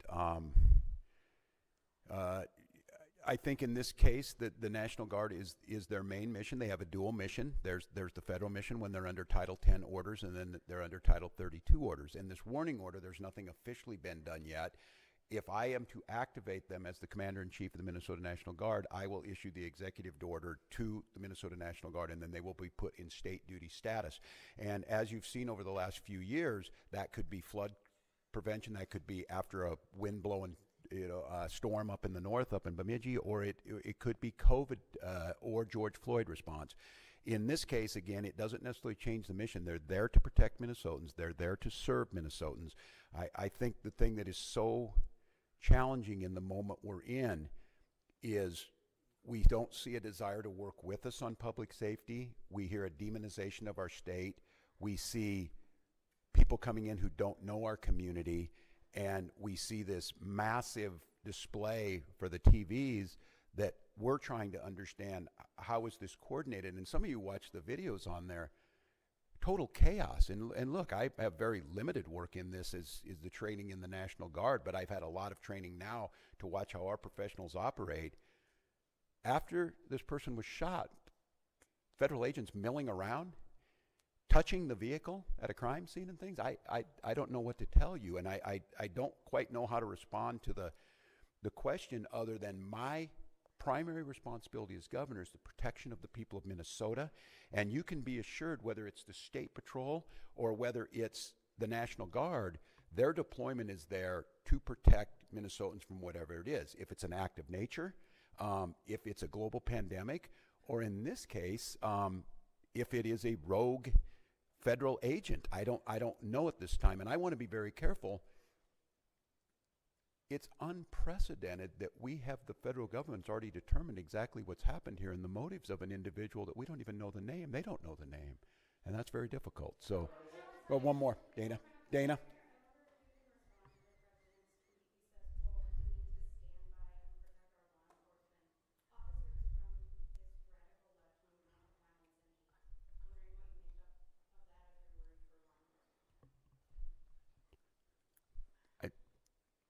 Look, and I understand the uniqueness of this moment in this week, following this week, seeing what's happening in the backdrop of a show hearing in D.C. My job is to govern, and my job is to see what the facts are.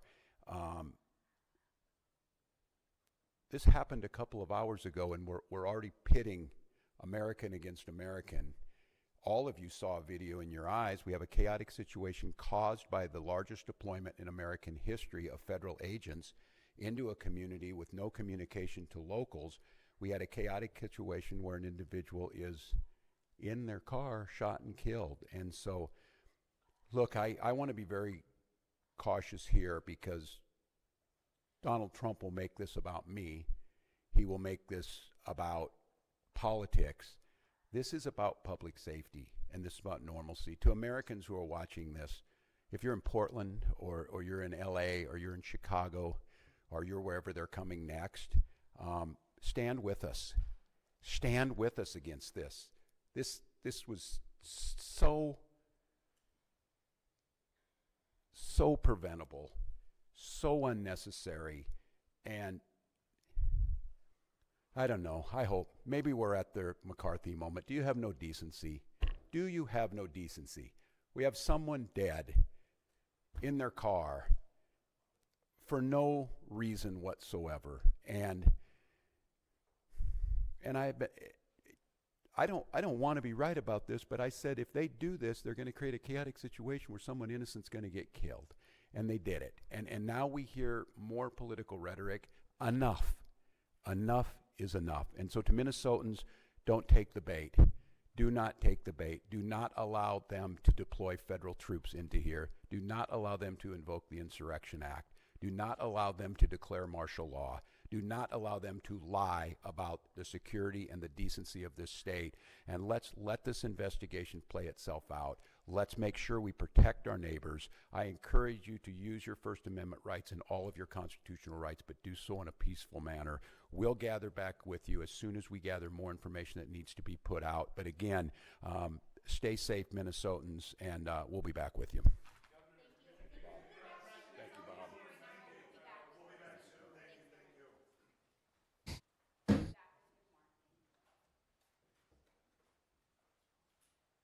All right. I want to show you a video. Let me pull this up.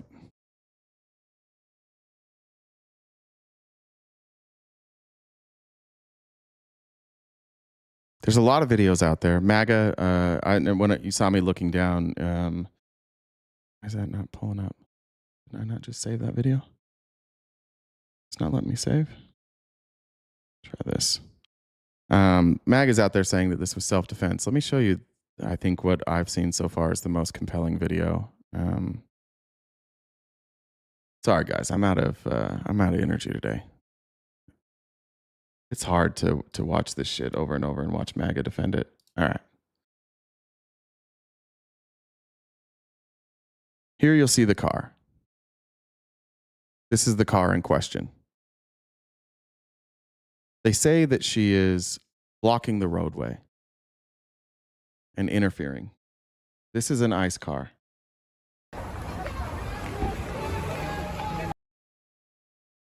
Clearly, the roadway is not blocked. Their car is right there. That's an ICE vehicle right there. Clearly, they are able to move back and forth. Watch how quickly ICE escalates this. Again, nobody's even messing with her. These people are filming. That car is obviously able to get by. Watch the escalation. Here we are. Out of the car. Aggressively walking. Get out of the car. Get out of the car. Now, this they don't have a right to do. For the MAGA folks who were correctly saying that there are certain instances where law enforcement or ICE can briefly detain American citizens. They can do it for assaulting or interfering with officers during an operation. She is not preventing them from doing anything. I don't know why the other law enforcement officers didn't feel the need to do this. They drove away. One says stay in the car. Is that true? Let's see. You can see here, she waves them through. Watch her hand. Go a little further.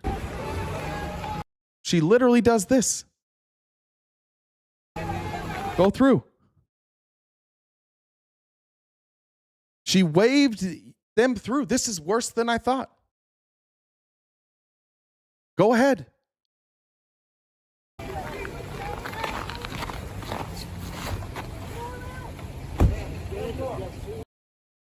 Yeah. Then somebody says, stay in the car. And then this guy, get out of the car. Get out of the fucking car.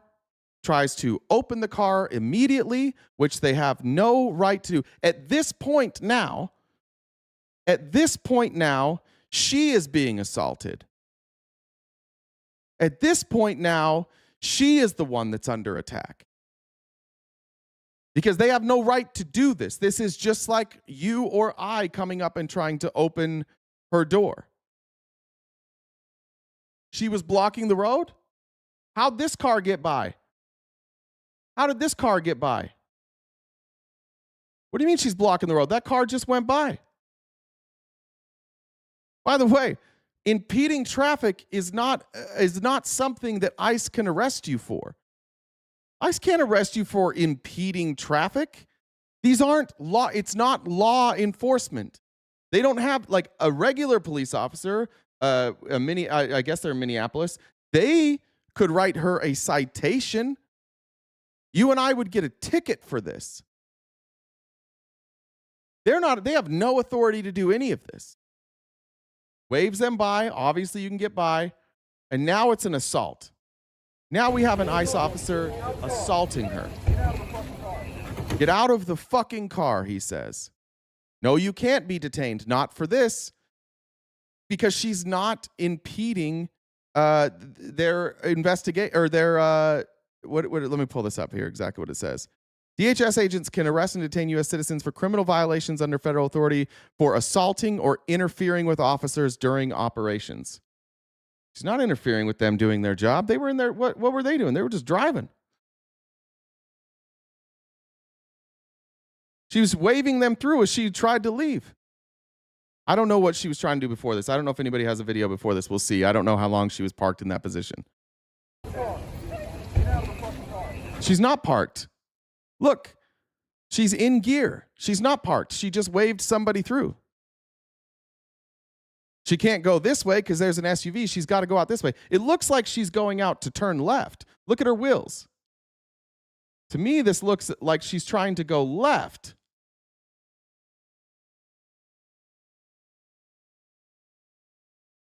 But she's clearly allowing them through. A car just went through. This is what I'm saying about MAGA. Like, you can show them the evidence and they'll deny what they're staring at. You just watched a car go through. No! Now, this agent who was over here where she wasn't trying to go, this agent, obviously not directly in front of her. We can all agree he's on the left side of the car. Immediately goes for the gun. Doesn't just step out of the way. She's not doing anything illegal here. She hasn't done anything illegal here. Instead of stopping, because he just walked here, right? Instead of stopping and pulling your gun and threatening somebody, which also is a crime, just get out of the way. Then you see the wheels turn. She backs up and tries to go this way, where there's no blockade. She's just trying to leave. No! Shame! Let's rewind right here when the shot is fired.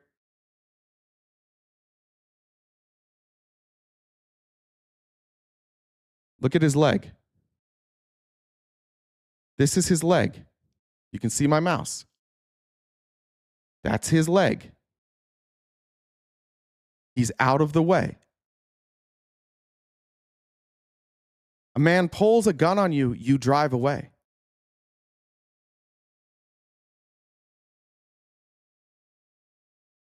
I'm not going to play the sound because I don't want to get in trouble here, but there's the shot. Both legs are out of the way.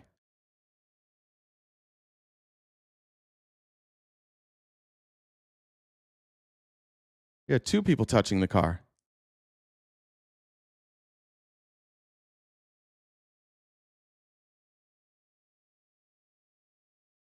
I don't give a fuck if you guys can say whatever you want, Maggie. You say, don't mess with law enforcement. It doesn't matter. It still isn't, you don't die from this.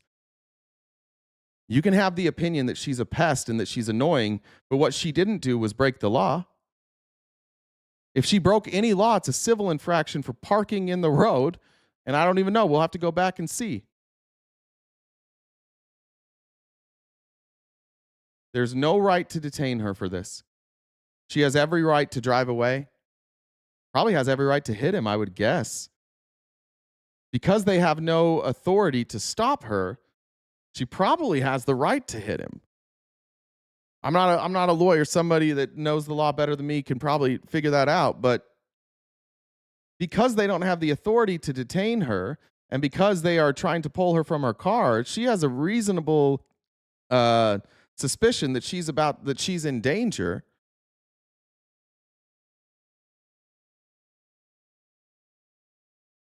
Every right.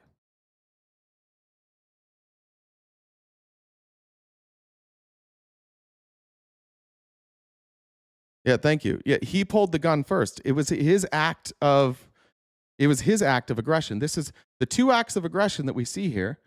The first act of aggression is this. One person says, stay in your car. You can see his hands are up. Stay in your car. Hands up. He's giving the order to stay in your car. His partner is saying, get the fuck out of the car. Now she backs up. Gun is pulled as she's turning. Shot fired.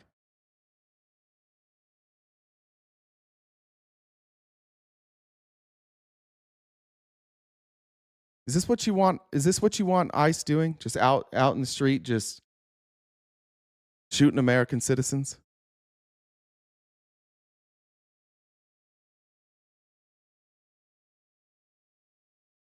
What'd you send me? Somebody said it's cruising now. Sent me a close-up and slowed down version. All right, let's see. Who sent it to me? Danielle? No. Who sent the close-up version? Oh, there it is. It was Ash.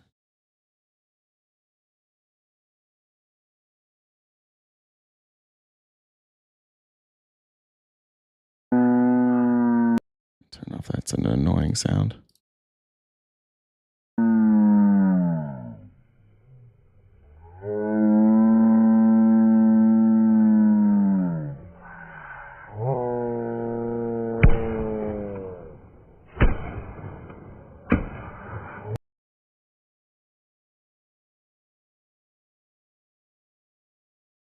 Yeah. This is exactly what we were afraid of. This is exactly what we said. This is exactly what we said was going to happen under Trump. You all said we were hyperbolic.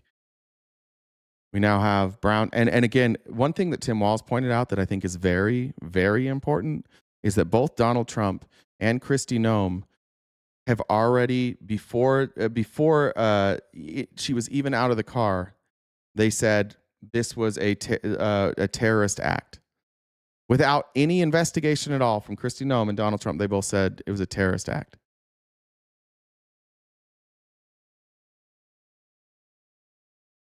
There were 4 shots. Where were the other shots? I've heard people say that. I haven't seen the videos yet of other shots.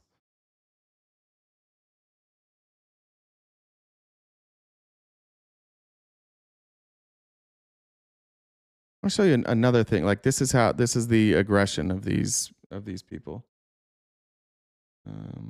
Where was this one? I'm guessing this happened a little bit after, but like, how about this? This guy's yelling, hands up. No problem here. Let go! Let go! Whoa! Kill someone else!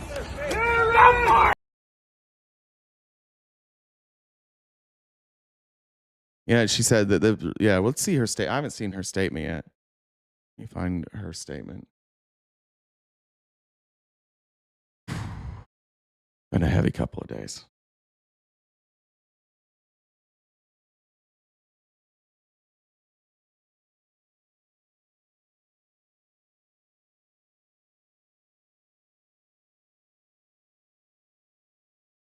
Nice hat. God, I'm trying to be on my best behavior. You asked about a shooting that we just had in Minneapolis, Minnesota. It was an act of domestic terrorism. What happened, it was our ICE officers were out in an enforcement action. They got stuck in the snow because of the adverse weather that is in Minneapolis. They were attempting to push out their vehicle, and a woman attacked them and those surrounding them and attempted to run them over and ram them with her vehicle. What?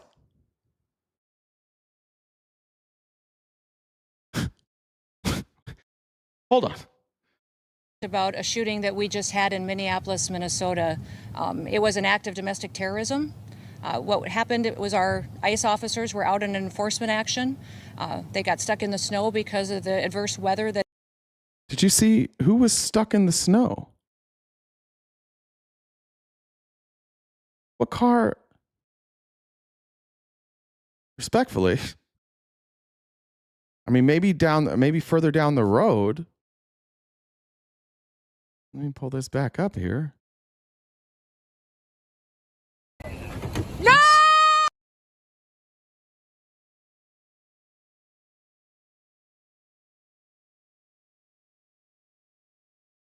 Was this the car that was stuck? Is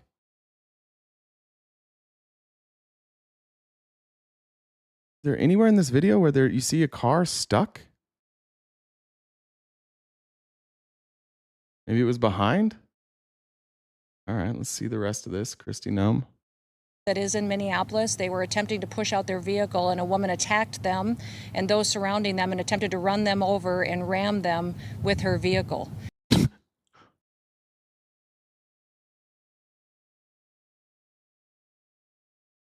This isn't even close to the truth. This isn't even fucking close.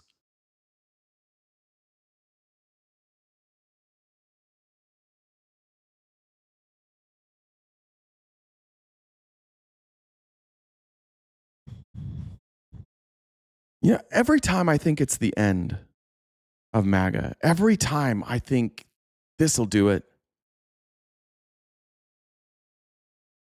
So I don't want to say it, but who the fuck could watch this video and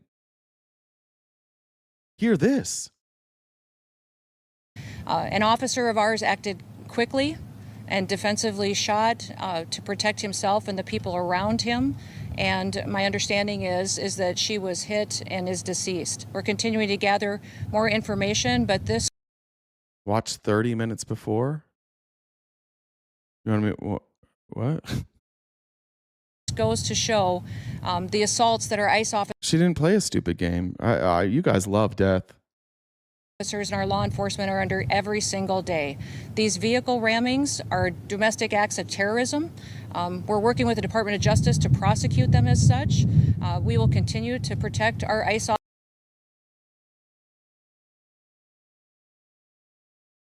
And what did Trump say? I mean, that's not fucking close. There's no scenario where what she said is true from any angle.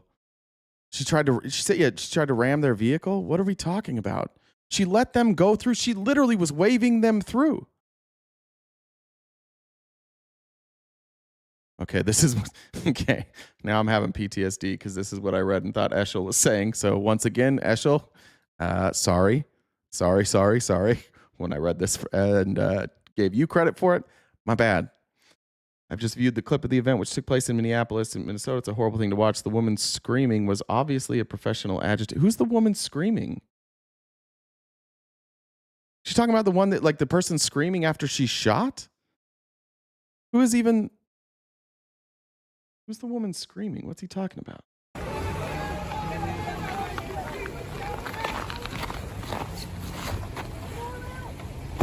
You can hear. She just said, go around. I didn't miss that the first time. Listen closely.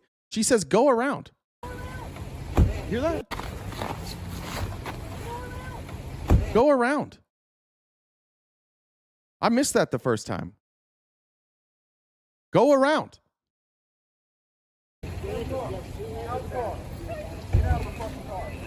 No! Shame! Shame! That's who he's talking about?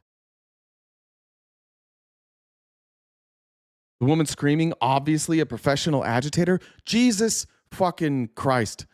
What we're in a different world. This has to be a dream. It just has to be. This is insane. And the woman driving the car was very disorderly, waving them through and saying, go around. And viciously ran over the ICE officer. Nope. Okay, I want to see what he attached to this. Is that on that's on True Social? Or did he do this on Twitter too? What clip did he attach? I want to make sure. Can do my due diligence this whole way through. Shit, I don't have True Social. Can you go on True Social without an account? I got banned from True Social. I bought it. You do? Okay. Did you drop the link? Thanks, Peter said, keep up the good fight. Hey, Catherine. Good to see you. Thank you very much. I appreciate that. Trudy said, for the morons who can't spell waltz or are not, or not even.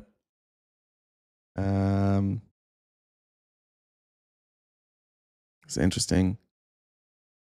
There's the picture of the bullet hole. I think that's pretty definitive that he's not in front of the car. Thanks, Tim. Tanya said, I'm having a hard day, but want to thank you for this. Yeah, me too. Jessica said this because it would be disturbing if Jen cried. Oh, Jen must be guilt tripping you. Did you put it in the chat, Jen, or did I just miss it? Which one? You said the True Social? I'm grabbing it. Oh. So are we looking for? I want to see the clip that he attached because in his tweet he says based on the attached clip. So I want to show what he's showing. Lee said for the hard work, facts matter. I got that from Jeff.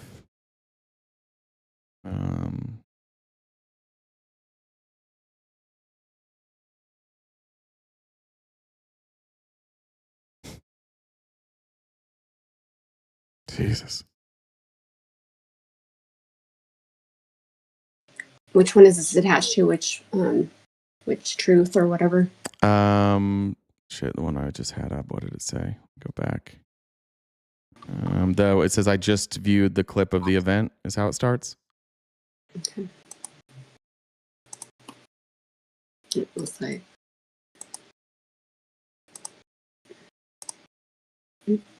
I tried to go on to True Social. You have to see an ad first before you can see. Let's see. I don't know if this will let you. Here. Here's a link. I don't know if it'll let you in, but. At the same time, 6 minutes ago, he also tweeted that we're raising our military budget by another $500 billion. They want to make it 1.5 trillion instead of $1 trillion.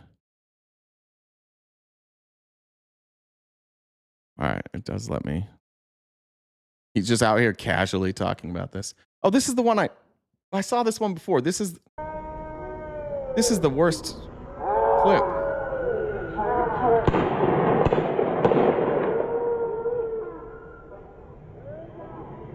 By far the worst one. Let me see if I can pause this and. I mean, this is the worst one. I saw somebody else tweet this. This is the one it's so far away. They're trying to use this. You're going to see MAGA do this. They're going to use this far away clip, but you can see right there, it doesn't hit him.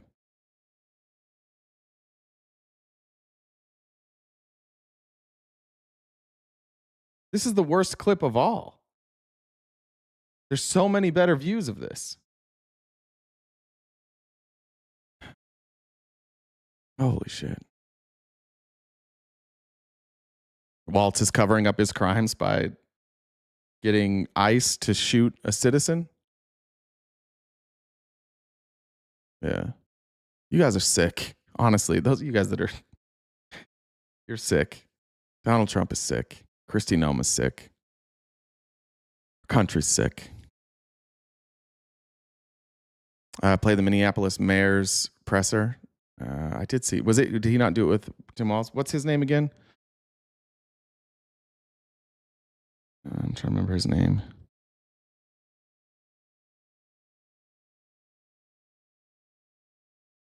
Antifa's not even real, dude. Where is Antifa? Antifa's sick. That's just what you guys say. What you do is anything bad that happens, you just apply it to Antifa so that you can make it like a group think, right? Like, who's the leader of Antifa? Who are the leaders of Antifa? Where are their headquarters? Who are they? Give me a name. Give me a name of Antifa. It's literally like you had somebody in like Trump's own DOJ in front of Congress 2 weeks ago was asked, give me a name, give me a location. Who are they? And they said, we don't know. We're still trying to figure it out. That's how dumb they have made you, that you're watching this and you're like, oh, this is Antifa's worse. Antifa means anti-fascist. If you have any grandparents that fought in World War II, that's Antifa. Anybody who fights against fascism is Antifa. How is it in this country that we've gone from being Antifa in World War II to thinking Antifa are the bad guys? We like we are the fascists now. We don't like anti-fascists. To ICE? Well, yeah, I think fascists are far worse than communists, so you can call me a commie if you want. I'm not, but remember, in World War II, we fought alongside the commies. We fought against the fascists. United States, we were partners with the commies. So even our country agreed that fascists were worse than commies. That also fucks you guys up a little bit too, because you keep saying that like the left is fascist and commies. Well, then how did the commies fight the fascists? How'd that happen? Were they fighting themselves? Let's take a break here. This is just a clip. This is probably longer.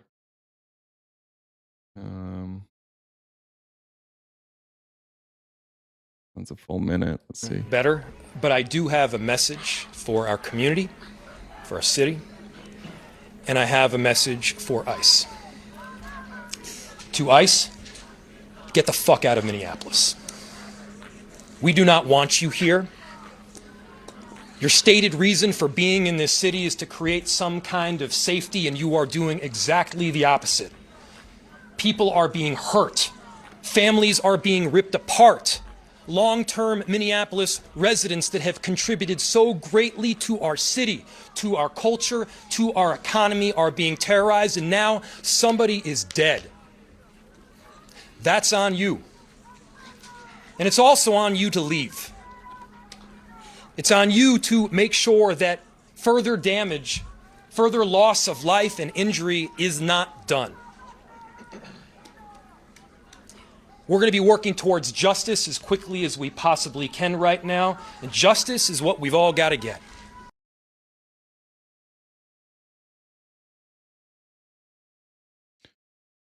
I don't know if anybody else has said anything.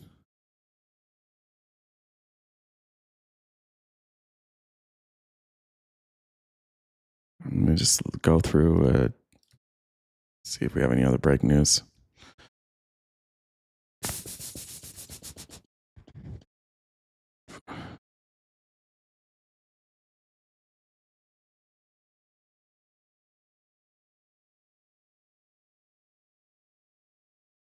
That was the mayor of Minneapolis, Jacob Frey. Thanks for the gifted subs there. Appreciate it. I'm just seeing if there's any other stuff we need to add to this.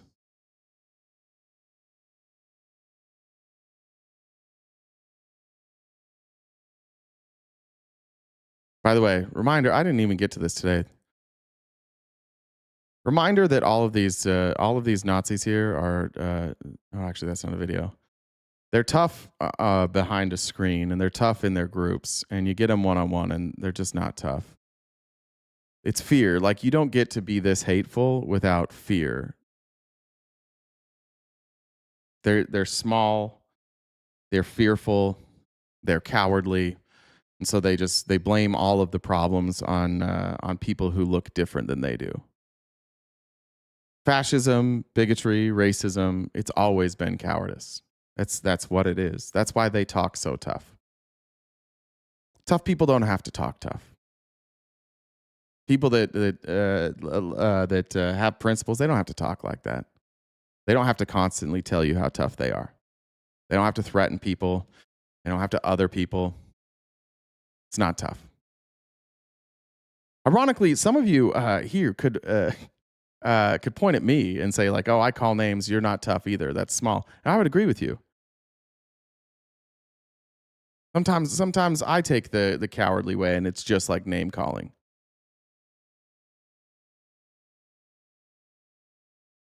Okay, good idea. One love. A bunch of fucking losers. Things aren't going well in your life, and so you just want to see people suffer.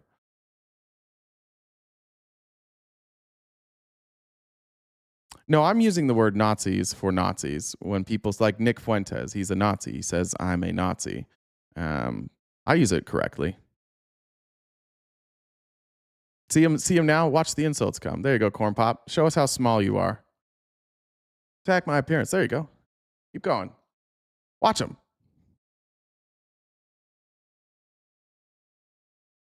What's right? Say we want what's right. What's right? White people being in charge? Is that what's right?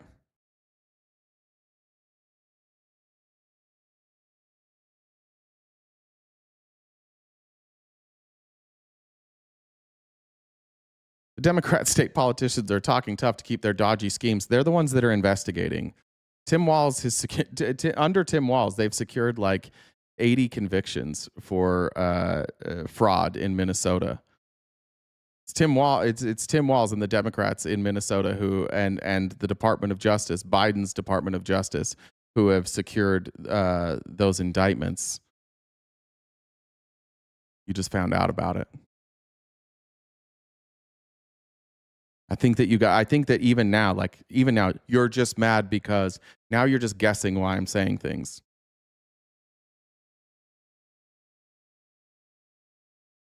That's true, One Love. Manifest destiny. Can't even dictate at their age right now. They should not even understand what they're trying to live. Yeah, the reality is like you've had, I get it. I do understand the angst and the anger. I do understand that you're looking at a country and you're like, fuck, like things should be better. Like I should have more upward mobility. If we live in the richest country in the world, it shouldn't be so hard to get a house. It shouldn't be so hard to make enough money to live. It shouldn't be so hard to find a good job. And I agree with you. But there's two ways to go about that, and you guys have chosen to blame immigrants for it. You've chosen the cowardly way out, the way that like all cowards have always taken. Blame the immigrants. I'm sorry, the immigrants don't write our laws. Immigrants aren't the reason that we spent $39 trillion in debt. It's not their fault that we're in debt. It's our fault. Almost exclusively white men's fault. Me and you. It's our parents, it's our grandparents, it's the people that have been in power. We did this. And I understand that accountability is hard. It's hard. And once you recognize that it's not that hard, you can just say, I'm not one of them. I'm not one of those cowards who won't take accountability. But if we're going to do identity politics, which you guys always get mad about, like if I bring up that it's white men, you all go, oh, you hate your race. No, I'm just pointing at this is a counter to your argument. The reality is America did this, right? But if you want to play identity politics and we want to look at the identity of the people who put us in this mess, well, then let's play the identity politics. Let's play identity. Who signed laws? Who wrote laws? Who was the president? Who are the people running the military? Who was running the Federal Reserve? All the things that you guys complain about. If we're going to play identity politics, let's fucking play it. I don't think it was Somalis that caused the problems in this country. It's not Somalis that drove up the price of housing in my state. We don't really have Somalis here. Not very many. How come the price in my state for housing went so far up? Well, we couldn't possibly blame the people who wrote the laws who gave massive subsidies and tax breaks and handouts to billionaires. No, we got to blame the immigrants. Blame the people that have been here for 2 years. They're the problem. Oh, look at all these people that came since 2019. Well, shit, what was the debt in 2019 looking like? We had no debt. Then in 2019, all the debt. You guys want to blame BLM? But yeah, Corn Pop, blame BLM. Is it BLM? Is that who was writing the laws? They did that? What's up, Jen? I just want to say thanks, Gus, for the raid on Twitch. Oh, thanks, Gus. Welcome all the Gus raiders. I didn't see that. Welcome, everybody, from Gus. I don't want to play identity politics. I'd rather not. But you kind of force us into a position where when you blame everything on Democrats or on Somalis or on immigrants, then we're forced to address reality. Why is your health care expensive because of immigrants? Is that what happened? No, it was Obama. It was the black guy that was president. Oh. Yeah, for sure. For sure. It was the black guy. Prices were super low before that. When Trump gutted the Obamacare and prices went up faster, that wasn't Trump's fault. It was Obama's fault, too. When Trump did legislation that caused prices to go up, that was also Obama's fault. It could never be a Republican's fault. I don't blame everything on Republicans. Look, this is Republicans and Democrats. I said if we're going to do identity politics, it's white men. Like I blame Chuck Schumer just as much for this debt. In fact, it maybe more so than Trump. He's been there forever. Nancy Pelosi's involved in that too. I blame them. I blame Hillary Clinton. With all of it, but the people that for sure didn't cause this, for sure the people that didn't cause the problems in our country, immigrants. It for sure wasn't immigrants that caused this. But you guys do play so, like your life is so identitarian that by admitting that it was people like you and I that caused this problem, I think you take like personal offense, so you just blame immigrants instead. Yeah, it's rich versus poor, right? It's for sure poor immigrants who come into this country and try and work, and some of them get a little bit of help. It's for sure their fault, and not the people who convinced half this country that trickle-down economics would work. For sure, it's not them. Trickle-down economics introduced in 1983, the debt immediately starts skyrocketing. Wealth inequality immediately starts skyrocketing. Well, it's probably the immigrants. That's probably what it was. Couldn't have anything to do with trickle-down economics. The woman who was unalived has been identified. Her name is Renee Nicole Wood, or Good, excuse me.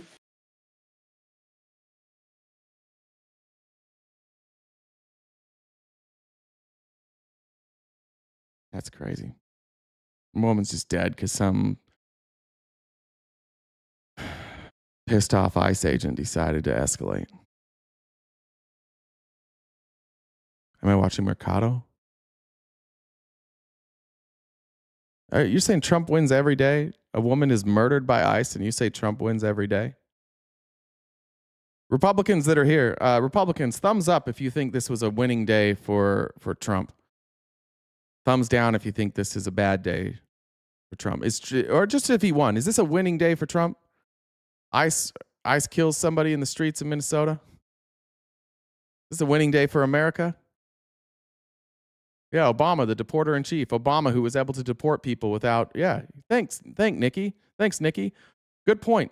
Obama was able to deport a lot more people than Trump, and he didn't have to use the National Guard or ICE. You didn't have people being shot in the streets. You didn't have massive protests. He did it, but if you do it cruelly, then you guys like it. You only like it if it's cruel. Down. I'm glad to see some of you Trumpers saying it was a bad day. Thank you. I appreciate you guys separating yourselves from the sick folks here. And for you sick folks, just know this type of stuff isn't good. It's not good for this country. And I think there's more of us. I think that there's plenty of people who voted for Trump today who are going, we don't need this. We don't want that. I think it's just some of you miserable fucking losers. No sane person would come onto a YouTube chat and be like, yeah, hell yeah, let's have ICE kill people. That's not what normal people do. Yeah, just like Charlie Kirk. And just like Charlie Kirk, I sat here for hours at a loss for words, deeply disturbed by what our country had become. And we watched, like in real time, we watched people just lying about what happened with Charlie Kirk. We were streaming it live. There were like 3 different times that members of the right-wing media said, here's the shooter. And they lied about that a bunch of times too. Yeah, that was devastating. That was awful to watch.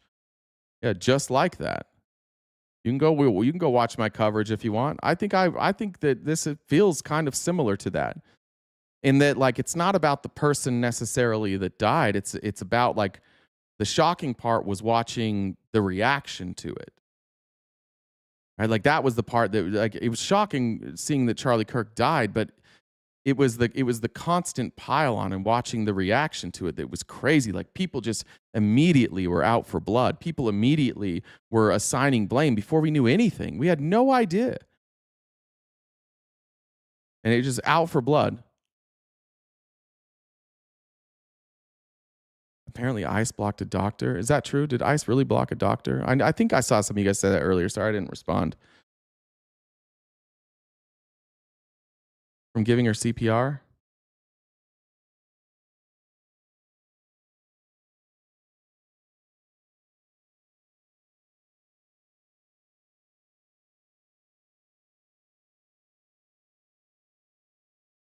The Huffington Post has it. Let's see what this is.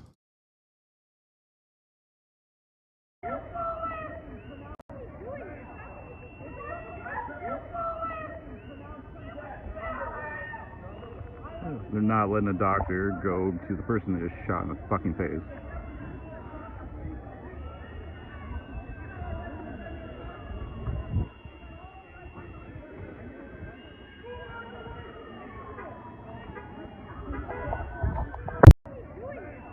Did they ever let him in?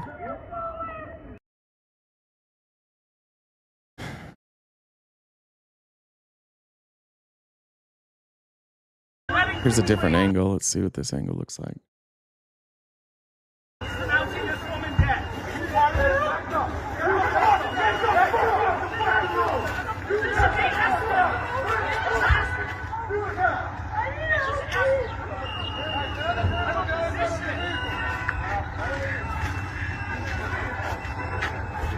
Did they point a gun at him too?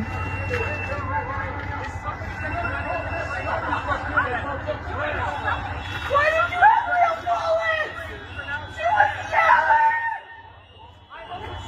bullets? You know how black people is, phone she thick as hell. What are you talking about? There's nobody's attending to her?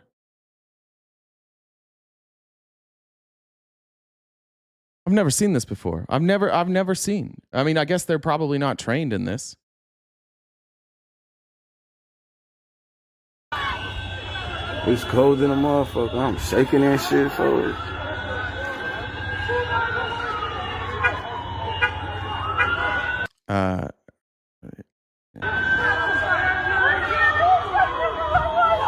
This lady got blood.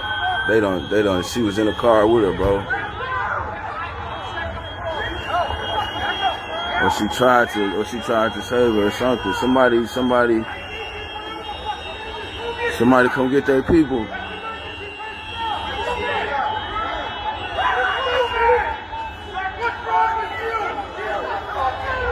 I still don't see the car that Kristi Noem says is stuck, by the way.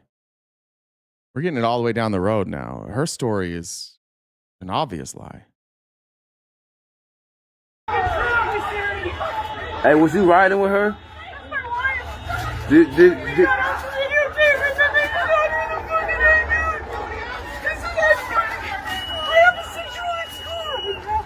you call any of your people yet?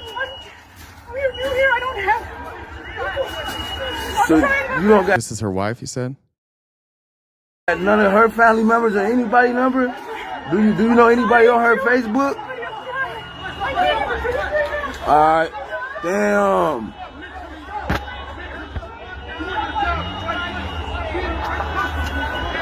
Oh my gosh, this is horrible, y'all.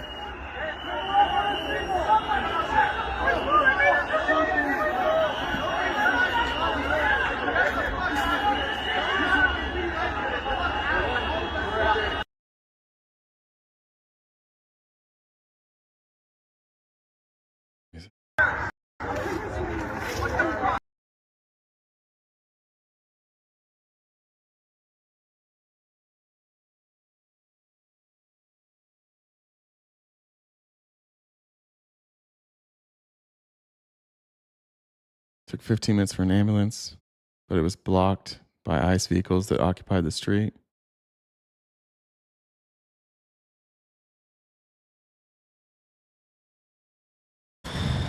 Sorry, I'm just trying to make sure I'm taking Twitter off the screen to make sure that I don't show anything I'm not allowed to.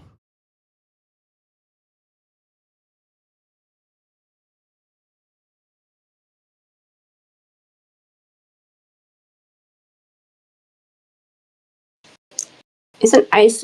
So I just looked this up. ICE is trained in at least basic first aid. It looks like no one did anything. I'd be surprised. I'm sure they're supposed to be. I'd be surprised if they're getting appropriate training, given how fast they've ramped up. I mean, this is literally. It wasn't that long ago that we were saying they're going to kill American citizens, and you guys are like, "Yeah, stop it. That's hyperbolic." We're going to stop and detain, and people are going to die, people are going to get hurt, and you're like, "You guys are fear mongering." And now that we're doing it, you just defend it. And I mean, one of the videos you were playing, there was a guy saying he was a physician, and they wouldn't let him get anywhere near him either. Yeah.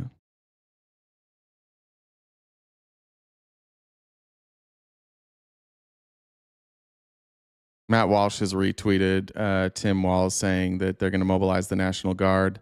And Matt Walsh is saying, array this gay degenerate freak immediately. Yeah, there we go. Throw in the homophobia too there. A lot of true colors are coming out.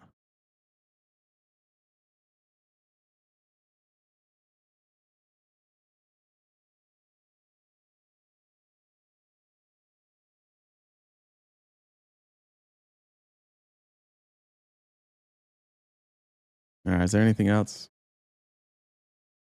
need to cover? Chat? Am I missing anything here?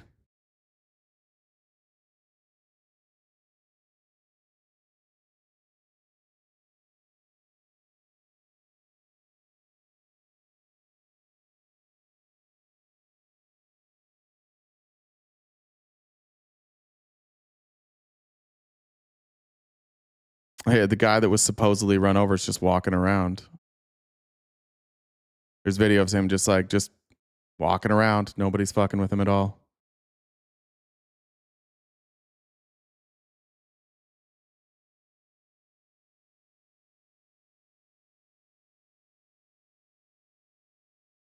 Here's a different angle. I don't think we've seen this one. Krasenstein has this one. Let's see.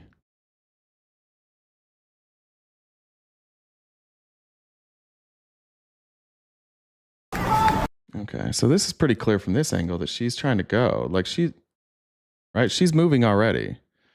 She's clearly trying to go. I think this one is even worse. Then she lets that car go through, and then she waves the truck through. So where was she before? Just right there? One car goes through. Get the fuck out of our neighborhood! She tries to wave this one through. They stop.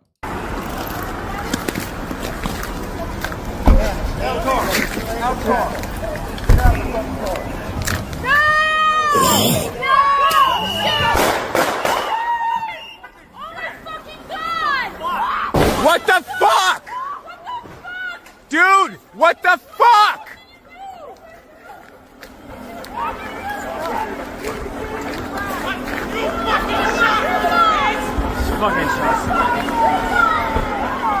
Dude, you did a murder for what?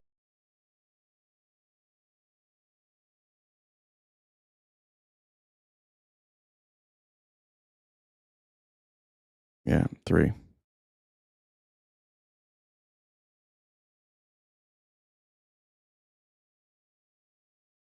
We played Mayor Jacob Frey's clip.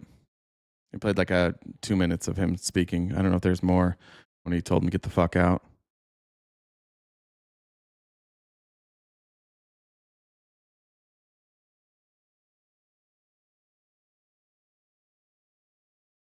Sir Brewski, how would this be a lawful shooting? They escalated it.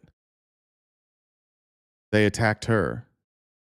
They came up and tried to get into her car. I don't think that would be seen as lawful with any law enforcement. She's not breaking the law.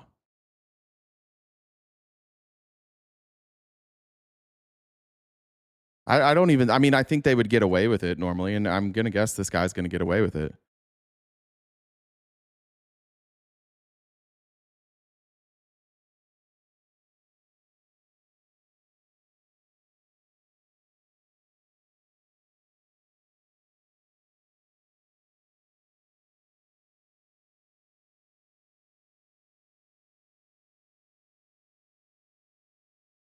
Krasenstein, you said it has an angle that shows the driver turned away and was gone. What do you mean was turned away and was gone?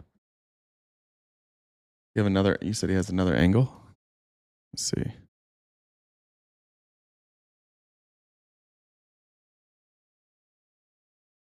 Oh, we played that other one, yeah.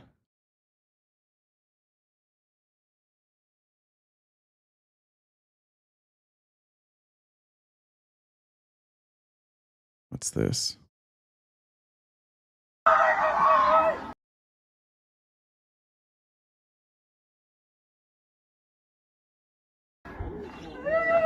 They just killed that lady right there in that car, y'all. I know you guys can't see that. I just didn't know what it was.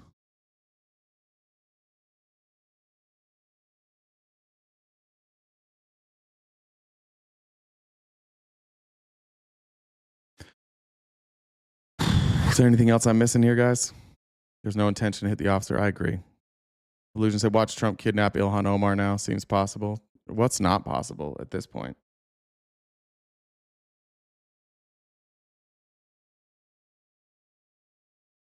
Thanks, Nicholas. Alfredo said, same maggot trash, blaming the women, defend Chauvin. Yeah, true. Raina said, thanks for covering this. Christina said, Walter speaks. Oh, I got that one from Christina. Let me check with Jens. Thanks, Alyssa. Thanks, Christy. Linda said, shout out for my very first baby who turned 15 today. I hope we can eventually give them a better country to grow in. Thanks to you and Jen for everything y'all do. Thank you. Happy birthday.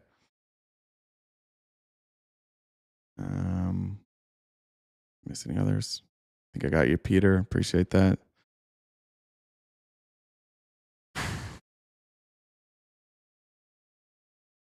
Anything else? Yeah, I do have a better idea, JH. I do have a better idea. We should have given them amnesty.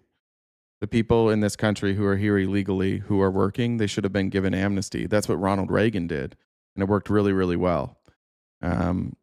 We should have and then gone after violent criminals. But these folks, these bitch ass ICE agents, they're not going after dangerous criminals because they're bitches.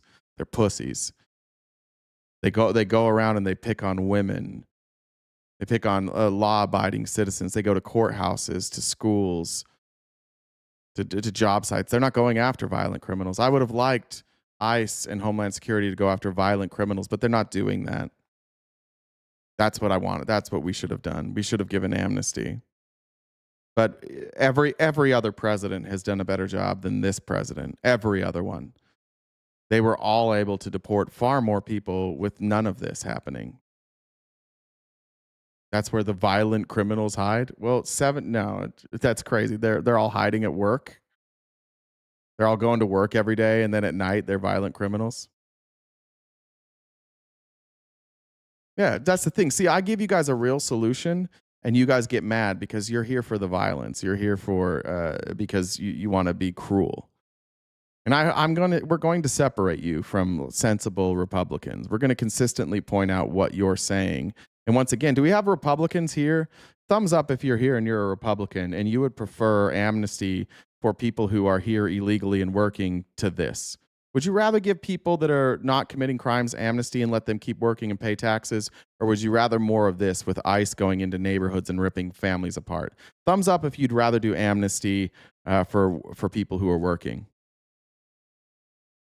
We'll tear your party apart. This isn't one of those things that you're all going to agree with. The thing is you guys were all canceled, and I know that you have felt like this resurgence, but you guys were all kind of pushed off into the corner, and then Trump made it okay to be racist again, and everybody liked all the winning, so they overlooked you. They were okay. They're like, it's just words. It's just words. It's no big deal, and they overlooked all of you, and now they're seeing who you are.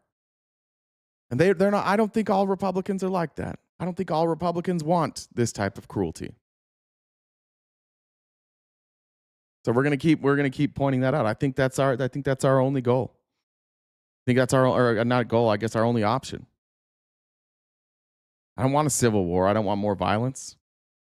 We need Republicans to hold this administration accountable.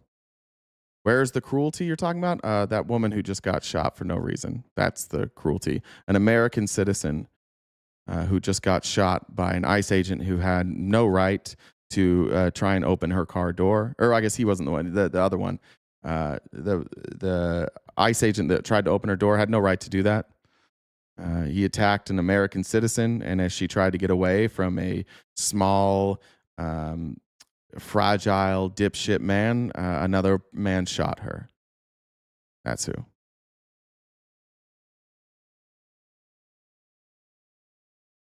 She's not going to be charged with assault with a deadly weapon. There's no chance. The agent waved her to go. She did. The other agent yelled at her to stop. That's what one said, stay in your car, and one said, get the fuck out of the car. After she waved them through, she was literally just waiting for them to drive by, and they decided to do this.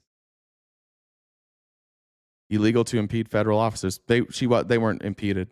The federal officer went right around them right before. I'll show you again, and we'll just do this over and over. Not everybody can see the truth and deny it. You guys can, but we'll show you once again. She was not impeding. So I'm glad that you're doing this, but this is a federal officer right here. Driving away, not impeding. Now you'll see her say, she'll wave them through and she'll say, I think, go around. You'll hear it.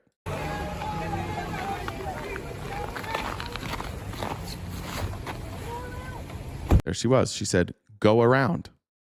She waved him through twice. Go back. I'll show you her hand movements. Pause it because then we can show the hand movements. There it is. Go around. There it is again. Go around. Instead, they stop. And this officer says,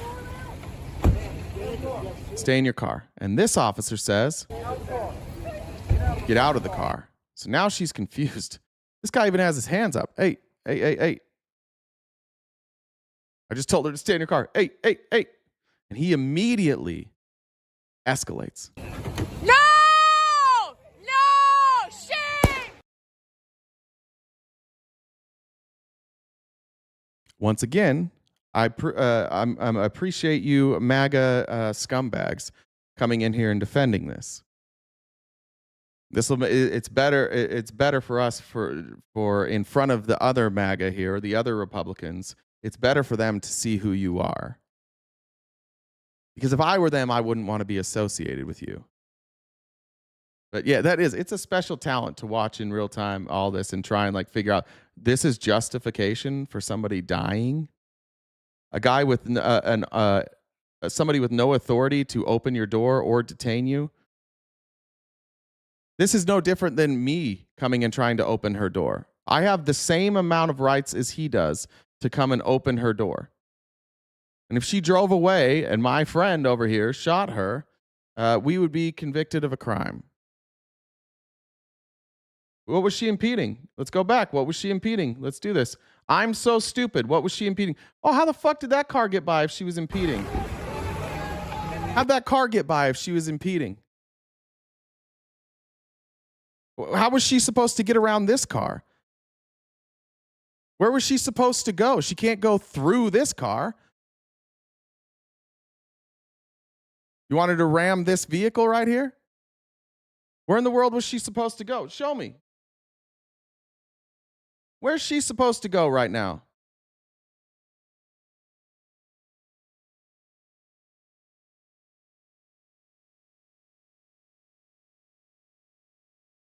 She's not trying to get in the way. She's waving them by. She's telling them to go around. She's not impeding them.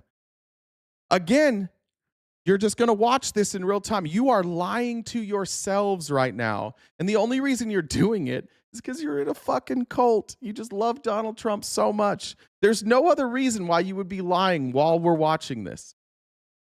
She waves them twice and tells them to go around. Where would she go? You just tell me, MAGA. Where's she supposed to go? Tell me where she should have gone instead. Looks like she's turning left here. Looks like she's trying to go left. She's not parked. Her brake, she's moving. You can see her car is moving. She's trying to go somewhere. Goes around, like, look. Her car's moving. She was trying to turn.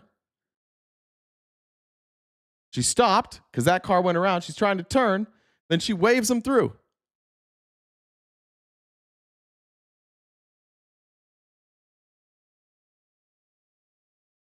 It's a one-way street?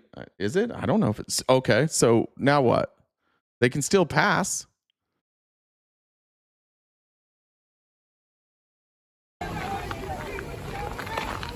It's not a one-way street. Oh, now you were lying. Caught lying in real time. See that stripe down the middle?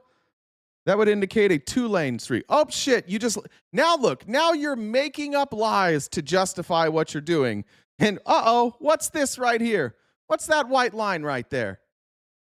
You just made up that it was a one-way street? Or is it a two-lane one-way street?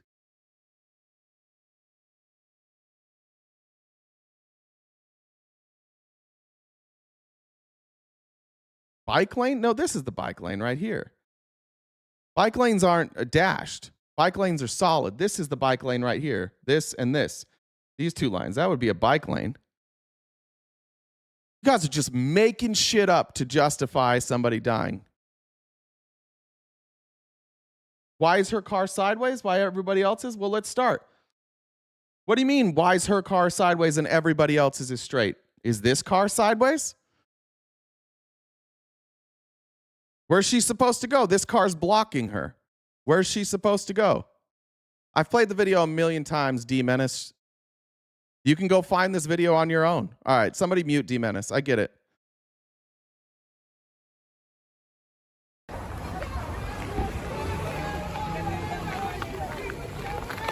Go around. Here you go. Go around, she says. Nah, I don't want to. My tiny dick is angry. No! No! Shame! Shame! I mean, if it's a one-way street, then it's a two-lane one-way street. If you guys are saying it's a one-way street, if you know for sure it's a one-way street, fine. But this looks like just a regular two-lane street. There's a line there too.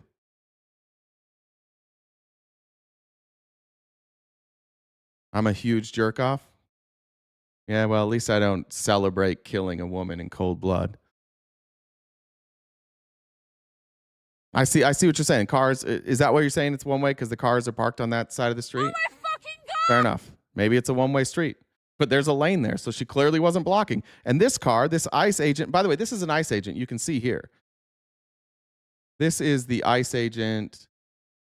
Maybe it's in the other video. Yeah, I think it's this guy, right? This guy. I think that's his car. So ICE is blocking that lane. This car looks like it's not moving either. I don't know why ICE is going around this car.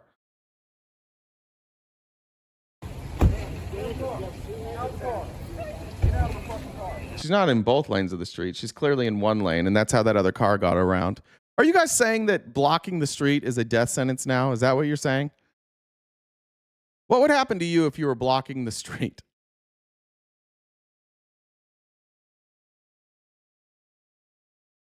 No! This happens all the time, by the way, where police come and somebody drives away and the police don't shoot them. Well, MF, I'm saying not defending an ISL, but she probably shouldn't have got on the gas when they touched the car.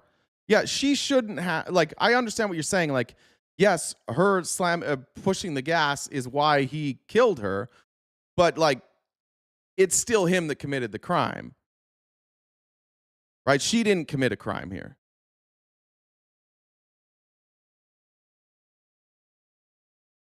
I support Trump and ICE, but this is wrong. Thank you, Bastantea. I appreciate it. Sometimes you give us hope. I appreciate you saying that. Yeah, and Christy said they were stuck in the snow. By the way, yeah, that's another point. She said that while the officers were stuck in the snow, she tried to ram them. That's clearly not what happened, right? Clearly nobody's stuck in the snow that she's trying to ram. That's clearly not what happened.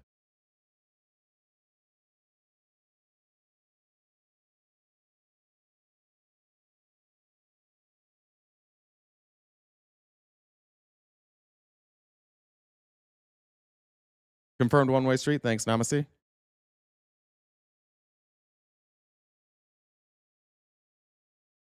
But Todd, if she committed these crimes, you and I are not allowed to kill her because you and I are not law enforcement with authorization to police traffic crimes, just like they're not.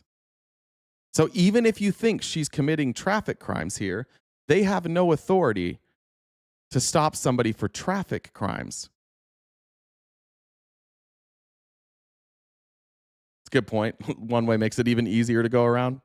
I think why they were saying one way is because I said it looks like she's trying to turn left. I don't know. It just, that's what it looks like. I think that's why they're saying it's a one way. I think they're just trying to correct me.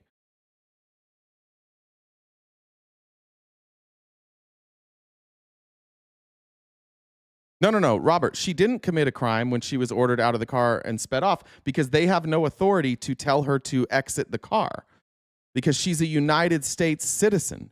And these are ICE agents, and they're not allowed to do traffic enforcement.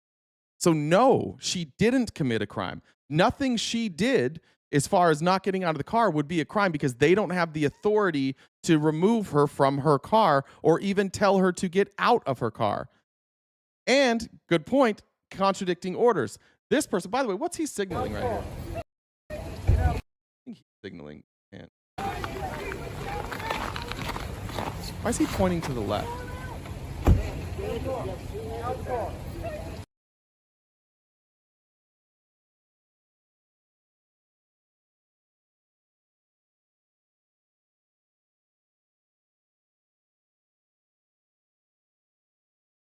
Snoopy, what did I get wrong? I appreciate you saying I'm the Cope chief. I got a bunch of stuff wrong. What did I get wrong? Correct it. Yeah, good question, Casey. Why didn't they call the police? The police are around, probably.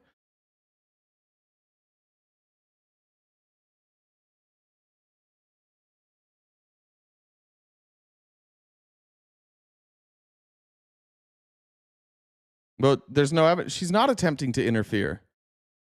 She's clearly not attempting to interfere. She's telling them to go around. What is she doing to interfere here, Nicholas? What's she doing to interfere here?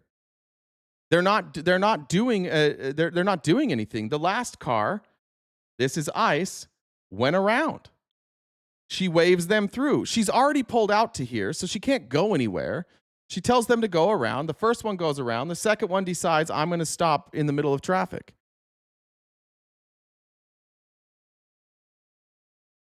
Why are you so obsessed with justifying murder?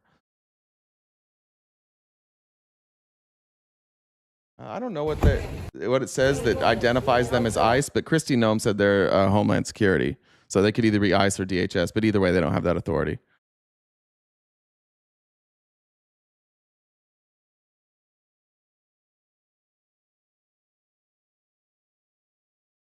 She's an American citizen, Katie.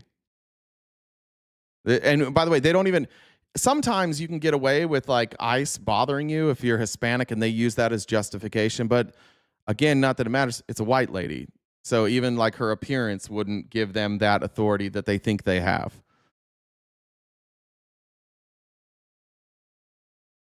They don't have federal authority to do traffic stops, Snoopy. You're wrong about that. Look it up. Here, watch. And DHS perform traffic stops.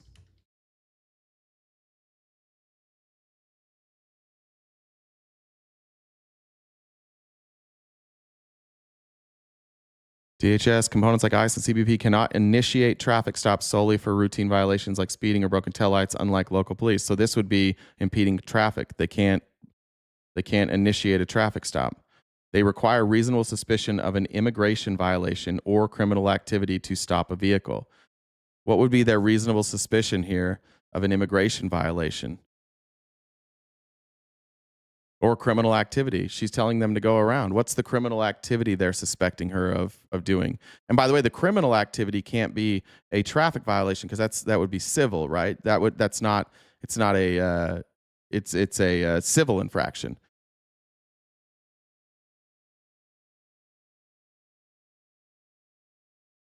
Doesn't matter what her intention is. And we're never going to know what her intention was because she's dead.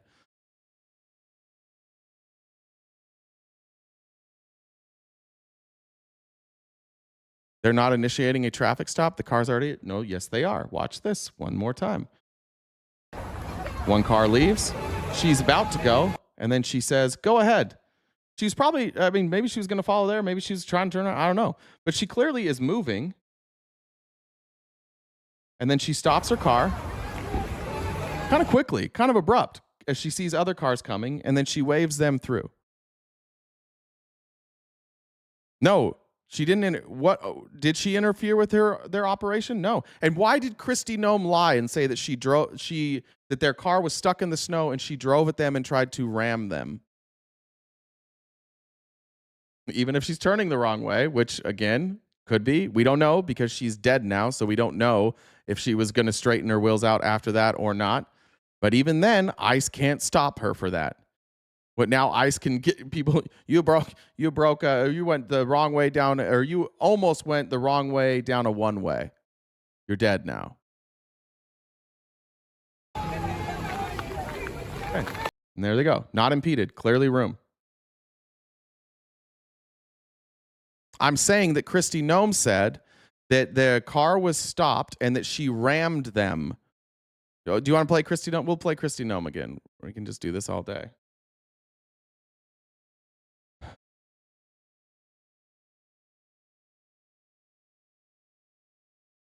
You just tell me if Kristi Noem's story is true.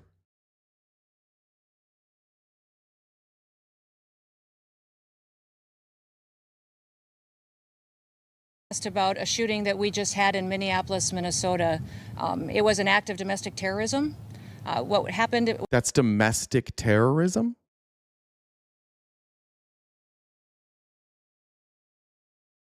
Ah, fuck, you got me. Fuck you, Jamila. Our ICE officers were out in an enforcement action. They got stuck in the snow because of the adverse weather that is in Minneapolis. They were attempting to push out their vehicle and a woman attacked them. They were attempting to push out their vehicle and a woman attacked them.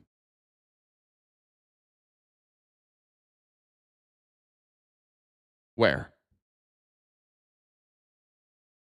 Where did that happen?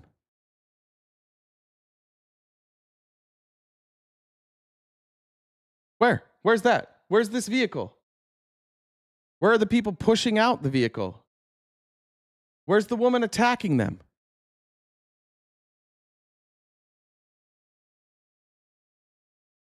No, there's no truth to any of this. Listen to her. They're lying. This is murder. This should not be fucking hard. If we weren't so politically divided, this wouldn't be hard. This is not what she did, even with regular law enforcement, is not punishable by death. This is crazy. Why do we have so little respect for life, Republicans, MAGA, that are defending this? Why? Why don't you respect life? What was worst case scenario if she got away? And those surrounding them and attempted to run them over and ram them with her vehicle. Them?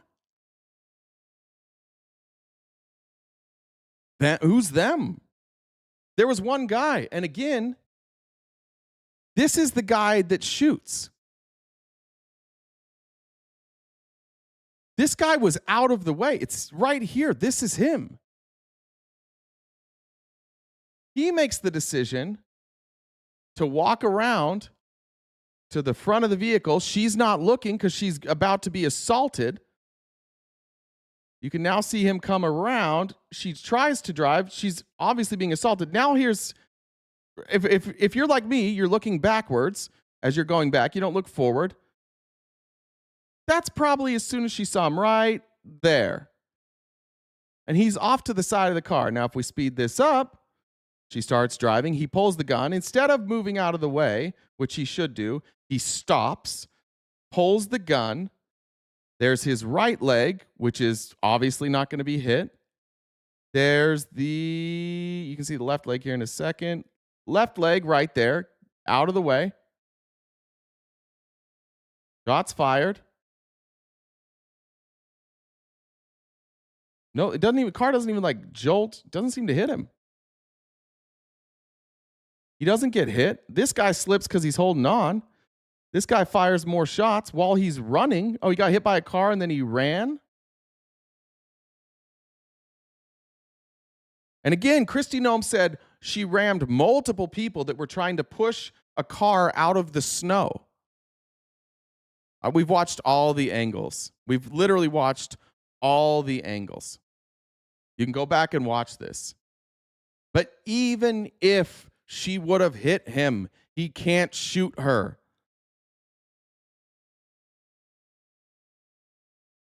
I'm doing it in slow motion. We've already played it. I don't want to hear that. I don't want to have the shot ring out. I can play it. Let me mute it. You want to watch it in real time? Go. He got hit by a car and just stayed standing.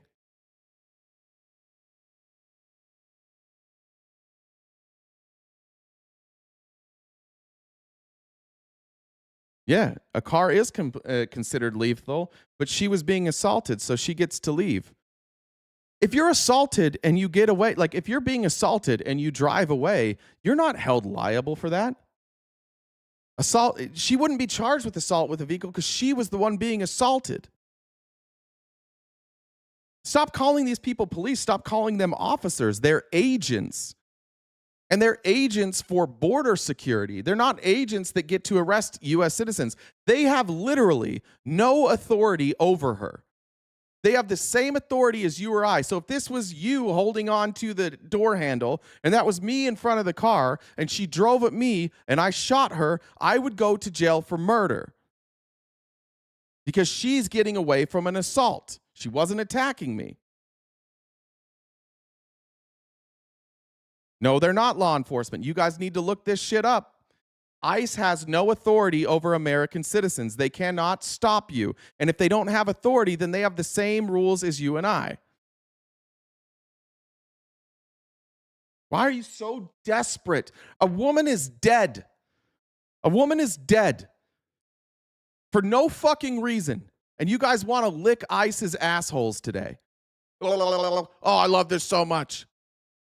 What the fuck is wrong with you? Honest to God, what the fuck is wrong with all of you?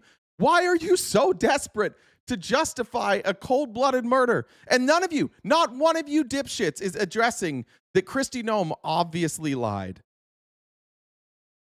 Kristi Noem's obviously, you're not going to bring that up? No, we don't really care about lying. We just want to justify murder.